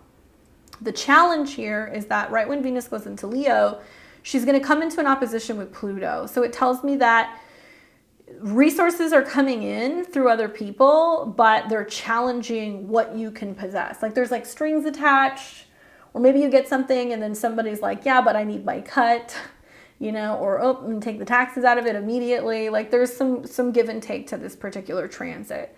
Venus does rule, like I said, career and creativity, but Pluto rules the money that you make from work. So I definitely think some of you guys who are behind on taxes, or some of you guys that are getting a chunk of money in, you know that you have money due. And it's very possible, because the dispositor of this is the sun, that you guys are like, I have to pay off my credit cards, I have to pay off my mortgage, I have to put money towards my school loans.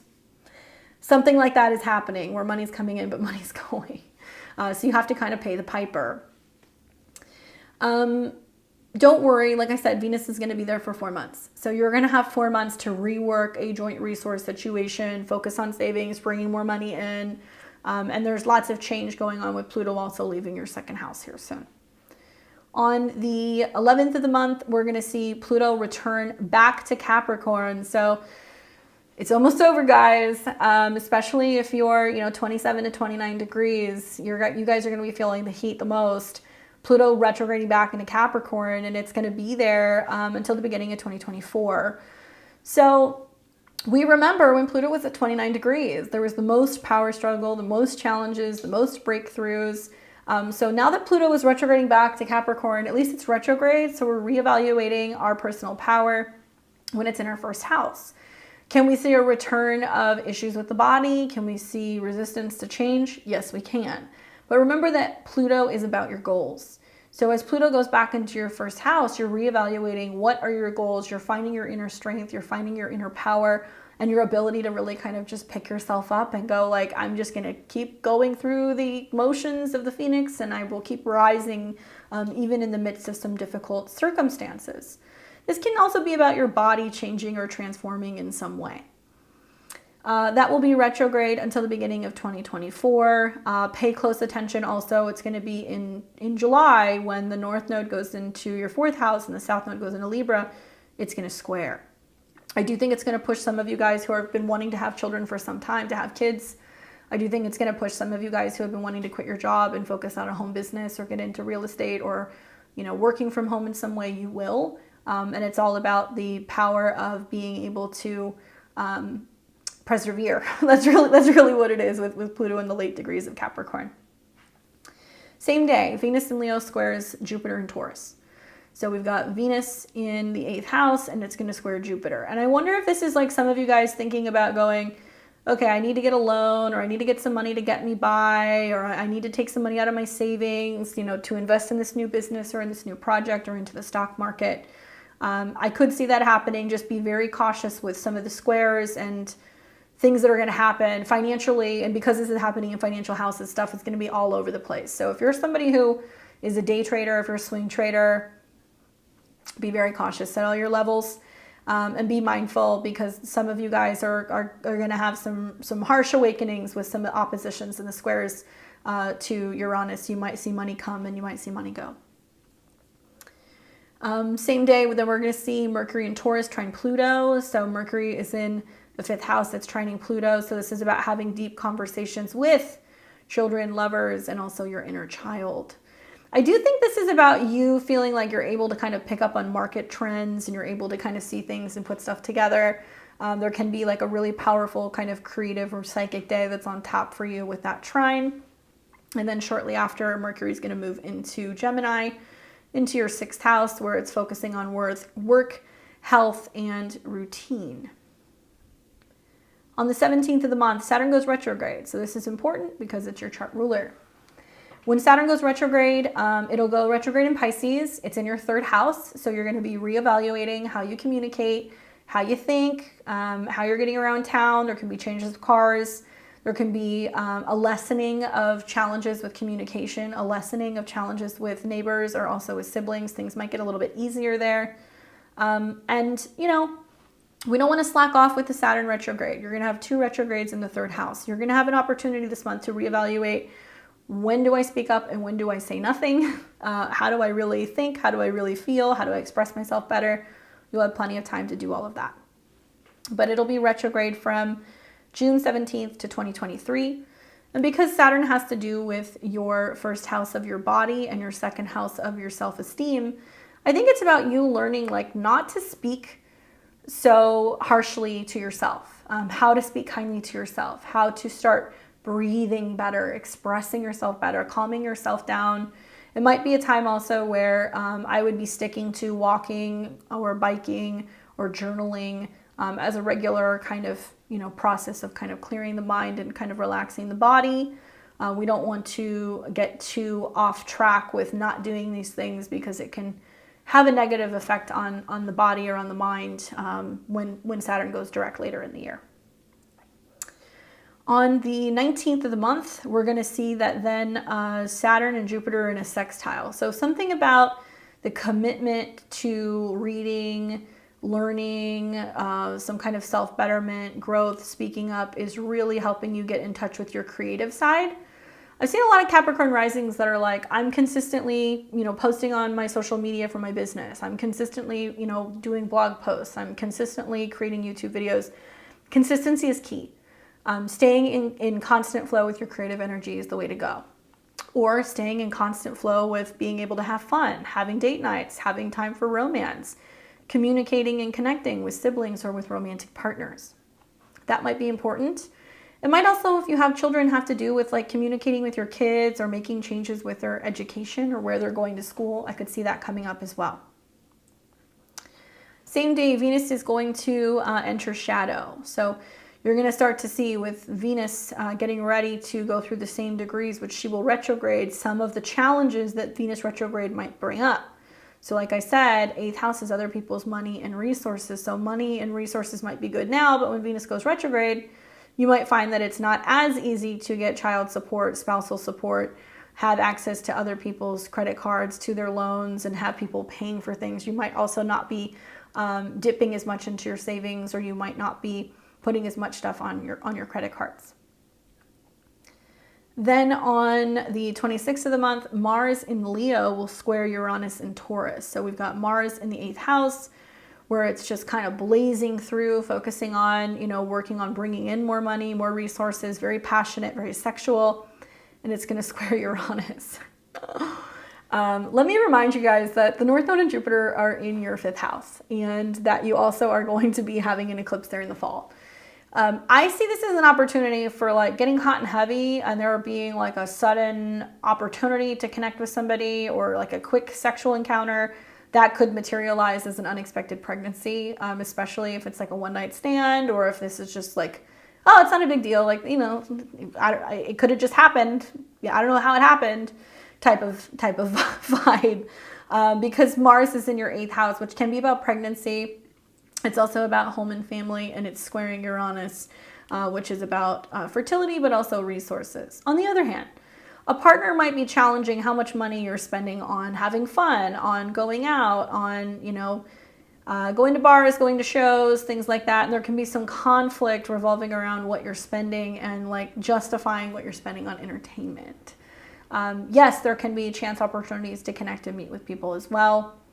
There can also be conflict with family over, you know, money that is owed, because Mars connection to the 4th.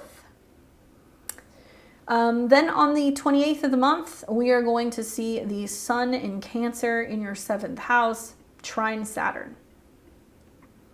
So as the Sun goes through the 7th house, it's all about relationships, others, your market space. It can be about what you have to offer in terms of services. It can be about clients. But it is in the sign of Cancer. So I think it can be about your emotional connections to other people and conversations that you have potentially with others. So it can be about heart-to-heart conversations you have with family members, particularly siblings or neighbors really kind of comes up for me. It can be like calling a truce if there's been some, you know, issues that you've been having with siblings. That can pop up here as well. And then on the 30th of the month, we're going to see a Sun-Mercury cazimi.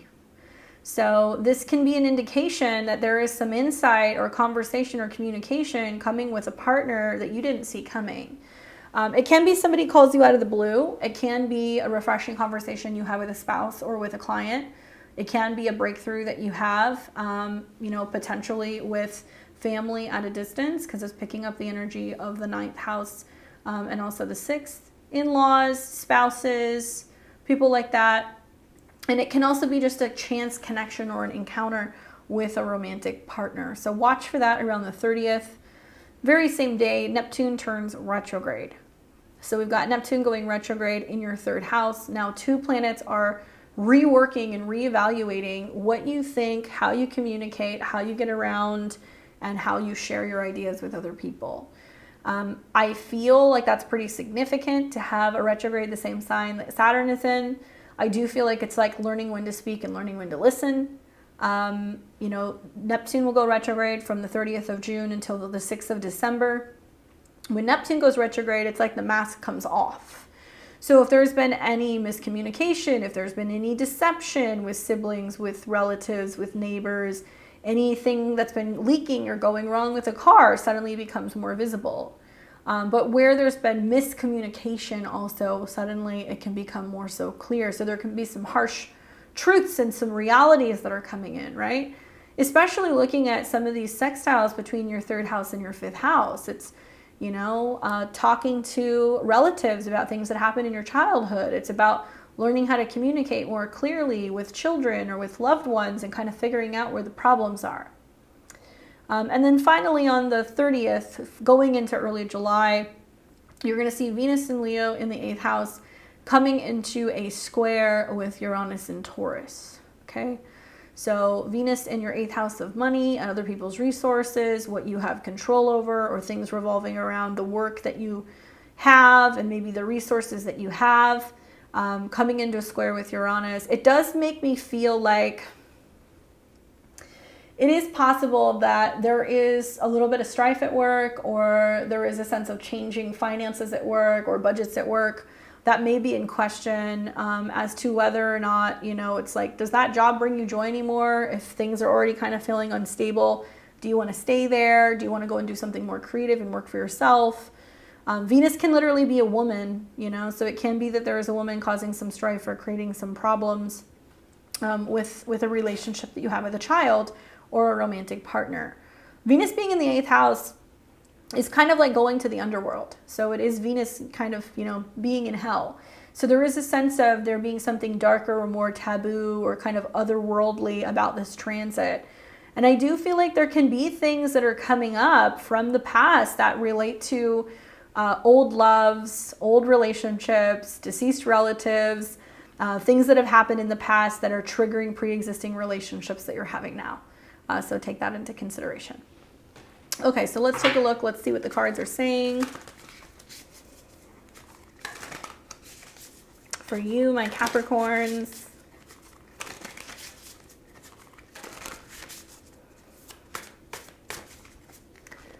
All right, and the card that I get is the Hierophant. Ooh. Spiritual wisdom, religious beliefs, traditions, what's conventional, conformity, education, knowledge, and your belief system. This is the card of Taurus. So it is talking a lot about what's going on here with your 5th house. What's going on with your children, what's going on with your love life, what's going on with your creativity, what's going on with your self-expression, right? The feeling that I'm getting here is that there is a sense of reevaluating where there needs to be tradition and where there needs to be a change. Because Saturn can also be traditional. And Saturn in your 3rd house is like whether or not you speak out against things that might go against tradition, or things that your romantic partners or your kids are doing that kind of goes against the grain. There can be a sense of also really reevaluating your belief systems and trying to kind of figure out whether or not you're being too rigid and too, committed to certain things that might be kind of outdated. It is about conforming. It can also be about education. So I think with like Saturn being in your 3rd house, questioning what you thought you knew, especially with the retrograde, learning how to communicate differently, or maybe learning something new, or learning a new talent, or learning a new skill, but definitely working with somebody who knows what they're doing. So you're going to be connecting with somebody who could be a teacher or a mentor of some kind throughout the next month. Okay? Good luck, my Capricorns. I will see you in July. Okay, so for Aquarius and Aquarius rising, welcome to June of 2023. I hope you're doing well. Just want to remind you that both your traditional ruler, Saturn, will be going retrograde this month.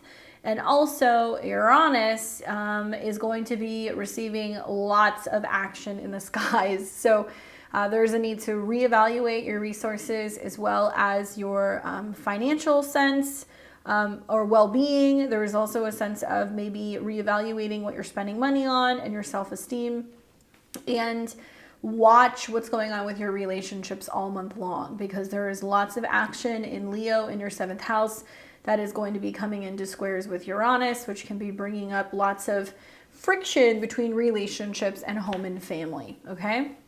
So more on that. I just wanted to just let you know right at the top that there's going to be lots of squares going on. So let's start with the positive. The positive is on the 1st of the month in June, you're going to have the North Node and Jupiter coming into conjunction with one another. So this is positive. The North Node is where we go for growth, and Jupiter is going to be about expansion and abundance. In your chart, Jupiter deals with the 11th house of friends, goals, and also socializing. It also has connections to your 2nd house, which deals with money and resources and security. So being that the North Node and Jupiter are going to come together in the 4th house is seeding something that is going to evolve over time. Likely, it's going to be having more parties, more gatherings, more get-togethers at home, having friends come to visit you, investing more in property, home, and family, and expanding in your home zone. So there can also be celebrations, there can be weddings, there can be births, and new people that are entering into the family. If you've been thinking about relocating, moving to a foreign land, this is possible as well, and it's possible some of you guys might do this with other people. Now, on the 4th of the month, we're going to see Mercury conjunct Uranus, and this is important because this is going to be about conversations that you're having with relatives and other people at home. Mercury can be your children. It can also be bringing up the topic of joint resources and, insurance. It is possible that there is some kind of shocking, unexpected conversation that you are having with a relative or with a child when it comes to the home base. And it can be about, you kind of getting set off. So there can be some conflict that you're having with a kid. There can be some disagreement over money or how something is being run at home. It is also possible that there is a little bit of a squabble that you're having in regards to just how you want things, because you are Uranus. So when planets come into conjunction, it can mean that You know, you're like kind of wigging out a little bit and being like, don't put this here, put that there, or make this change or make that change. And you kind of get frazzled with your communication. Equally, it can be a day where you're thinking outside of the box, you're being more open-minded when it comes to what your home could look like, where you could live, what things can be going on within your home, and you're willing to make changes and make some sacrifices if need be. Then we're also going to see with that conjunction, you're coming out of the shadow. So Mercury's been retrograde in your home zone. Some of you guys have changed houses. Some of you guys have moved in and out of places. Some of you guys were thinking about selling your home and then you decided not to. Or there was some kind of like somebody moving in or out. So whatever was being reorganized for you in your personal life or with your home or your family, that's going to calm down, but it's going to kind of go out with a bang. So I wonder if this has been about you holding back having a conversation with somebody in your family, holding back having a conversation with one of your kids because you're afraid that maybe you're going to upset the apple cart. If it's not your children, it could be about a romantic partner or a roommate or a relative. On the 5th of the month, Venus enters Leo, which in a perfect world, right, just that transit is a beautiful transit. And I guess the good news is that it still can be. Venus is going to go retrograde next month. So it's going to spend 4 months being in your 7th house of relationships. So Venus will be blessing you with 4 months of focus on other people. If you're single, you might meet somebody. If you're in a committed relationship, you're going to be spending more time and more so dedicated and kind of focusing on that relationship that you have with a partner. The downside is that Venus is going to go through an obstacle course of stuff. And Venus is first being met with an opposition to Pluto. Here's the way that I see it. You're going to ruffle some feathers this month, okay? That's just the way that it's going to go. I can't promise you who it's going to be with, though. I don't know if it's going to be with your family. I don't know if it's going to be with your boss. I don't know if it's going to be with your romantic partners. But it's going to come one way or another. And a lot of the reason is because of these darn fixed squares. But Venus traditionally has connections to family, and it has connections to people who are at a distance or afar. It can be relatives that live in other places, or it can also be about in-laws. And Venus is going to oppose Pluto in your sign. Please make a note of all of the oppositions and the squares. So the 5th is definitely something you want to watch out for, because this can be very fatal attraction energy, where you're like, I'm good, I'm single, I'm doing my own thing, leave me alone. And then somebody shows up and it's like magnetic and obsessive and fixated, and this person won't leave you alone. It can also materialize as having a little bit of a conflict and feeling challenged by an existing partnership, by one of your children, or by one of your relatives. And there can be some conflict revolving around power struggles because it's opposing Pluto in your sign. The other way that I look at this is that it can bring somebody in who you're very drawn to. It's very magnetic. There is this really strong connection, but you're like, ooh, it's a challenge because, you know, you live here and I live there type of vibe. There's something about the home dynamic or pre-existing relationships that get in the way. So just take that into consideration. But like I said, Venus will spend 4 months in this sign. The Pluto opposition will move very quickly. And you want to watch for some of the other squares that are going to be experienced throughout the month. On the 11th, we're going to see Pluto retrograde back into Capricorn. So it'll leave Aquarius. It's going to go back into your whole sign 12th house. It does give you a bit of a break from the pressure of what's been kind of setting up in your life. So Pluto going into your first house has probably has brought this sense of feeling intense pressure and the need to change or transform or let go of something. It could be an old identity, could be old patterns, it can be changes within your body, the list goes on. So now that Pluto's going back into your 12th house, you're getting to reflect on what has happened thus far and where you need to kind of rest and recuperate. It could be literally. So some of you guys have undergone health problems, you've had surgeries, you've been feeling the intense pressure, and now you're just like, I need to rest and recuperate. I need some space. I need a vacation. Pluto does deal with your career. So for Pluto to go back into the 12th house, it's like some of you guys aren't ready to retire. Some of you guys aren't ready to quit your jobs yet. Some of you guys are still feeling like you need to be working behind the scenes and strategizing before you're really ready to come out with some of these new things that are going to be coming in 2024 when Pluto goes back into your sign. The 12th house is subconscious. So it can be about getting back into therapy, returning and traveling and visiting, you know, a place that you have visited before. It can be about going back to an old job and working behind the scenes or doing something part-time. It really depends, but it's a much easier place to have it in the 12th house than to have it on your ascendant. Pluto will stay there until early 2024, and then it's going to come back into Aquarius. Now, the same day, Venus in Leo in your 7th house, bringing all the love and the attention with your relationships, is squaring Jupiter. So there is some sense of, you know, a partnership or a new potential love interest or a female coming in and putting the pressure on making changes or growth when it comes to your home or your family. So it can be somebody saying, let's be together, move in with me, you know, or I'll move in with you, or let's make this thing work. Anything's possible. Let's relocate together. Trying to get you to open up your home zone in some way. Talking to you about goals and what is possible when it comes to your home and your family. And then we're going to see Mercury and Taurus come into a trine with Pluto. So Mercury is hanging out in the home and family zone, trining Pluto that's now in Capricorn in your 12th house. So there can be intense conversations, family secrets, releasing and letting go of old family karma and baggage. And also like letting some people know, like, I can't do this anymore. I'm letting this go. I'm done with this thing. So it's actually very cathartic, even if it doesn't have to materialize as like a big conversation. There is a sense of letting something go, maybe that you've been carrying with you for some time, that's been bringing you some sense of stress or anxiety. Then Mercury is going to move into Gemini, where it's going to go into your 5th house, where there's more communication and talk about love, romance, children, having fun. Such an easier energy because it's going to trine your ascendant, and it's going to have you wanting to kind of like lighten things up a little bit. And I think you're going to like all the energy with Gemini and also Leo. It's going to definitely feel a lot less heavy as some of these transits through like Cancer and Taurus and Pisces have been. And it's going to give you the opportunity with Sun and Mercury in the 5th to have fun, take chances, learn, be creative, date, and express yourself a little bit better. On the 17th of the month, we're going to see Saturn retrograde in Pisces at 7 degrees. So Saturn will retrograde through your 2nd house of money, resources, spending power, and also self-esteem. So Saturn will retrograde from the 17th until about the 4th of November, going from 7 to 0 degrees of Pisces.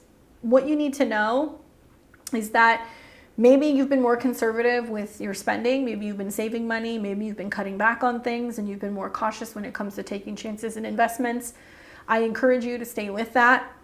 Even if financial pressures ease up and money gets a little bit easier, or it's feeling like it's a little bit more free flowing, you still want to be conservative and very mindful, and to continue to be frugal. Saturn in the 2nd house, when it's retrograde, we still want to stay on top of some of our finances. And this is going to be really important, especially when you get into the Mercury retrograde at the end of summer. You'll have a retrograde that's going to be in your 8th house in opposition to Saturn, and you'll be glad that you stayed on task with your financial goals and your budget. This means that also, like I said, financial things can kind of ease up. So if you've been feeling like money hasn't been as free flowing, it might get a little bit easier with that retrograde happening.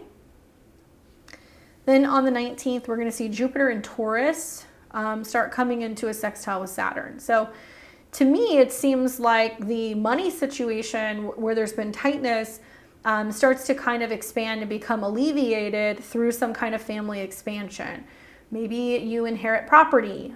Maybe you end up selling a home and there's equity in it. Maybe, you know, family kind of gifts you something, or some kind of family business expands. In some way, shape, or form, it is supporting what's going on with home. You know, maybe you're saying, hey, I'm taking care of more family now, or I've got a higher mortgage, or you know, now I've got my parents living with me. So it's like there is a sense of, even though there is more abundance and growth coming through the family, there still is a sense of responsibility in the 2nd house. And so I would say these two can support each other.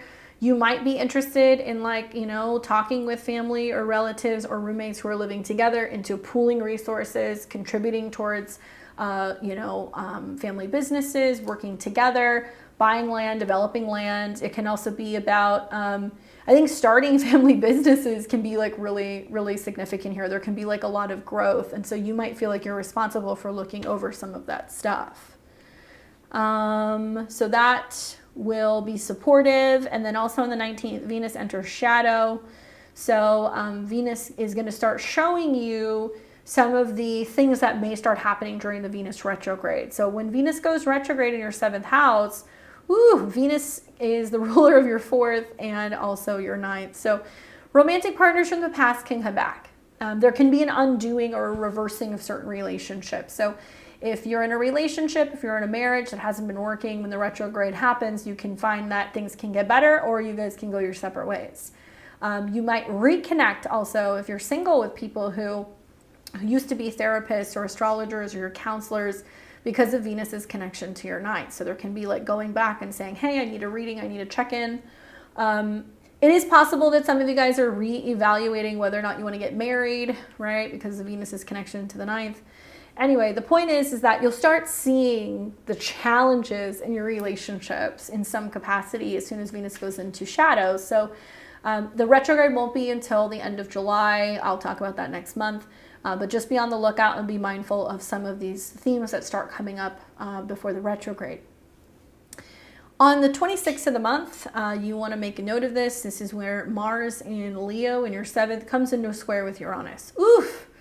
You got somebody in your life causing some strife. So this can be a romantic partner, boyfriend, girlfriend. It can be husband, wife. But equally, it can also be one of your children. It can be a son. Because we're going to see that Mars, which can be masculine, is squaring Uranus. That's you. Mars can also be your relationships with, partners. It can be your relationship with business partners, and it can also be siblings. So with Mars square Uranus, you can be kind of having an argument or having a conflict with a sibling, with a male sibling. And you're like, nope, because somebody is like challenging you or creating some conflict, or they're kind of like standing up to you in some way. And you're not going to like that because you're going to kind of do what Uranus does. It's going to be like, oh, hell no. So that can be very loud. That can be very challenging. There can be lots of disruptions in committed relationships and what's going on within the home or the domestic zone, through some of the push with partners that might be trying to get you to change or transform how you are emotionally or within your home.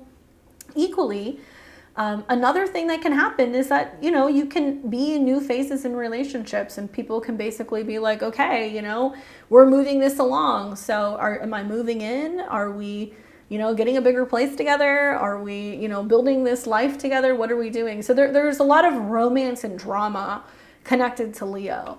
I've had this transit and I've also had the retrograde here. And I'll tell you that it might be different because it was in a different sign, but it was in a fire sign. And I have had Mars square my natal Uranus in the 4th house, and it did materialize as a relationship developing very quickly, and then being like, okay, I guess I'm going to be moving, here goes nothing. And it all happened very quick. So it doesn't have to be scary. It definitely is uncomfortable because it does seem to me like the signs don't want to budge, and you like your home and you like the things the way that it is, and you don't really want somebody coming in and undoing all of that. And so there can be a sense of like learning how to adjust and trying to integrate, bringing in somebody into your life without giving away your freedom, right? Just food for thought.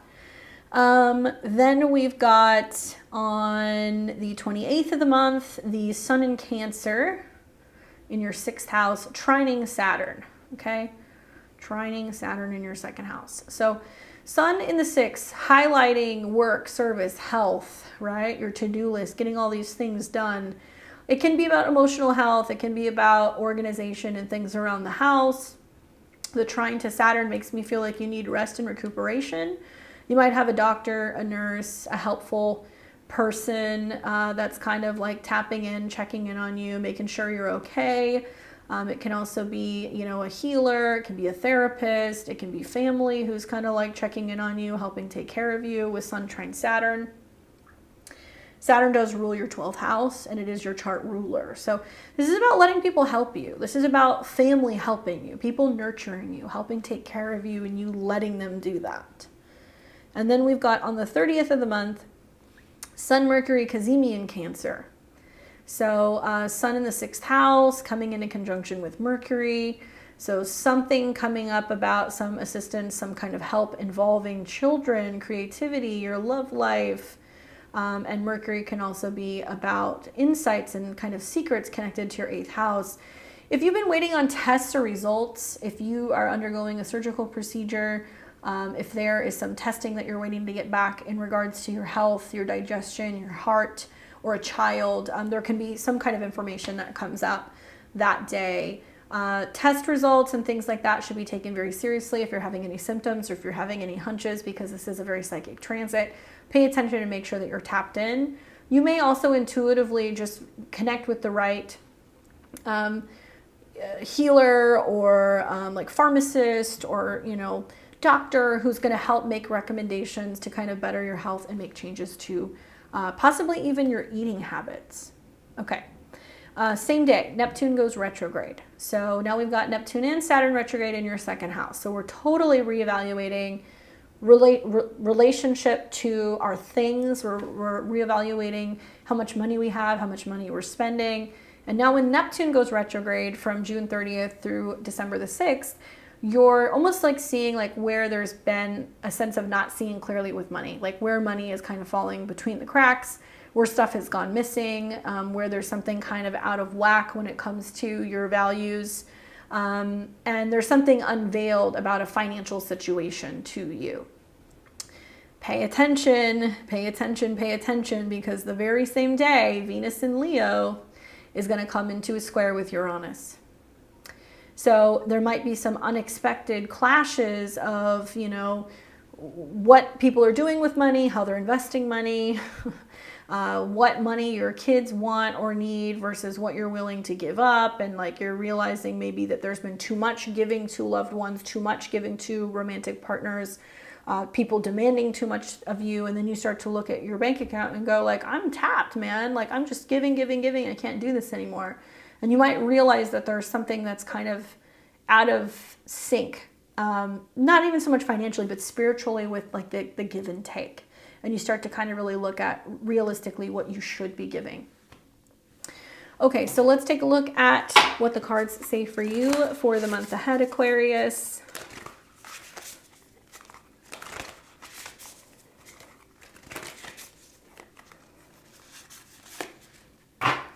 The card that I get for you is the Knight of Pentacles, which can be very much about a financial message. It's a good card though. Practical, reliable, slow and steady, hardworking, committed, grounded, patient, pragmatic, conservative. That's the key word, conservative, your favorite word. And thinking things through when it comes to financial decisions. There can be earth signs that pop in this month, okay? So Tauruses, Virgos, Capricorns, people who come in that help you. Financial advisors. It can also be people who are giving you insight in regards to your investments and also portfolios and your business and all that stuff.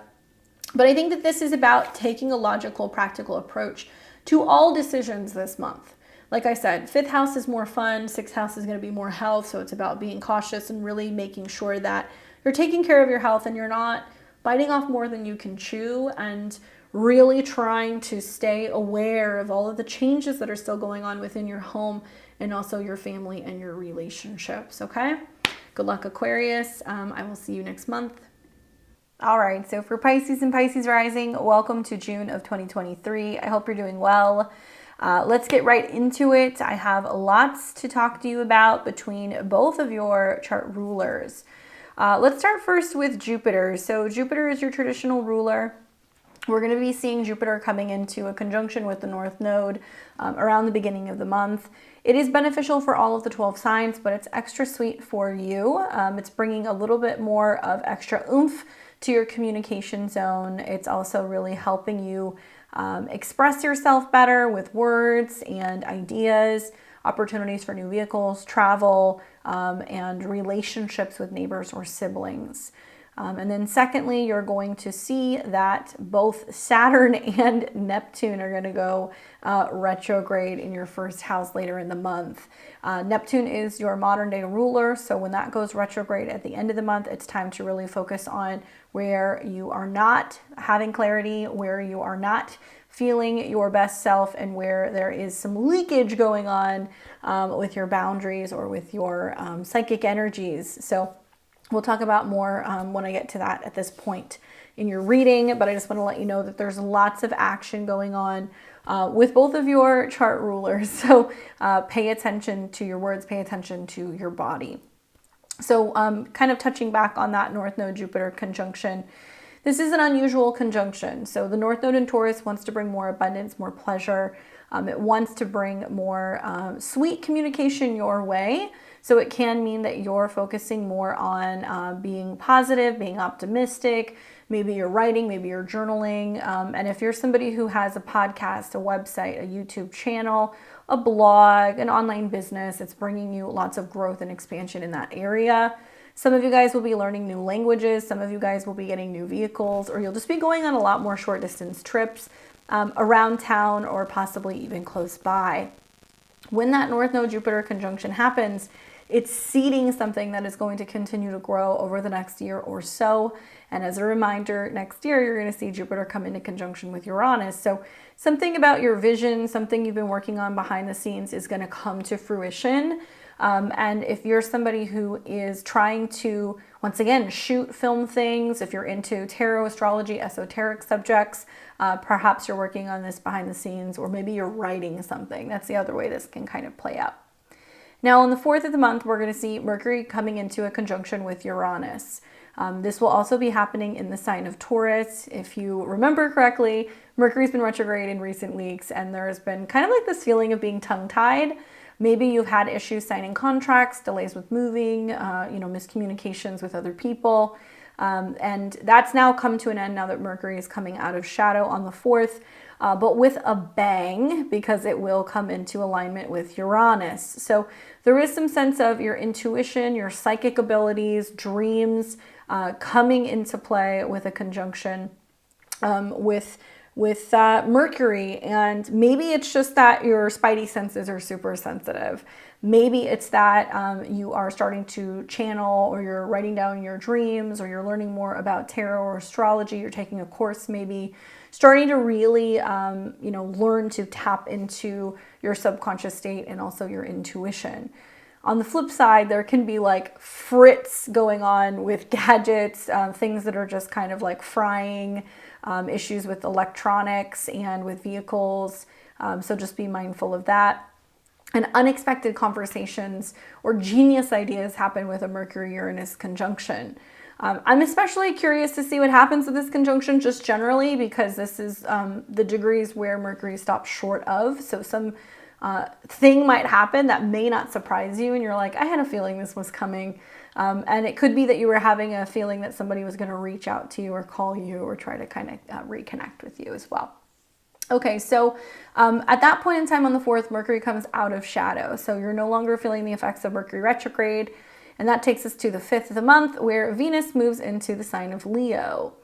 So there's pros and cons to this. The pro is that Venus is going to be spending 4 months in this part of your chart.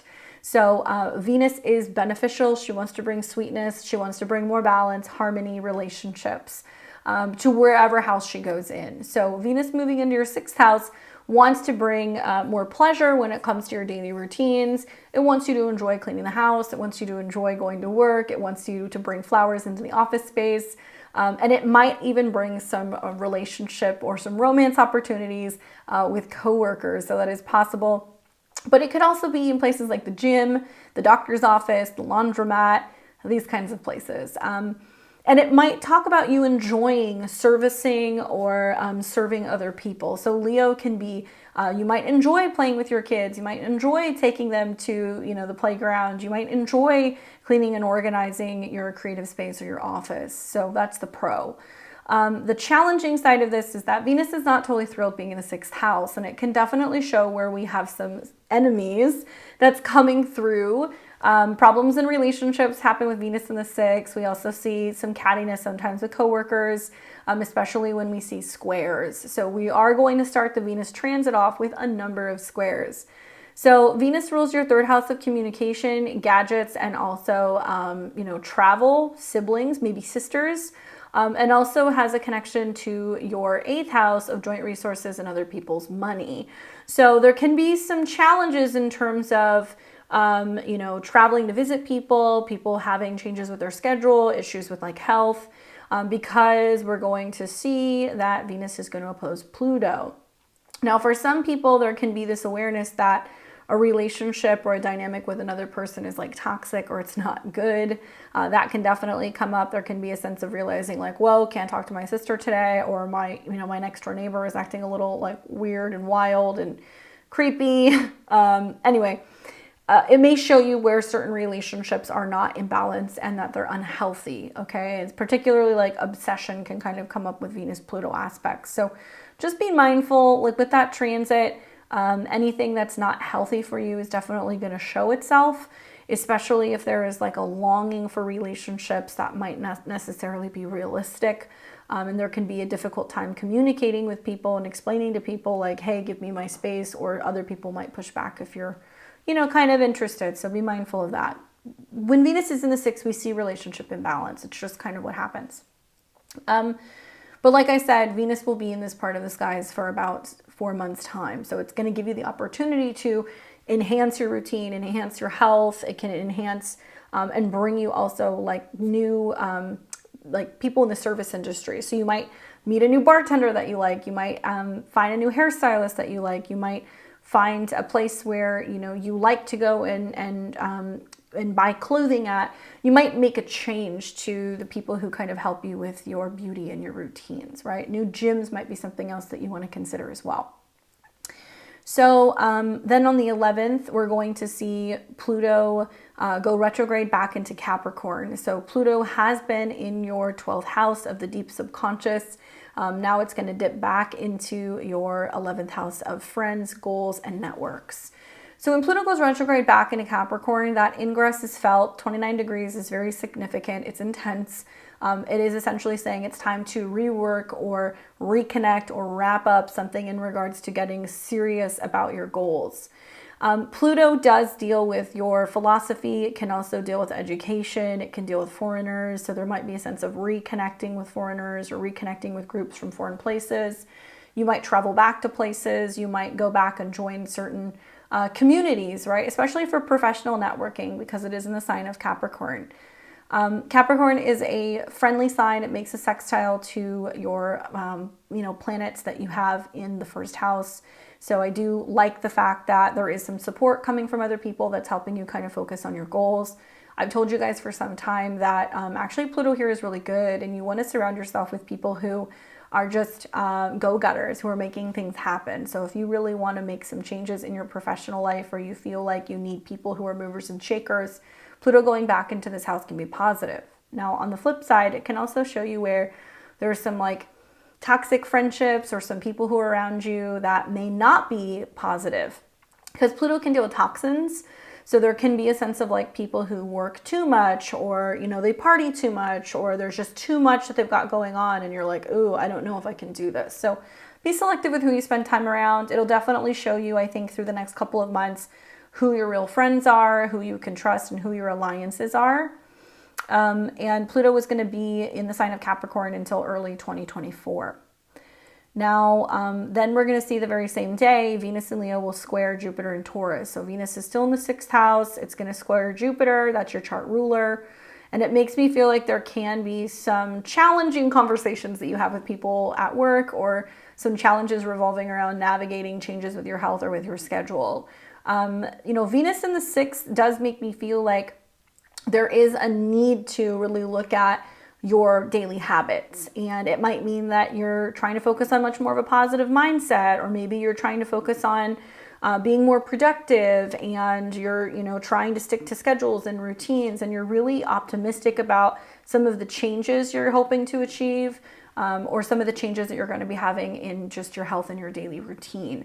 Jupiter-Venus squares aren't necessarily bad. There can be a sense of being kind of at odds with someone. So there can be some like, you know, religious or philosophical differences. So if you find yourself kind of engaging with that, you know, type of dynamic at work or online or with friends, just be mindful that not everybody's going to see eye to eye. And there can also be a sense of seeing imbalances in relationship with coworkers, or relationship with siblings, okay?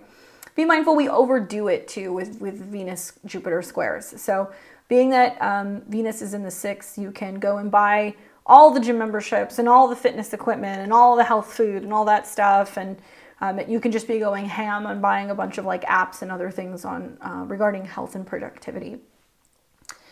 Same day, we're going to see that Mercury in Taurus is going to trine Pluto. So we've got Mercury in your 3rd house of communication, ideas, and travel, trining Pluto. And it looks to me like it can be really insightful conversations and getting very connected with people online, really passionate conversations you're having with other people about your belief and your philosophy. Mercury rules relationships, and it also rules family. So to me, it seems like there's a back and forth that you're having with a friend about a family dynamic, or possibly with a sibling about some political views, which can be intense, but still, Pluto and Mercury in a trine represents letting some kind of information out. And, you know, it might be that you have a lot to say on social media in terms of what's going on in the world, and you're kind of putting your 2 cents in on the drama. Same day, Mercury is going to enter into Gemini. So then there's going to be more communication and kind of moving around and focusing on home and family. Mercury rules relationships and home. So Mercury in its home sign is going to be really great for organizing and labeling things and, you know, moving furniture around, or looking for a new home, or looking for a new apartment, spending time with family. You know, the sun's going to be in this part of your chart as well. So there can be a lot more togetherness that you're noticing with relatives just in general with these conjunctions, and also stuff in the 3rd. So moving, finding a new home, visiting family, having family come to visit you, traveling, that kind of seems like it's in the skies. And Mercury is, you know, going to still be an aspect of Pluto. So just know that still that intense communication is still kind of in the air. Now, on the 17th of the month, we're going to see Saturn retrograde in Pisces. And this is a big deal because it's in your sign. So if you happen to be a Pisces sun, moon, or rising from about 0 to 8 degrees, you are going to be within the degree range of where Saturn will retrograde through. Saturn requires a lot of commitment, maturity. So if Saturn's been in your 1st house, there's been a sense of like really growing up, leveling up, showing up, trying to get clear about your goals, holding yourself accountable, and being better about boundaries, especially things that you cannot see. So energetic boundaries, psychic boundaries, really clearing your auric field is very important. This can also bring issues pertaining to happiness, issues pertaining to just the aches and pains of growing older and your perspective, and it can make you feel a little grouchy. So as Saturn's going retrograde, it's going to give you the opportunity to kind of feel things lighten up a little bit. But what I always tell my clients is with Saturn retrograde, we don't want to ease up too much. We don't want to get too comfortable. Don't undo and let your guard down. Don't be willing to have less boundaries with other people, you know, be super focused and dedicated to your goals, because that's what Saturn is all about. Now, that retrograde will go on from June 17th through November 4th. And what you're going to notice during this retrograde is that it's going to be in aspect, positive aspect, a sextile to Jupiter in your 3rd house. So we've got the commitment, the strength, the focus of Saturn in the 1st house, sextiling Jupiter, your chart ruler, in the 3rd. So this is a lot of sticking to your guns, meaning what you say, saying what you mean, learning when to listen, learning when to speak. And when Jupiter and Saturn are in harmony, through patience, perseverance, and commitment, we can see some kind of significant growth. So I like the fact that you're becoming more mature, you're becoming more, not assertive, but more clear about who you are and what you want, and you're learning how to kind of like state your mind in a way where maybe perhaps you're going to be making money through writing, making money through becoming a commentator, through media, through publishing, through teaching, through traveling. And so you're being seen as like the professional now that Saturn is in your sign. On the 19th, when we see the sextile, we're also going to see that Venus is coming into shadow. So a couple things here. 6th house deals with health, body, and routine, more in a sense of like health issues. The physical body in itself and like your relationship to your appearance is the 1st house. So I'm looking at, you know, Venus coming into shadow in the 6th house, which can indicate that there's some changes with your habits, your routine, but also your health or your job. And also Saturn retrograde in your 1st house. And then at the end of the month, Neptune will go retrograde. Pisces rising, you guys got to really pay attention to your habits, okay? For some of you guys, Saturn in your 1st house is like time to grow up, time to get sober. The retrograde in your 6th house is committing and dedicating yourself to something or work or routine and realizing that you have to really put an effort into it, and that you also have to really make sure that you're taking care of your health. So health things can start to kind of come up throughout the next month or so. But pay attention, because the Venus shadow showing up around the 19th can start to show you the issues that you may start having with coworkers, with relationships, pets having health issues, particularly if you have cats, because it's going to be in the sign of Leo. It is possible that if you have felines that there can be issues. Also, Leo is a sign of children. So if you have children, kids can be more prone to having, flus and tummy aches and all kinds of health issues or fevers. I would pay attention for that as well. Then on the 26th of the month, we're going to see Mars in Leo in your 6th house, where it's really focusing on action, motivation, servicing, getting things done, is in a square with Uranus.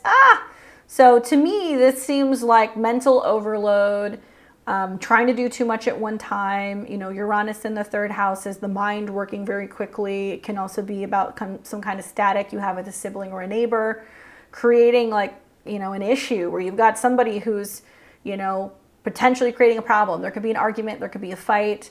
You're more accident prone with Mars in the 6th house as well. So please be careful while you're driving. Please be careful, because there can definitely be some accidents. And all roads lead back to the retrograde in your 6th and also your 1st. These accidents may come from, looking down, looking at your phone and not paying attention, because Mercury is still kind of involved here. There can also be, conflicts and issues, once again, with people at work. So that could be another way that could play out. That's really combative energy to have Uranus in your 3rd and Mars in the 6th. So watch your words. On the 28th of the month, the Sun in Cancer will trine Saturn in your sign. So we're going to have the Sun, which will have moved to your 5th house of children, creativity, romance, dating, desire. It's going to trine Saturn. First things first is you got to love yourself before you can love other people. And I think the Sun in the 5th house is saying that you can love, you can enjoy, you can express yourself, but it also has to be in a way that's being honest and being true to you.